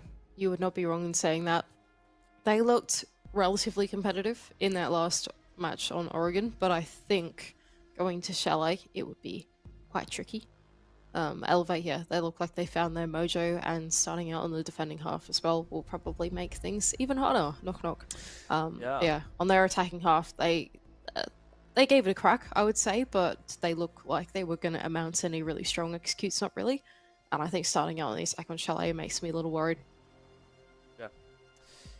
Indeed. I would have to agree with you, particularly about the whole attacking point for Knock Knock. I mean, they failed to win a single attack out of 4 different attempts on Oregon. Now, Chalet, much more attacker-sided affair, but that does not mean that attacks are a given, especially in a matchup that is this one-sided. And yeah, just to really reiterate on what happened with the map veto, because we as the casting team was a little bit confused on how this worked, but it's quite complicated, so I will just give a summary. Essentially, the way that the coin flip and these teams' decisions based on the coin flip has panned out, it means that both teams actually got to pick the starting side on their own map pick. Really? That's what you're saying to me. Really, Dev? Really? That's so strange. Yes, for those of you who don't know, usually if you get to pick the map, then the opponent will get to pick the starting side. And that essentially is a way of like balancing a team like picking a really defender-sided map or really attacker-sided map. We don't have any attacker-sided maps, so it's mostly just the defender-sided maps that matter. It's like back in the day with Theme Park, right? Super defender-sided map. If you pick Theme Park, then the other team's going to pick defense, and so it kind of discourages you from picking the less balanced maps.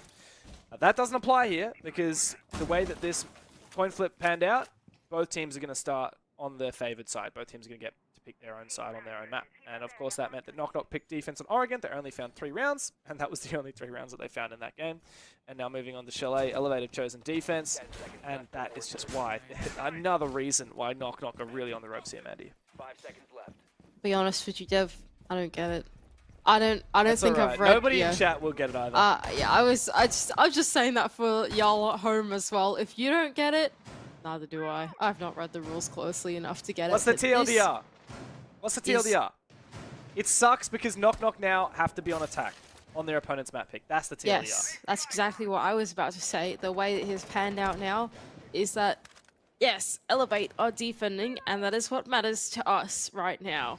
So, Knock Knock now have to mount an attacking half. That will be quite tumultuous of an activity. And here we go. So the first thing they're going to try and achieve is getting open this snowmobile wall. Combination of the Maverick and Ace will hopefully make this fairly easy. Oh my gosh, please don't overcomplicate this. Oh, they're going to kill the bandit. That's exciting. Yeah, interesting. Not many people would make a hole with the Maverick in the middle of the wall. Oh no, oops. This is so awkward. B actually takes a bit of damage. Eventually they do kill the bandit. Speakeasy. He didn't know how to make that happen. He didn't know what to do. Like, oh, okay. Oh no, there's a player right the timing! Oh no, Envy got the perfect timing to make that work. Both players run out of bullets in their primary. Envy unable to confirm the kill. Upper doesn't realize there's 2 players up here now. He's pretty screwed, but he will escape with his life somehow. Elsewhere, Shed has gone for a bit of a re-roam and taken down Sandy, so at least that's the fuse going down. What is going on? Rattler completely disjointed from the rest of his squad. And another one! Beak goes down! Damn, oh no! Yeah, good night. What a shot. No ACOG needed for Uppe. He's a machine with that hollow on the Vector. And now, from what was a beautiful little 5 versus 4 early pick onto the Bandit for Knock Knock is now a real tumultuous conversion, as they have taken map control, some of it, but at a huge cost. I can't believe that they've lost that from there, to be honest. That looked like an absolutely chaotic start to the round. They managed to take down the bandits super early. Not only that, but there was absolute chaos over in Library as well. They managed to somehow rappel straight into a player, ripping down a barricade with their bare hands, and still, somehow, Elevate have come out on top of the situation. How has that happened? Nevertheless, here we are. They have been afforded control now of the ground floor, as Jittery's going to make his way into lobby. The rest of the players for Elevate, though, are going to fall back into the bomb site. Not only that, but an impact trick has come out as well, and that means that hatch inside a connector will stay closed. 20 seconds left to go for Knock Knock, and they've got to funnel their way down the main stairs, and even that's been fired off. Yeah, I don't think there's a lot of chance here. Jittery's going to have a big entry here. A lot of patience from MC. I mean, this is losable for Elevate if they overpeak here and find freebies for Knock Knock. For example, like doing that. However, I think that was thanks to a nade. Good trade, though. That does make it a little bit more possible now for Elevate. Knock Knock just Envy in a 1v2. He doesn't have a chance to plant. He won't even get swung. The round ends on time. And it's a solid first one from Elevate. Despite the initial troubles with the Bandit dying, they managed to recompose on that roam. A very strange round there for Knock Knock. I thought they had some good things going for them, but apparently not. Elevate completely shut down their attempts at getting into the building. Mostly due to Arpe, who was really holding on to the entry points of games and library at the same time, and yeah, unfortunately just shutting down the work that Knock Knock had done in through the early rounds, not being able to translate it in through the mid round. I just can't believe this has happened, really, to be honest. Like, the kill onto the Bandit was so chaotic, and then Arpe comes along, finds a 3k on the roam, and it's all over. Or 2k, sorry. I can't count. That's okay. I don't think anyone can count, really. Like, numbers are an abstract concept. Aren't numbers like the least abstract concept? Like, That's what they want you to think. That's just what they want you to think. You know, they're all in on it. All of them. Yeah, really. They're all in on it. Yeah, they've all been colluding. You know, that's just... I feel like, what it is. honestly, Dev, the only things that we've learned on the broadcast about ourselves is that we can't count to 5. Or 10, really. We just can't count in general. We've really struggled with that. And also, basic arithmetic is extremely hard to do while you're live on broadcast. Very hard. Very true. Very true. But, you know, Knock Knock in this series can't even count to 4. So... Well, where does that put us? that makes us pretty good mathematicians, if you ask me. Thank you. Sorry, it was a little bit of a low-key roast there for Knock Knock, but, you know. Oh well, is what it is. Let's see if they can count to 4 on Chalet. That first round, like, oh man, there was a moment there where it was like, yeah, Knock Knock got this. And then there was sadness.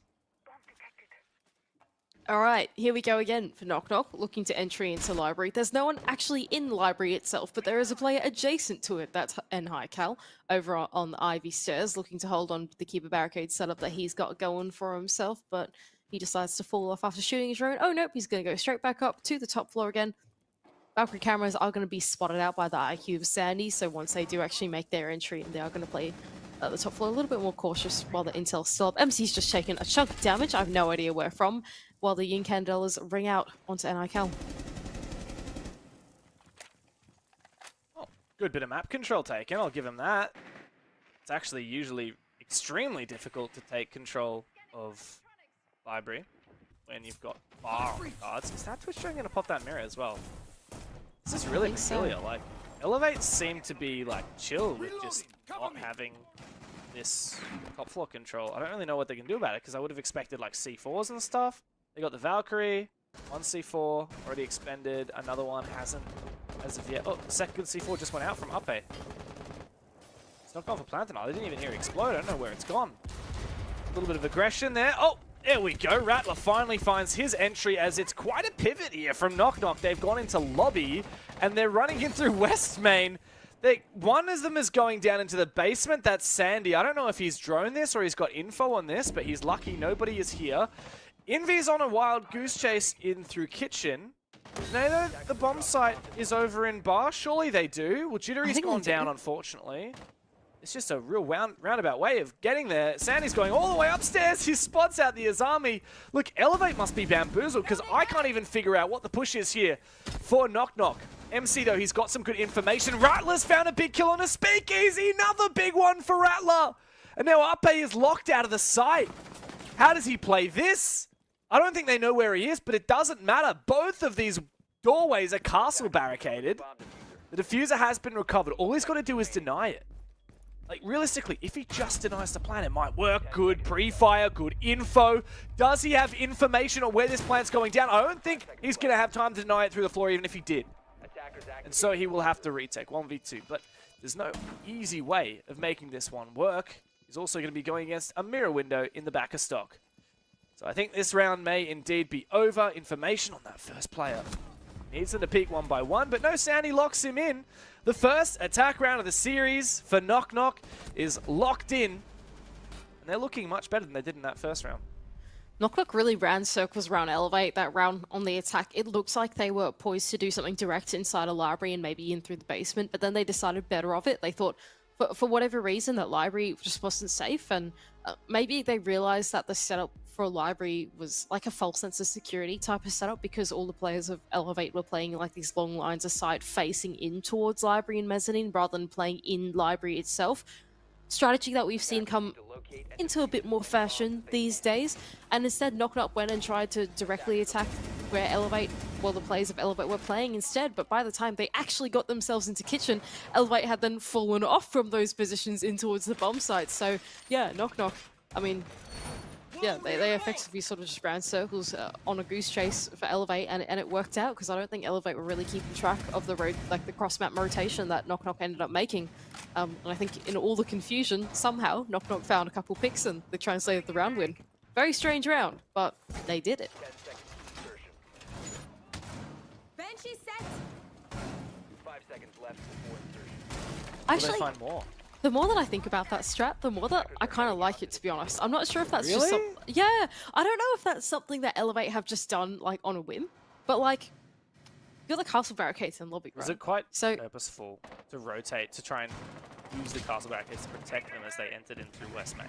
Yes, Is that that's the what I idea? thought. That's what I thought. You know, like they decided to flip the setup so that they had the castle barricades like on the inverse side to the attack, right? But like the main thing that I'm thinking is like you've got the castle barricades that are like segmenting out lobby, right? So like going for a lobby rush is like pretty tricky. But it also means then like the main points of contest are like really high traffic. Instead of like playing in it, you just watch it from afar, right?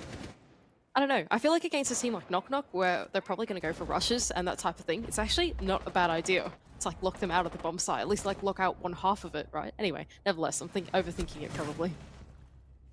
Well, Sandy's just gone pretty direct. He's jumped straight into Trophy. I like the usage of these E1Ds as well to try and punish Elevate's positioning. They can't make rotations while that's going on without being revealed.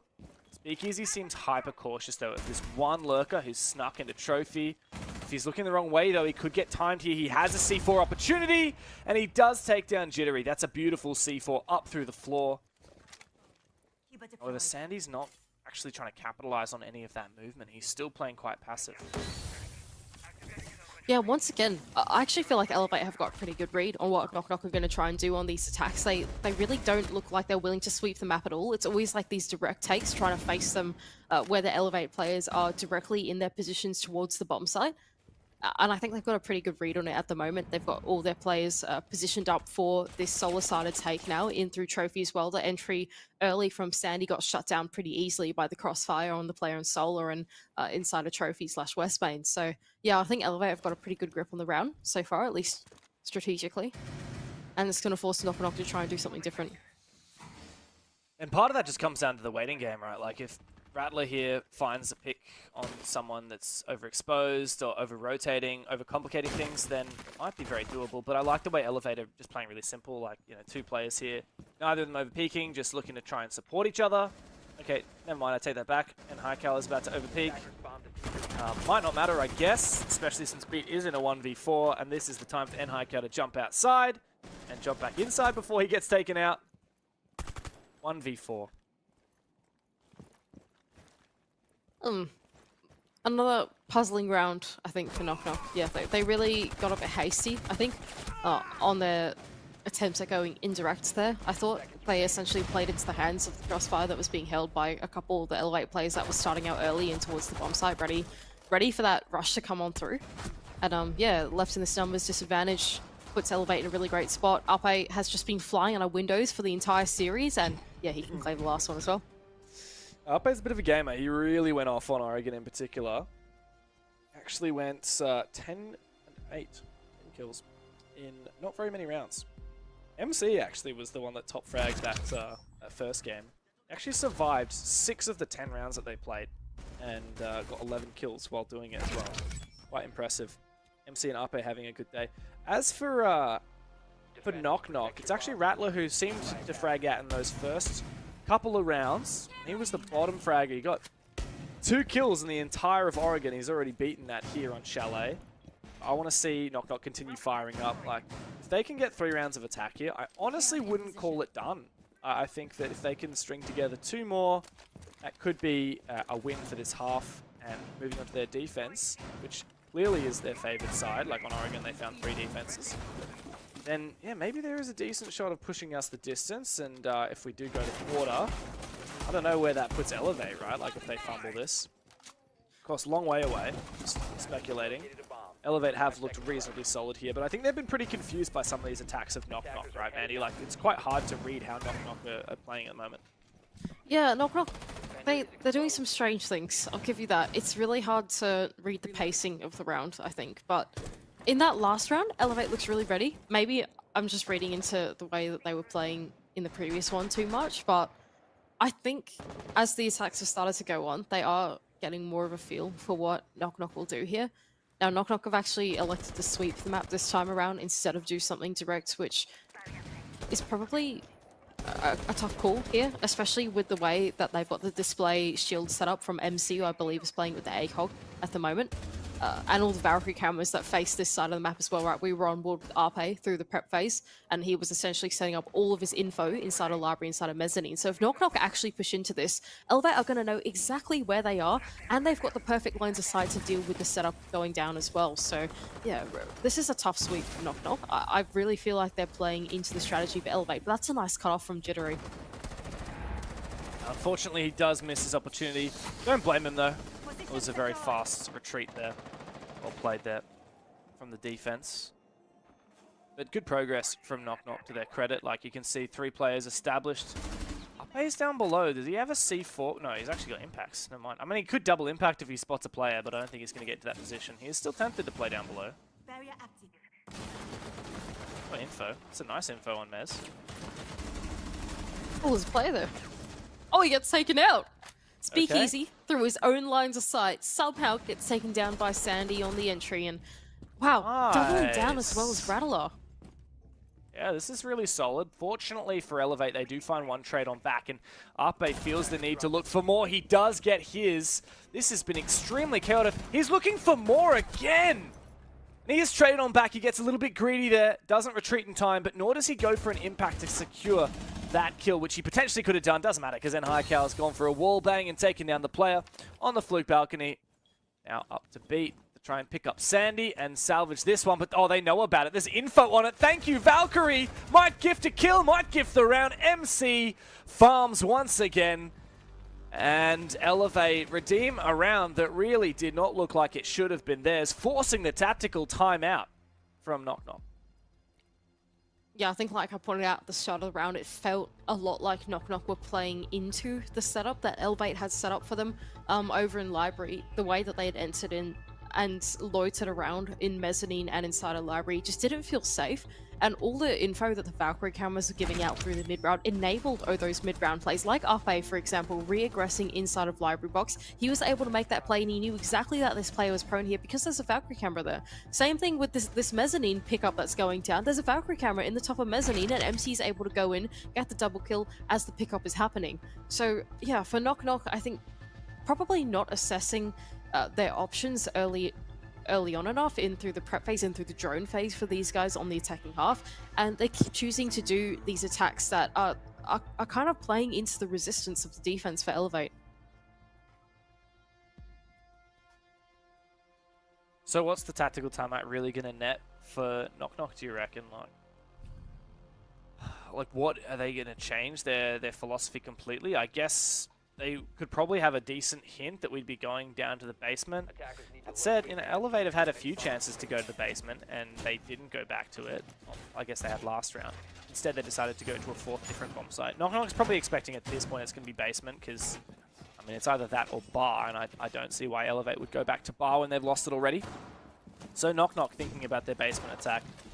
Hopefully they're talking about just forming up on like a more simple win condition, because I think last time they got a little bit too overzealous at hunting those roamers, right?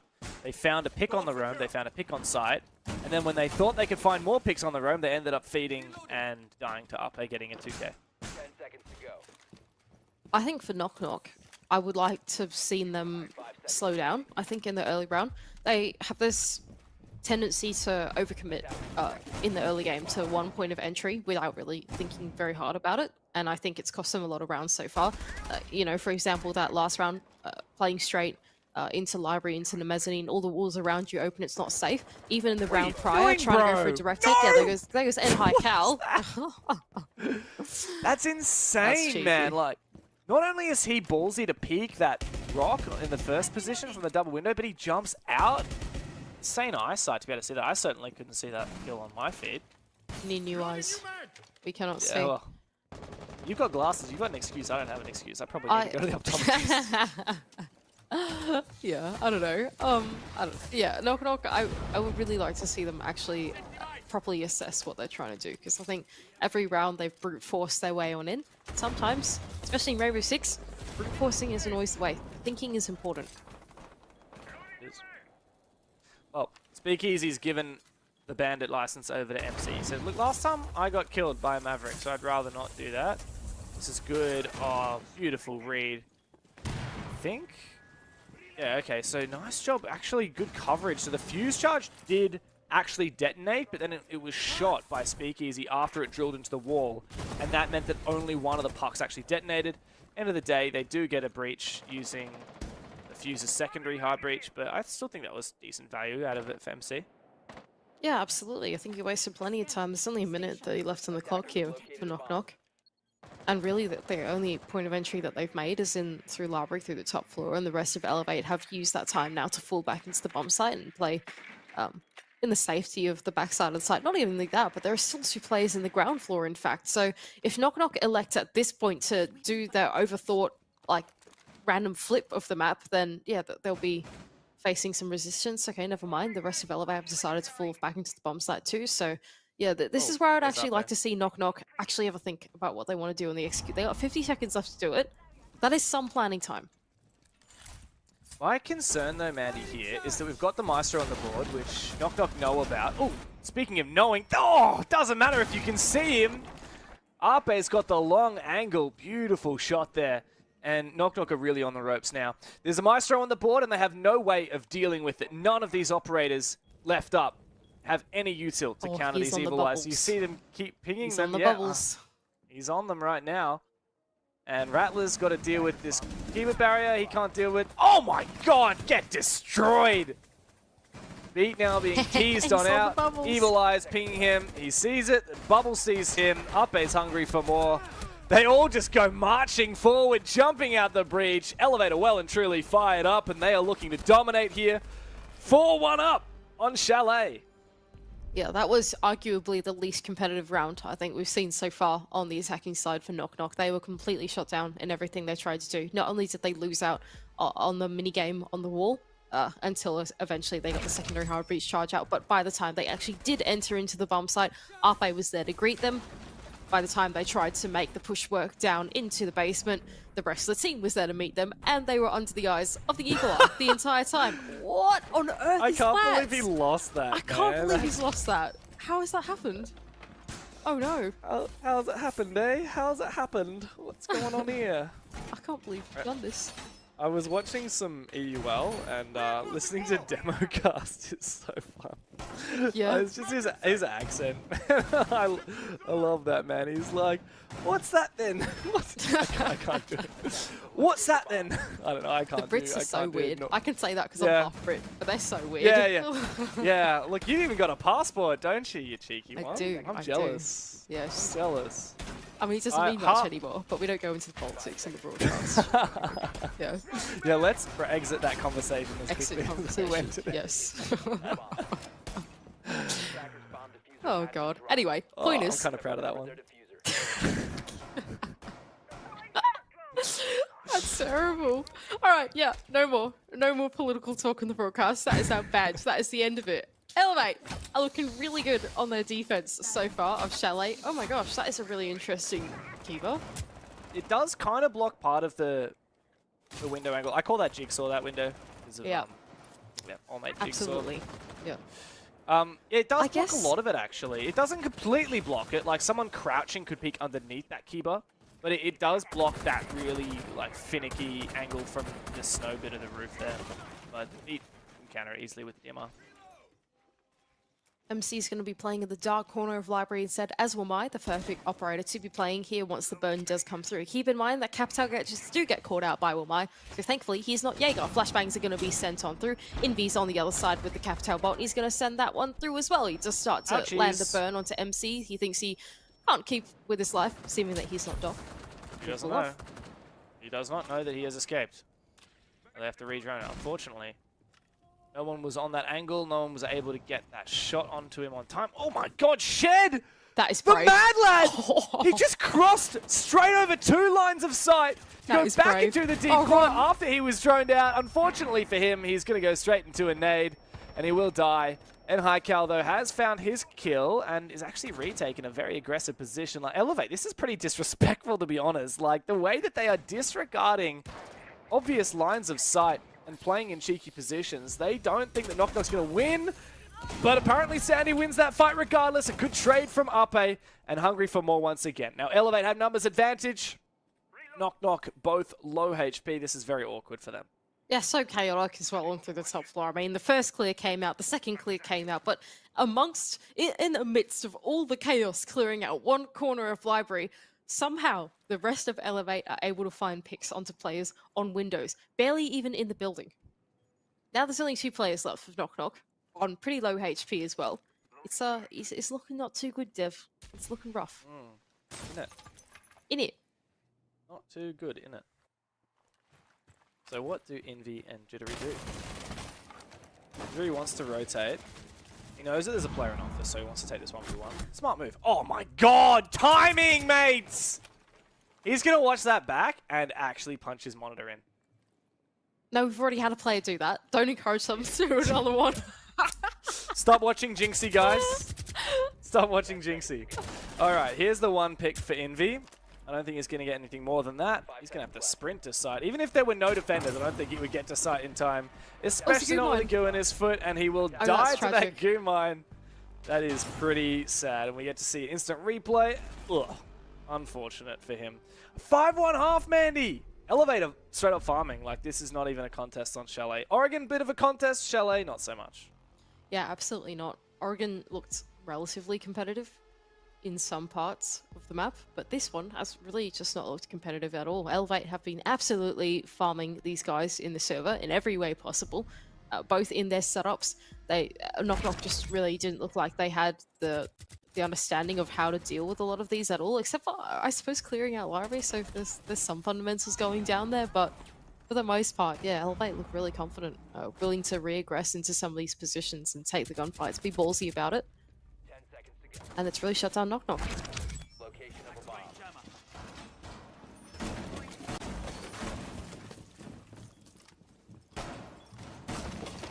So what do they do on defense? Go to bar first up. Yeah, I can see that working potentially. Ooh, Envy. This is a nice little... What? How long is he going to struggle? Oh, he's not going to waste too much time doing that. It is cool though, if you can get that to land, but presumably halfway through the deploy, like, the game detects that you're not standing on anything and it gets it off. But yeah, it's a cool idea. That would be quite hard to... I mean, I guess it doesn't really matter, to be honest. Like, you just shoot it. Yeah. You're an attacker. It's not like you have to knife them anymore. So, doesn't really matter. Should you have to knife Malusi's? No. I don't know why, but sorry. I've had this conversation, I've had this very argument with some friends recently, okay, about whether Malusi should have a nerf inverted, or reverse, sorry. Anyway, well, Ape. I think Ape needs a nerf. He's too good. He He's just too definitely good! needs a nerf. Look at this guy! Look at this dude! He's going big. He's going Ape shit all over site. In a 3 versus 4, Knock Knock look to try and stave off match point. Elevate poised to really knock on the doors of those semi-finals. And what can the defense do from here? I don't think you can say that, Dev. That's not fair. Elevate, they're looking pretty good. Once again, another sack. I'm completely lost after that one. MC is the perfect operator to deal with Envy in this position as well. I absolutely lost him. Sorry. Oh, I'm glad that I'm keeping you entertained at least, Mandy. Because Elevate have entertained me, that's for sure. I want to see a bit more out of Knock Knock. Here we go, Oh, we're Shed. doing it. Yes, flash. Okay. Oh, that looks cooked here, mate. Watch this. No, not flashed. Okay, those magnets. Well, MC's in, I think. Maybe he's not. Oh, Oh, he's out. I thought he was. Here's He's the not. Cappy. He could knows. force the Malusi into his line of knows. sight and go to take that fight. I think he's going to wait for a mate to come over. And then they're going to do... Oh, no, he's not. He's just going to do this. That's... Oh, that was a good try. Oh, it works out anyway! And I jumps all the way down to the ground before he jumps in. Beats there for the refrag, though. 2v2. Yeah. Oh, no, he's dead. I was going to cook something up, but Elevator so just exciting. steamrolled on the side. Back and forth, Mandy. Like, Elevator just like, 3, 2, 1, go! I'm going to fire him. You're going to jump in the side. We're going to blitz them. We're going to roll over them. And Knock Knock now. 5 rounds in deficit, Mandy. It's going to have to be the comeback of a lifetime. We saw a big upset from them yesterday, and they just got a mere point out of their game against Jalita. But can they actually come back from something like this? I think it is far too much to ask for. Yeah, no, definitely not. This game is over, I reckon. Elevate look in complete control at the moment. I don't really know what else to say, to be honest. I don't want to overanalyze it at all. They just look phenomenal right now. Upe's just walked into the bottom side and got 2 kills. Damn, that's crazy.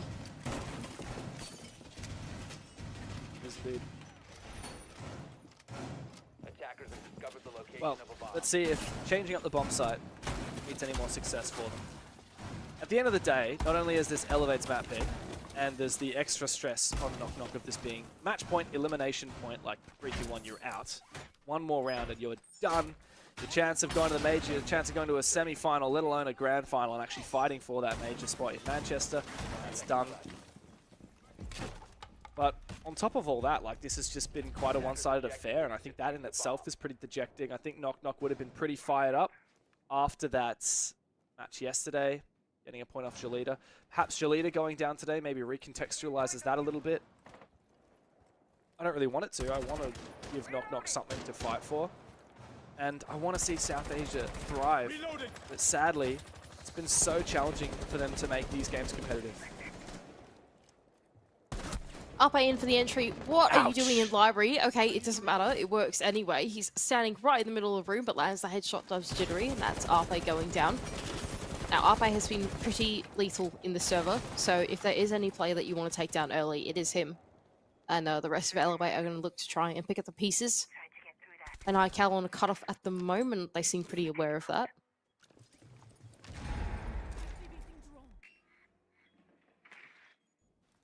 Ooh, this is a freebie. This is a freebie. Sandy, be careful. Okay, no, he does move just out of the way in time. However, Jiri is overpeaked. Sandy, completely unaware of how exposed he is to this window. Oh, jump in from Shed!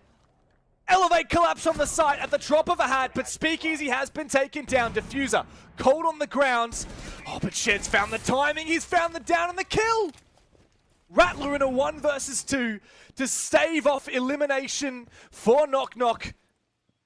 With Death knocking at their door. Can they pull through? Can they come up big? And Highcow's got the diffuser. Is repositioned. He knows he can play with his teammate. Good coverage from Shed, who's already found a big entry. 2 big entries in this game. That smoke ain't gonna matter. It's too little, and it is far too late. He spots out one player. Oh, the down! It's a 1v1. I think he knows it, and Highcow locks in and locks out Knock Knock. A spot in the semi-finals confirmed for Elevate. This European Southeast Asian mixture is not done just yet. And they have a rematch scheduled with Fury in the semi-finals. You said it right at the start, baby. Knock Knock, who's there? It's Elevate. They're back in the server. They're looking good and ready for that semi-final. It's going to be a pretty epic rematch going into the best of 3 next week. I'm really excited to see them play. They look absolutely fired up right now. Sorry, my hair's getting a little bit too excited at the 6 rounds in a row that Elevate just won to take their spot in a semi-final. Big ups to Knock Knock. They gave it their all. Oregon was a little bit more of a contest, but Chalet was nobody's game but Elevate.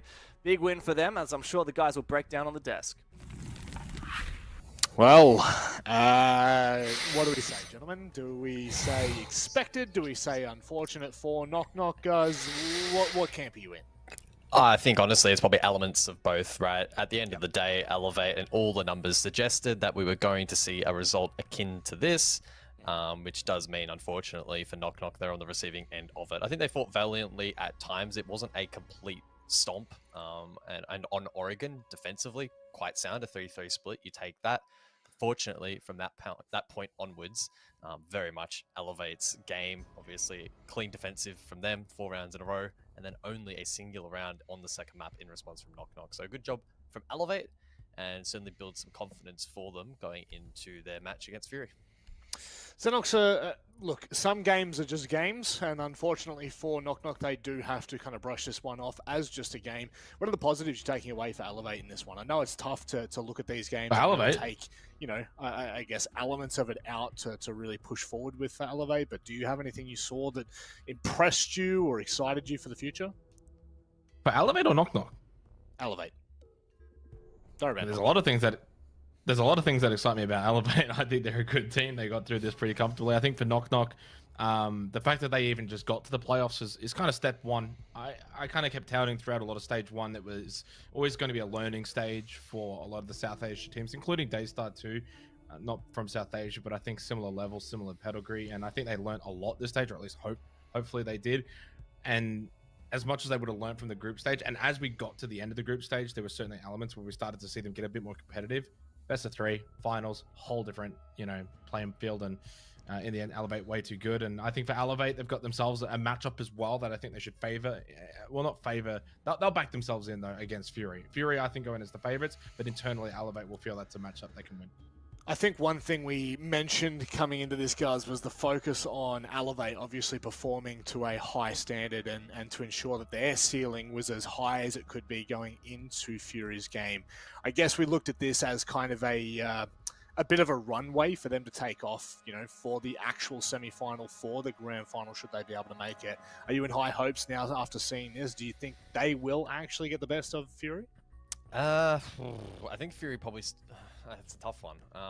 All the numbers suggest that Fury do just edge out, but it is very, very close. How much do you take away from today? Honestly, not that much, outside of the fact that it was dominant from Elevate. In terms of translating their playstyle and what they brought into the server today into that Fury match, you've got to be so careful, because Fury are going to punish you far more than Knock Knock naturally will inside of the server. I think that goes without saying. And also, and I'm sure we'll touch on it before the game, but quickly noting it now, Fury took down Elevate 7-0. That was a real messy performance from Elevate, by far their worst game so far in the stage. But it has proven to be maybe just a flash in the pan. That was just a one-off. Perhaps we won't see Consulate in that best of 3, or they'll just let it slide and give that to Fury as their preference map. Not too sure. But as in terms of translating today to that match, you take elements of it. I think Arpe had a great day. It's not every day of the week Arpe's posting huge numbers, so big takeaway there. And if they can have those players activate in the Fury match, it could be enough to turn the tide. Well, I know for a fact Shed's been able to hear all of that, so you've just opened up an old wound for him. Let's welcome in Shed after a very impressive performance. Shed, we'll talk about Fury in a little bit, and we'll talk about the semi-final in a little bit. I know it's hard to digest, well, not digest, but really kind of rip apart what just happened then. I actually want to know, previous to this, what's the mindset going into a game like this? I don't think that it would be rude to say that, you guys were heavy favorites heading into this, but what is the mindset? What are the preparations looking like? For today, well, we weren't actually expecting to play really, because we kind of backed ourselves to a win yesterday, and then after we lost, we had a very long talk, a very long sit down, a lot of mistakes we made, and I think the goal today was just to fix those mistakes we made yesterday and just keep working on them. And that is the plan going forward for the next week, for practice, just a lot of things we need to fix. We need to work really hard. And it didn't matter who we were playing today. Our goal was just to play our best and fix those mistakes that we were making. You can't make that many mistakes, clearly. There's only one slot from Asia League to get to the major. You're aware of that. You play Fury next week. Do you have that pressure going into a best of 3 like that? No offense to Knock Knock, but Fury's going to be considered a team of higher caliber. Is that a kind of game where you've kind of just got to block out all the external noise, just got to treat it like any other game? I mean, it kind of takes the pressure off us. They're the regional favorites. They won every stage last year. So for us, it's like we're the underdogs, and that takes a lot of pressure off, so I think we'll be fine. Heading into that game, I'm actually looking at your attacking win rate compared to Fury. Fury, for instance, 58%. You guys are trailing at 53. I don't want to beat a dead horse too much, but you did have that 7-0 loss. Obviously, you guys didn't get an attacking round against Fury on console. Is that going to be a focal point and something that you guys are going to be working on over the next week? Yeah, we have a lot of things to work on, attacks and defense, like mistakes that we're making. But yeah, I mean, to be honest, we need to improve everything at the moment. It's still really early days for us, so we need to improve attack, we need to improve defense, like same. Yeah. Sounds like you obviously know that there are things that you need to focus on. One thing that kind of I'm getting from this, well, the question I want to ask you is, where are you sitting as a team at the moment? Because after a very convincing 2-0, expected a little bit more chipper from you. So what's the feeling like in the camp? Is everyone feeling okay? Are they feeling like there is more to focus on than just this series? Yeah, we're very happy with the result. But Yep. I don't want to bash the other team, but it would have been kind of crazy if we didn't win. So like, we're not crazy hyped about it, but I think we're definitely happy. I think we're moving in the right direction after yesterday. But yeah, spirits are good. The main thing is just we all want to get better, and we all want to just improve as much as we can this next week for Fury. Well, that's the beauty, right? You got a good test ahead of you. So we'll leave it there, mate. Do you have anything you want to say before we let you go? No, GG's. Well played to Knock Knock, and see you guys next week, hopefully. Perfect. Thank you very much, mate. Best of luck. See you, mate. Bye-bye. All right, multiple things to be working on, multiple things to be focusing on, Xenox. But overall, I mean, I feel like Elevate are probably in the camp that we expected them to be in, right? A loss after yesterday has kind of left them with a little bit more of a self-realization that this is not going to be easy, that they do now have to double down. Yeah, potentially. I mean, I think subdued celebration for a reason. I also think that the beauty of the format that we've got, there's a week to improve and VOD review and look at where the mistakes went last time against Fury and what they can do to improve themselves. You got to remember as well for Knock Knock, they were ultra competitive yesterday against Jolita, and I think actually should have won that game. They had to fight tooth and nail for them today.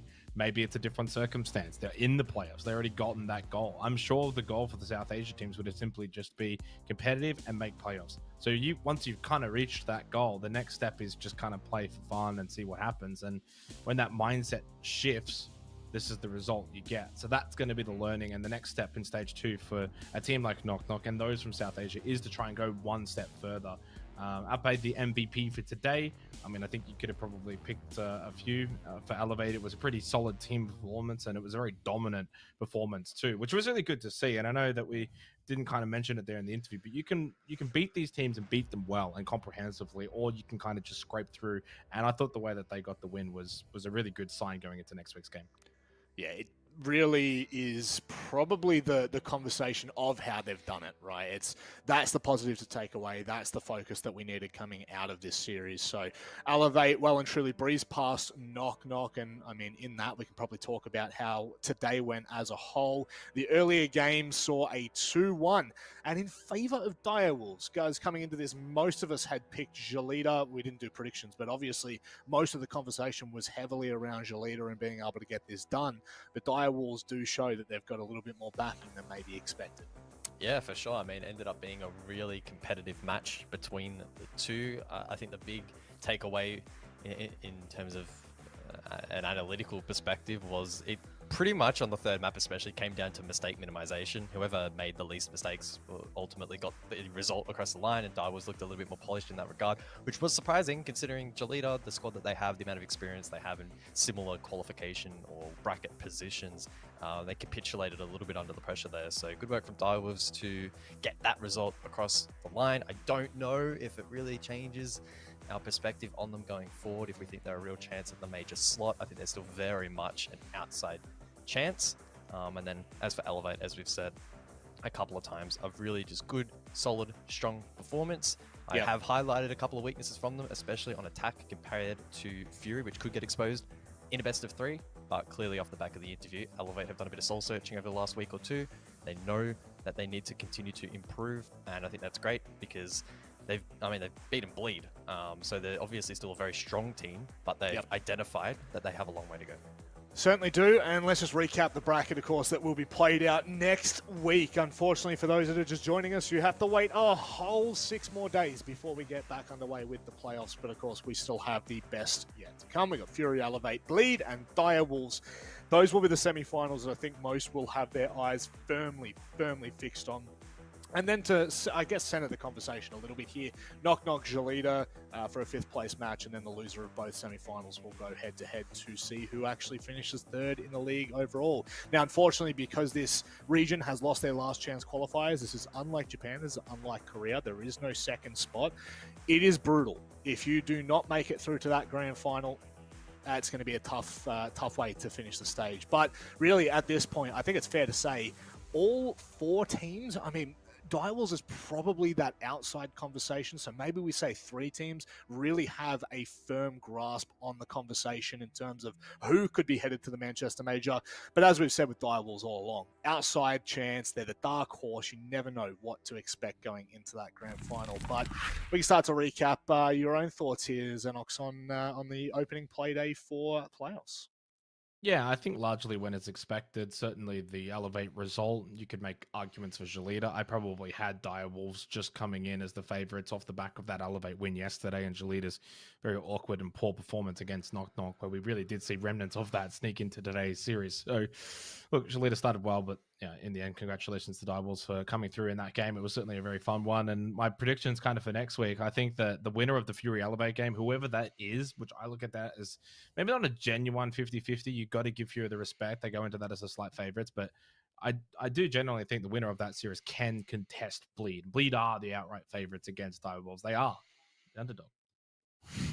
We love a good underdog story. Underwolf. That's a damn sure. Maybe Underwolf, mate.